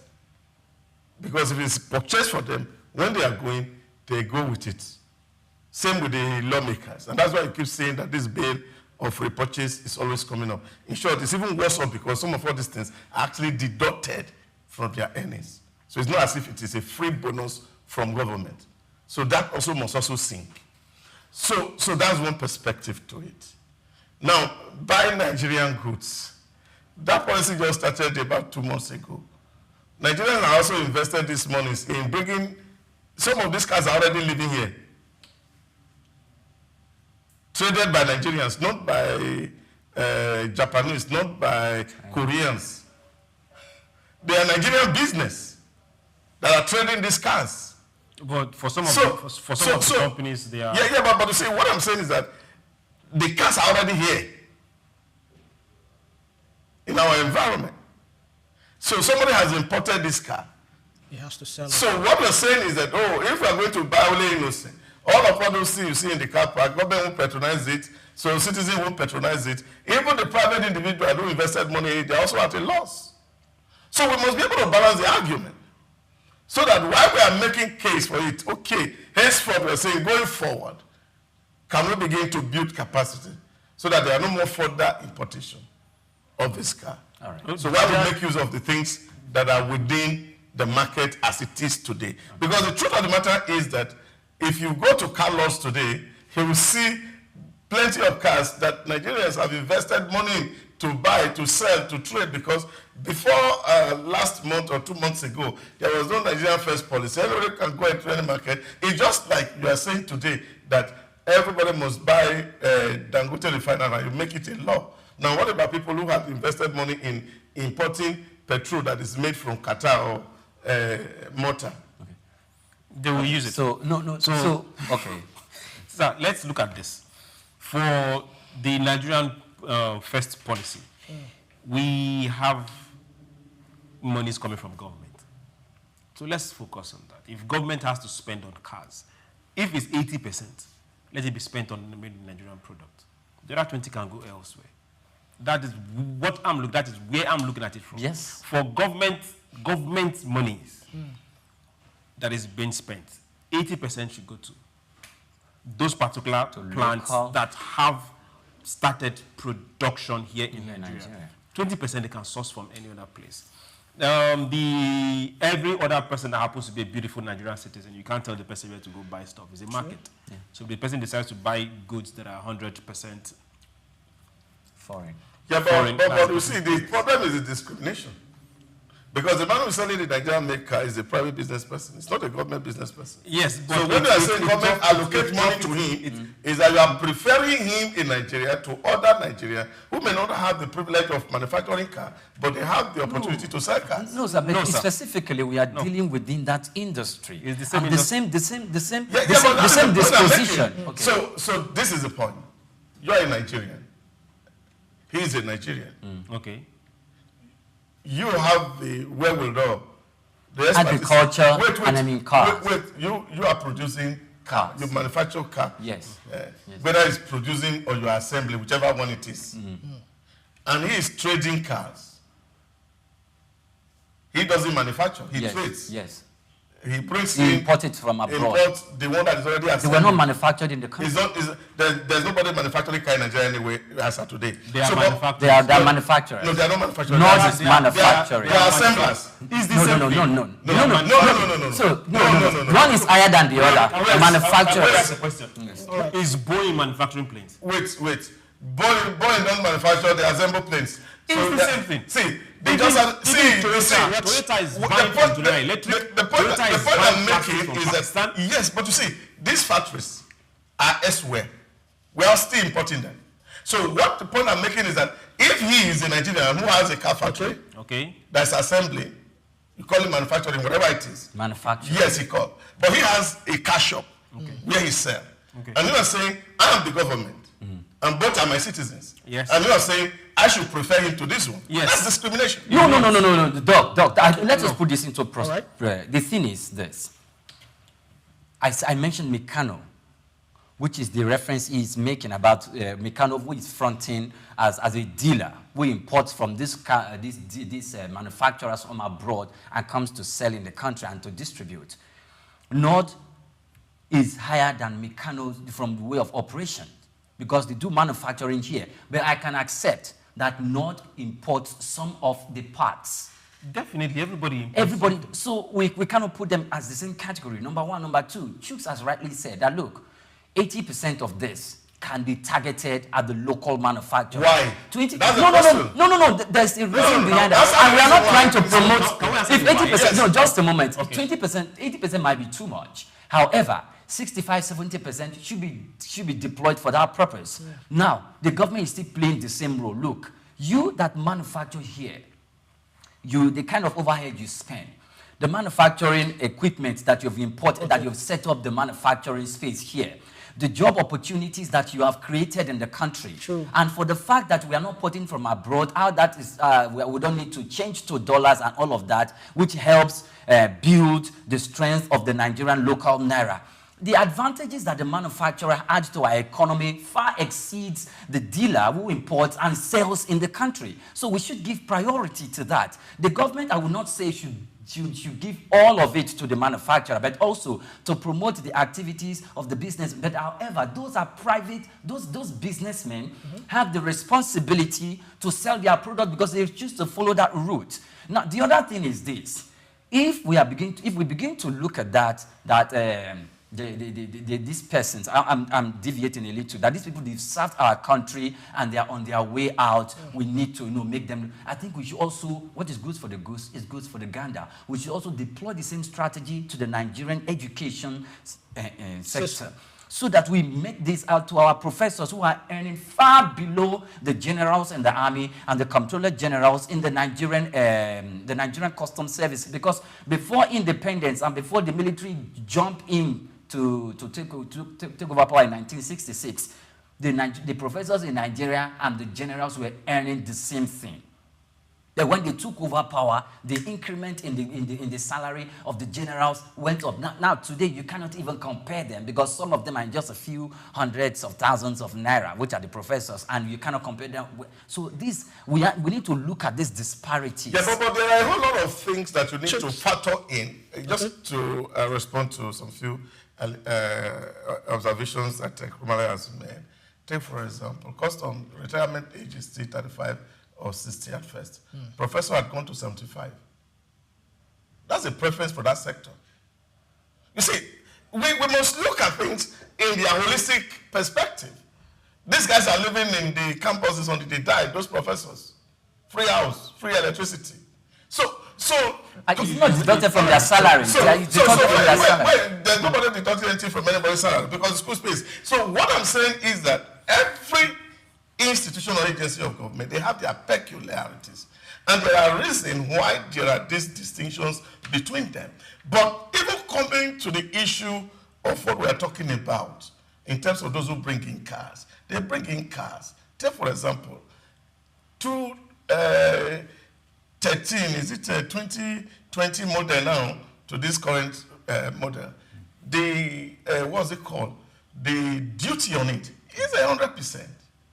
And that goes straight to the government coffers. For these people bringing this car, they are paying duties. Whereas the manufacturers of this car are bringing their equipment in with waivers.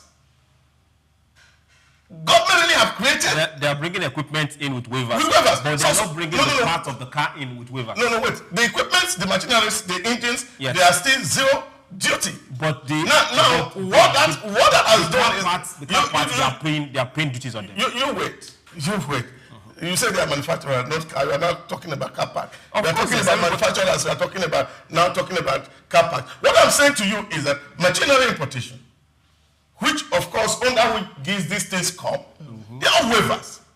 So government has already given preference to them, as it were, so that competition can be in between them. So you're already enjoying a government benefit. Why this person is already being strangulated? But the truth is that both of them are citizens of the same republic. Right. Now, the truth is that both of them are labor generators. Every car seller has 3, 4, 5 persons who are Nigerians working in those car shops that are being compared to a manufacturer who has an army of employers. Oh, we have not. We have no say. We have no say. You can do the arithmetic in your head, and you will find out if you stay here to do the arithmetic. Just Sulele here. Just Sulele. All the car lots is Sulele here. Yes. Then you calculate the people who are working in those car lots. They are far more than people you call they are producing cars in Nigeria. I can give you that statistic for free. No. I can give you that statistic for free. Can I come in here? So now, we are looking at car manufacturers because we want them to grow. If we are able to get to the size of Tata is too big. Kia was too small. It's too big right now. I don't even know who to compare them with. If our own companies, if our own manufacturing companies can get to the 10% of these companies, 90% of a lot of unemployment in these regions. We go. Our car manufacturing companies, yes, they are bringing in some parts. They are also manufacturing some parts right here. And we can't compare them to, a lot of these are single businesses of individuals that employ salespeople. We've not arrived to a place where we have dealership from these car manufacturing companies, unlike what these other people have. Yes. And when the government pushes that and say, okay, good and fine, Land Shitu, dealership Toyota, dealership Nissan, foreign companies. How many of them are dealership to these other Nigerian companies? This is where we need to get to. So government doesn't need to go to Innocent to buy. No, I can also still buy it from the guy on the road, as long as he has his ways to get his paper there and it works. So this is what we should be looking at. We want people to get employed. We are looking for how to start using those rubber trees that is from Edo all the way to Port Harcourt. And these guys are telling us that, okay, every single bumper, we are making it here in Nigeria. So those rubber trees are useful. The farmer is gaining. China is losing. We are looking for how to get those glasses. There's no more rubber trees in Nigeria. They've turned them to cassava farm. We are looking for how to get those glasses for our windshield, for our backlight. And they have started making it here in Nigeria. So the company that is making glass somewhere in one village is going to gain. Those that can pack those good clean sand and clay are going to profit. So you see that the chain is very long. Unlike the person that just take the finished product, come here, pay duty, make his own profit, and go and sleep. All right, thank you very much. I mean, if we continue on this topic, we will exhaust the whole time. But we still have more stories after this break. Stay tuned. Take Nigeria because it's the mind that needs to first of all be rebranded.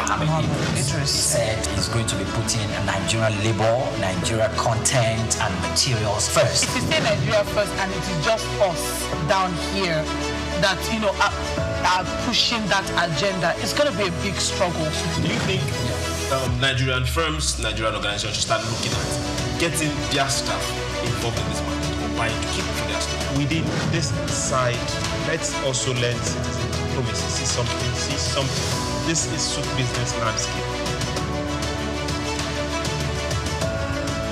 At the Africa Development Studies Center, ADSC, we are committed to driving sustainable growth and development across Africa through innovative training and research. Our mission, empowering leaders, policymakers, and professionals with the tools they need to create lasting change. With customized training, dynamic research programs, and study exchanges on leadership, management, and other critical development topics, ADSC offers a platform for exchanging cutting-edge ideas and global best practices. We provide comprehensive services in research and consultancy, capacity building and training, education programs, publishing and knowledge sharing. Our esteemed faculty, composed of seasoned experts and researchers, ensures a learning experience that is insightful and practical. We specialize in policy development, implementation strategies, and monitoring and evaluation. At ADSC, learning is engaging and enjoyable. Our unique methodology includes talks, interactive exercises, games, video screenings, and lively seminar discussions, all in a comfortable and friendly environment. For more information, email us at info@adstudiescenter.com or call +234 912 039 2362. Visit our website, www.adstudiescenter.com, to explore our programs and upcoming events. Africa Development Studies Center, rethinking development for Africa. Take Nigeria because it's the mind that needs to first of all be rebranded. Idris said he's going to be putting Nigerian labor, Nigeria content and materials first. If we say Nigeria first and it is just us down here that, are pushing that agenda, it's going to be a big struggle. Do you think Nigerian firms, Nigerian organizations should start looking at getting their staff involved in this market or buying to keep for their staff? Within this side, let's also learn citizen diplomacy. See something. This is Souq business landscape.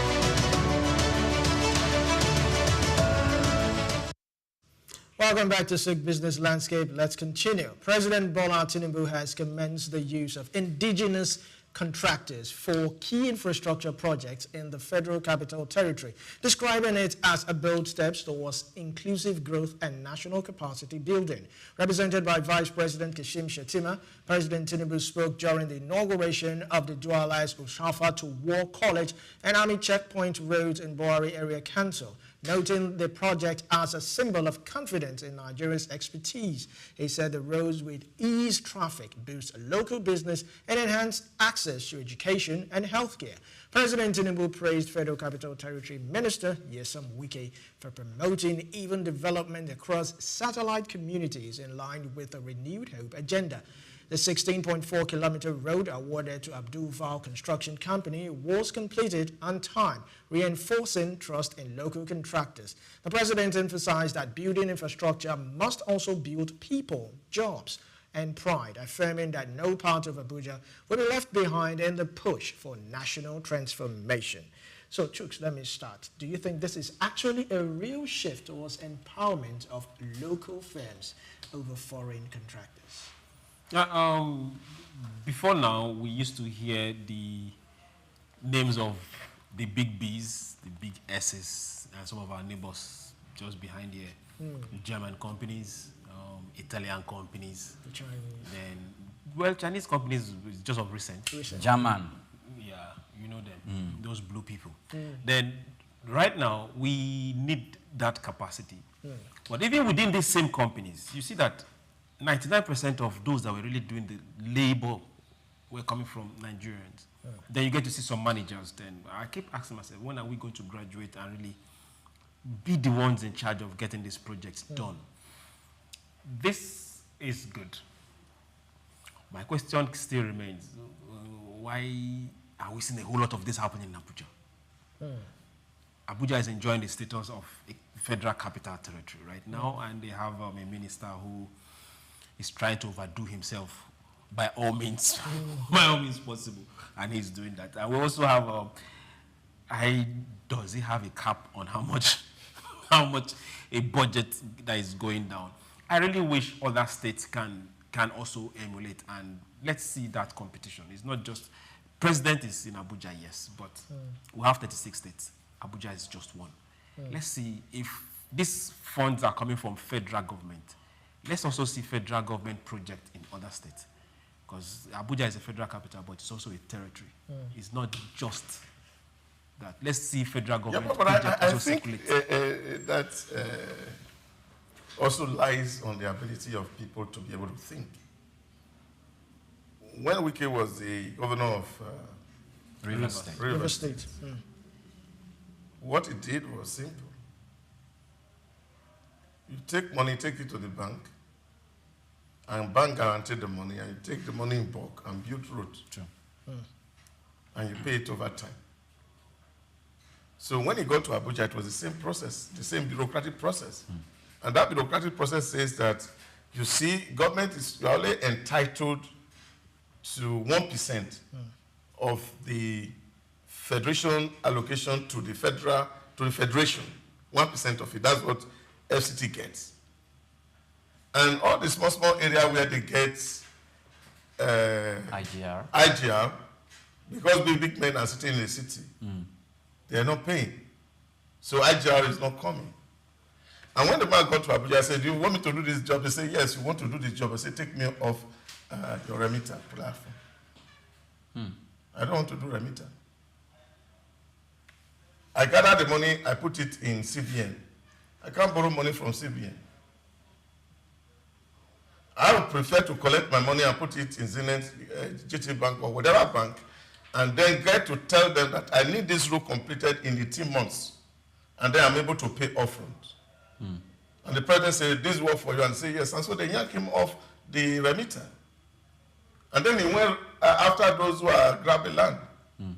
And for the first time, he got a budget of 1.4 trillion for FCT, which was 1.4 trillion. Which was a record high.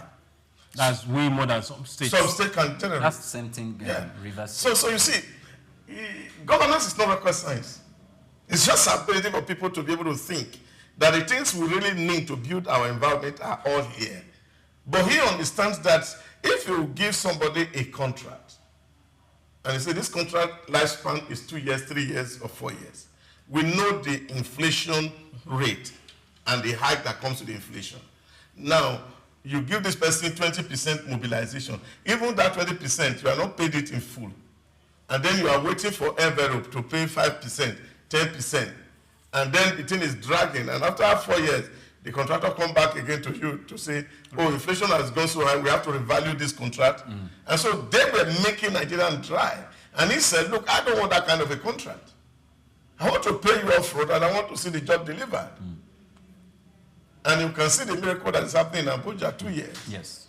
Okay, so Doc, can we see a replication of this in regards to the coastal highway? Yes, of course. That is what, of course, we're also going to expect in the coastal highway. Because they say about Nigeria. Yes, Nigerians expect, because what the Minister of Work is promising is that even the one that is done right now, by, I think, October, he said, will be told. And as they are generating money on that route, they'll be applying it to the construction of this road. I mean, Nigerian contractors, local firms will be the one that will handle that. You see, the problem, when you look at where the local firm are, they call it satellite towns. And because of the nature of the road, there are some roads that we don't have the capacity and the competence to handle at the moment. Take for example, capacity and competence. Yes, and competence, yes. Take for example, after over 60 years of independence. No, it doesn't. Yeah, but this is where we have found ourselves as a country.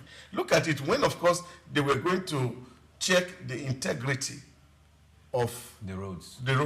No, Third Mainland Bridge. We have to go to Germany to get experts to come look at it.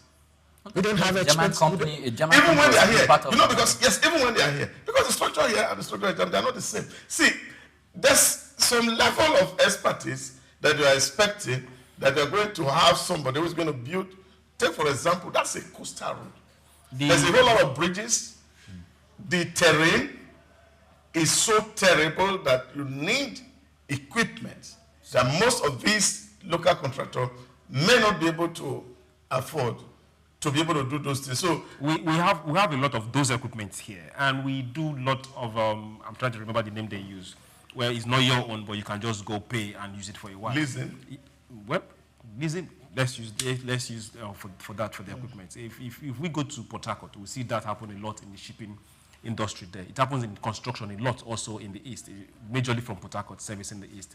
Then we have a whole lot of equipment in Abuja, but because the middle belt and the north, they don't have the kind of topography on that other side of Nigeria. I believe we have the capacity to do it. But having the capacity as a company is where the issue is. But individually, these capacities are there because there are Nigerians that are working in these places. There are Nigerians that are expatriates in other countries getting these things done. Yeah. Even the big names, construction companies, they have Nigerians in their overseas office handling some of these projects. But the issue is when it gets to time of getting this contract, they will answer better to somebody that is not of our own color because we know why. You see, there's something that Stephen Covey described in one of his public speaking of a certain man who was working in a factory, very hardworking, studied, doing very fantastic job. And one day he came to protest. Mind they sit down, empty table, doing nothing, earn so much money, is giving so much preferences, and we that are doing the work, we are not paid. And he said, can we swap role? So that you come to sit on the empty table. So the MD can go to sit down and do where you are actually doing the work. And when the role was swapped, after 2 days of people coming to the office to make inquiries and ask questions, he understood that he was actually not working. That the man who is sitting down on the empty table is the one working. You see, there's a whole lot of things that we speculate. And in that region of speculation, you would think, yes, these people are working, but there's somebody who is determining what is going to go in here, what is going to be measured, what is going to be used, And that supervision is far more than the energy that is carrying the concrete. So these are the things that we must also find out. Well, so there are some certain things you need to ask yourself. Few basic things we need to ask yourself. Take, for example, building. When you see a building that Niger Card built, Costin built, that Julius Becker would have built, that will collapse. All right, thank you very much. There are a whole lot of other buildings built by Nigerian companies that will not. But that's the point I'm making. So no, I'm talking about structures. Yes, exactly. Big structures. Yes. Imposing structures. Yes. All right, thank you very much. A lot of the CBN companies in the north were built by Nigerian companies. Priya, over to you. Yes. Doc said something which I want you to emphasize more on. He says Nigerians don't have the capacity to build the kind of roads that we are looking for. Do you agree? 1, 2, if not, or if so, how sustainable is indigenous contracting? You know, if you look at with robust financing and training, do you think it's sustainable? Okay. First of all, I don't think Doc was, I don't want to think, but I think he's here too, so he's free to speak on it to clarify that.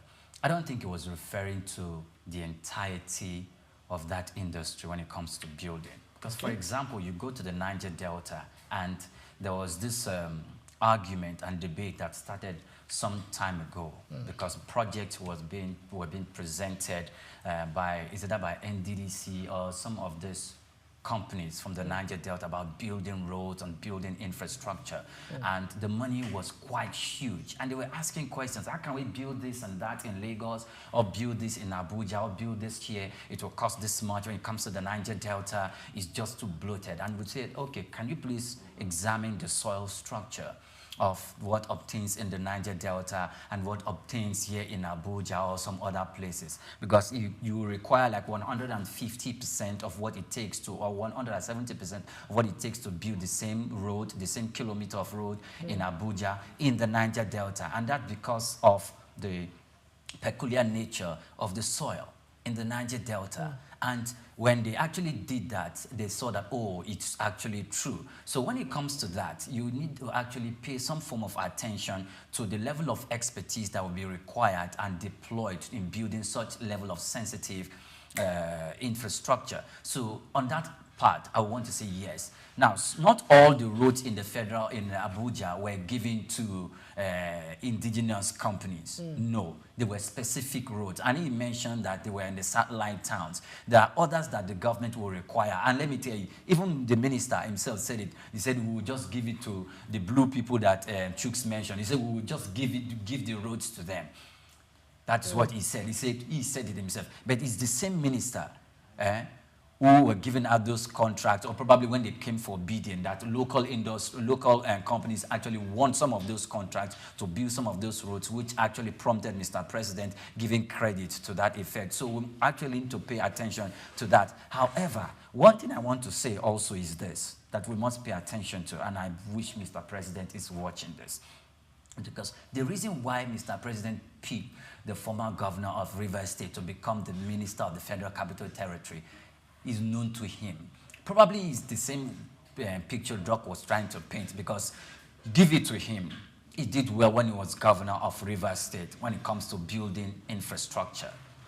Probably maybe that was what he looked at. But if the Mr. President means well for Niger Deltans, look at the minister, about 19 roads, 19 state-of-the-art infrastructure, some of them upgrade roads that has been built by Mr. Yesom Wike, were going to be commissioned in just 2 years. And because of the time that is required for Mr. President to go about, they shut it down to 17 of these roads that is going to be commissioned. About 10 of them will be commissioned by Mr. President, which he has already done. About 5 or 4 or so will be done by the Vice President, and he has started already. And about 2 of them will be commissioned by the Senate President Godswill Akpabio, and 2 will be commissioned by the Speaker of the House of Representatives. So if we're looking at that, and the minister is doing well in this regard, and if Mr. President means well for them, the remaining 2 years of this administration, Mr. President should do a cabinet reshuffle and appoint Mr. Nyesom Wike to go and become the Minister of the Niger Delta Affairs, because we need to pay attention to that regional body that has been established, that through which we can convey some form of development to that region, so that Mr. Nyesom Wike can now replicate the same feat he has replicated, the feat he did in the River State, in the Federal Capital Territory, so we can do that in the Niger Delta, in the 6 or 5 states, in the 6 states rather, if not 9, in the Niger Delta, the southern part of the country.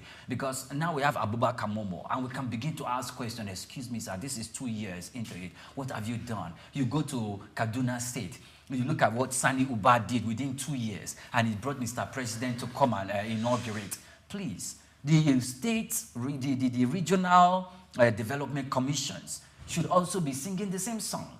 They should do likewise, because if they're not doing it, it's an indictment, and we need to start holding them. And Wike can do it. You remember what happened during the Akpabio? Not Akpabio. Shut down the line. No. During the Buhari days, when there was this hula baloo, when Nyesom Wike was asked, where do you see all the money that he's using to build the road?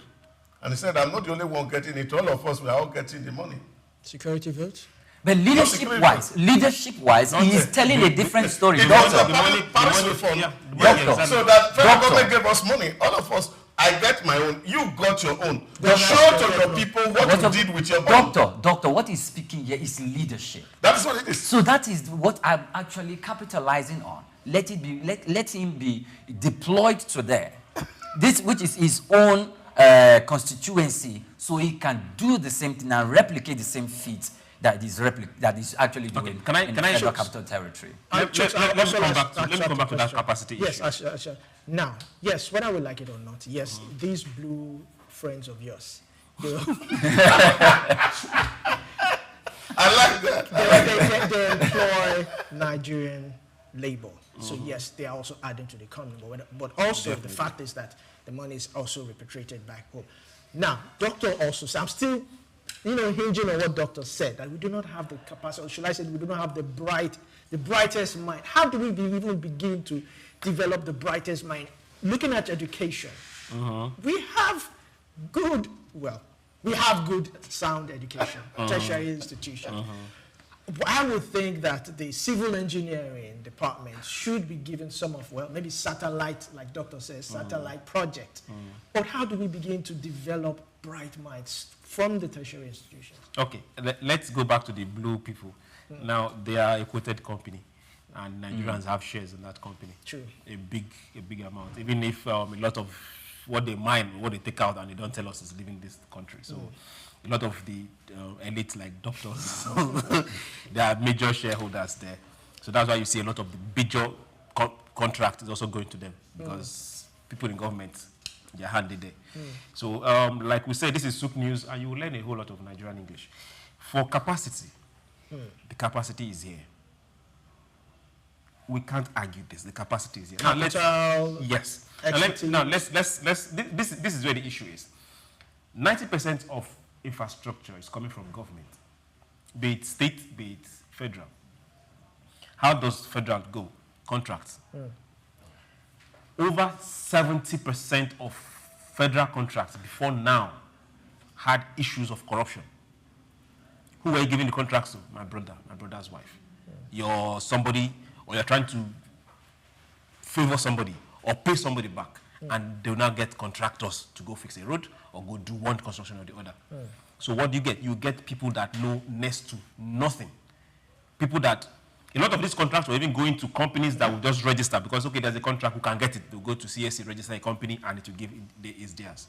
And somebody will go and construct a road that you can use your hand pulling out the asphalt. We've seen it happen in this country, not once. We've seen a governor go to drainage and use leg in kicking down the drainage. It's not that the capacity is not there. We deliberately have shot ourselves in the foot for a very long time. So it now looks to us that we can't do it.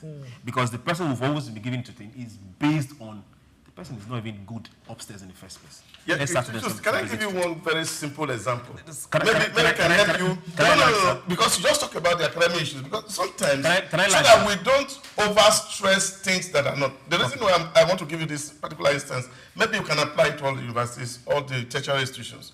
I was in a certain polytechnic in Nigeria. A certain polytechnic? Yes, in Nigeria. Okay. And of course, they were doing building science, building technology. And I asked the rector of that polytechnic, because I was training their management staff, and I said to them, what's the plan and all of this? And I looked at it and I said, look, people are studying building, but look at your structure. The structures are not fine. Okay, that's sad. And he said to me, the law of the land does not even allow them to use students to build. Okay. So they subcontract it to people on the outside. Now, if you are training somebody who is a builder, an architect, and the hands are not dirty from university, and then he comes to wear tie, and he will suddenly know the job, I think we're joking. Okay, that's that particular institution. Okay. That particular institution.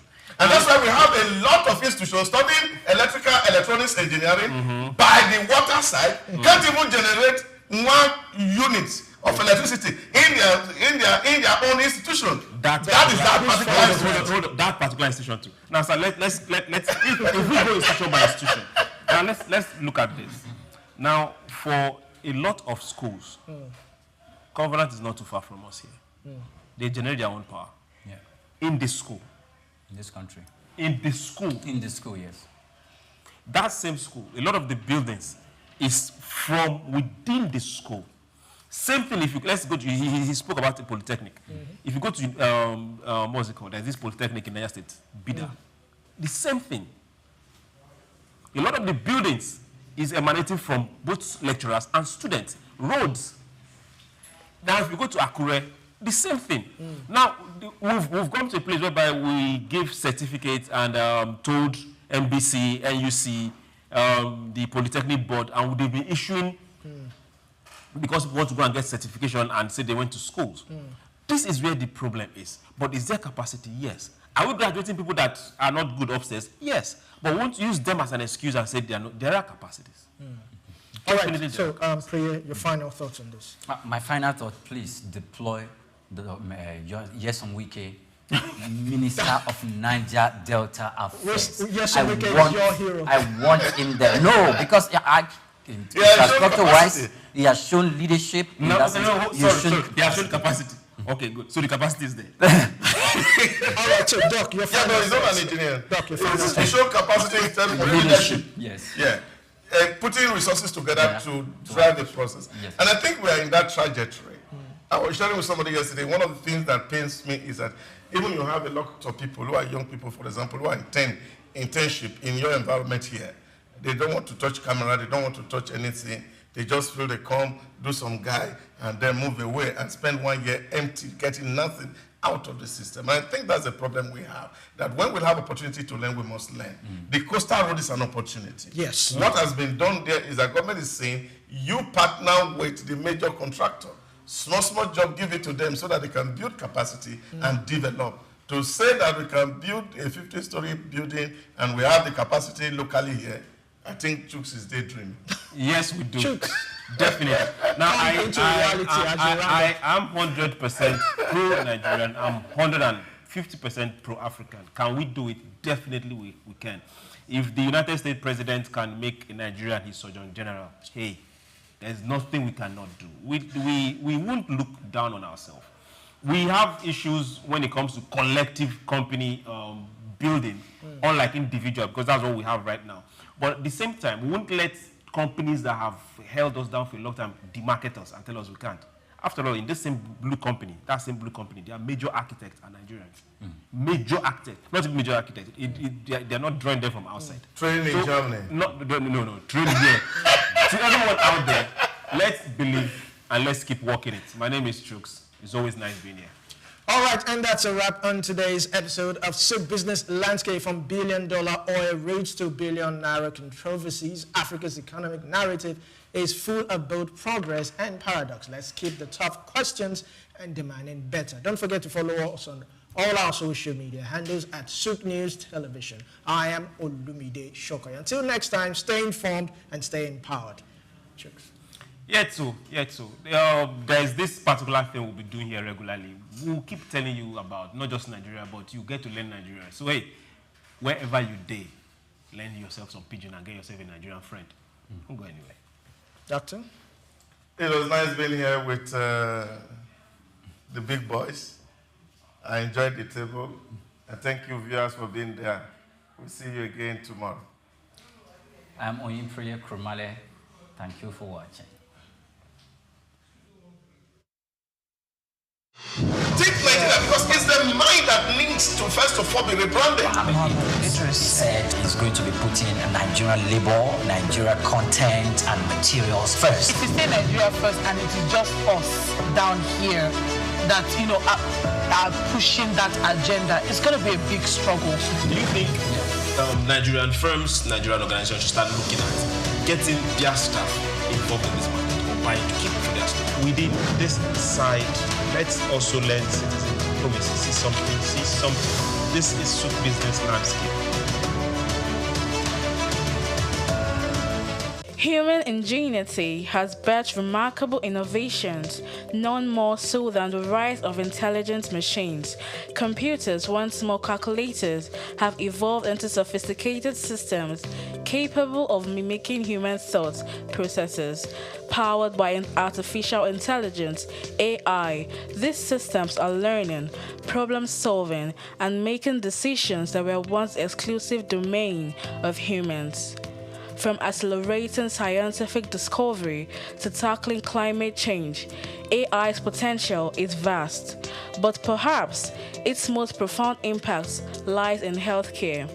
Artificial intelligence, AI, it's no longer a futuristic concept. It's here with the potential to revolutionize patient care, diagnosis, and treatment. AI is emerging as a powerful tool in the hands of medical professionals. From detecting diseases early to optimizing treatment plans, AI is demonstrating remarkable capabilities. It can analyze vast amounts of medical data to identify patterns and predict outcomes, aiding in more accurate diagnosis. Also, AI-powered robots are assisting in surgeries, improving precision, and reducing recovery times. However, despite its promises, challenges persist. Concerns about data privacy, ethical implications, and the need for robust regulatory frameworks are hindering widespread AI adoption. To fully unlock AI's potential in healthcare, collaborative efforts are essential. Healthcare providers, researchers, policymakers, and technology companies must work together to develop and implement AI solutions responsibly. By addressing ethical concerns, investing in AI research, and creating supportive regulatory environments, we can accelerate the integration of AI into healthcare and improve patient outcomes. Joy Chuma, Souq News.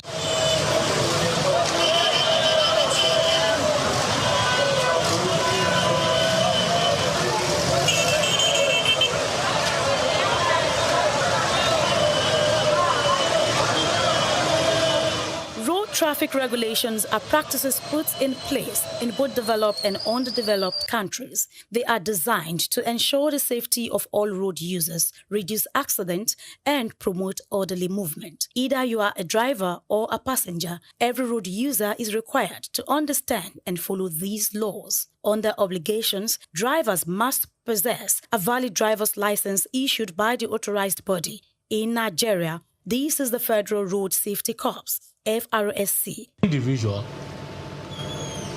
like I've just said, most Nigerians, as we know, celebrate their date of birth. And as such, when you obtain a driver's license, says for 3 years or 5 years, you already know if you do it today, in the next 5 years, when you'll be celebrating your birthday, you are already aware that your license is due for renewal. You don't have to even wait until that date. By law, a month to that date, you should start processing the renewal of the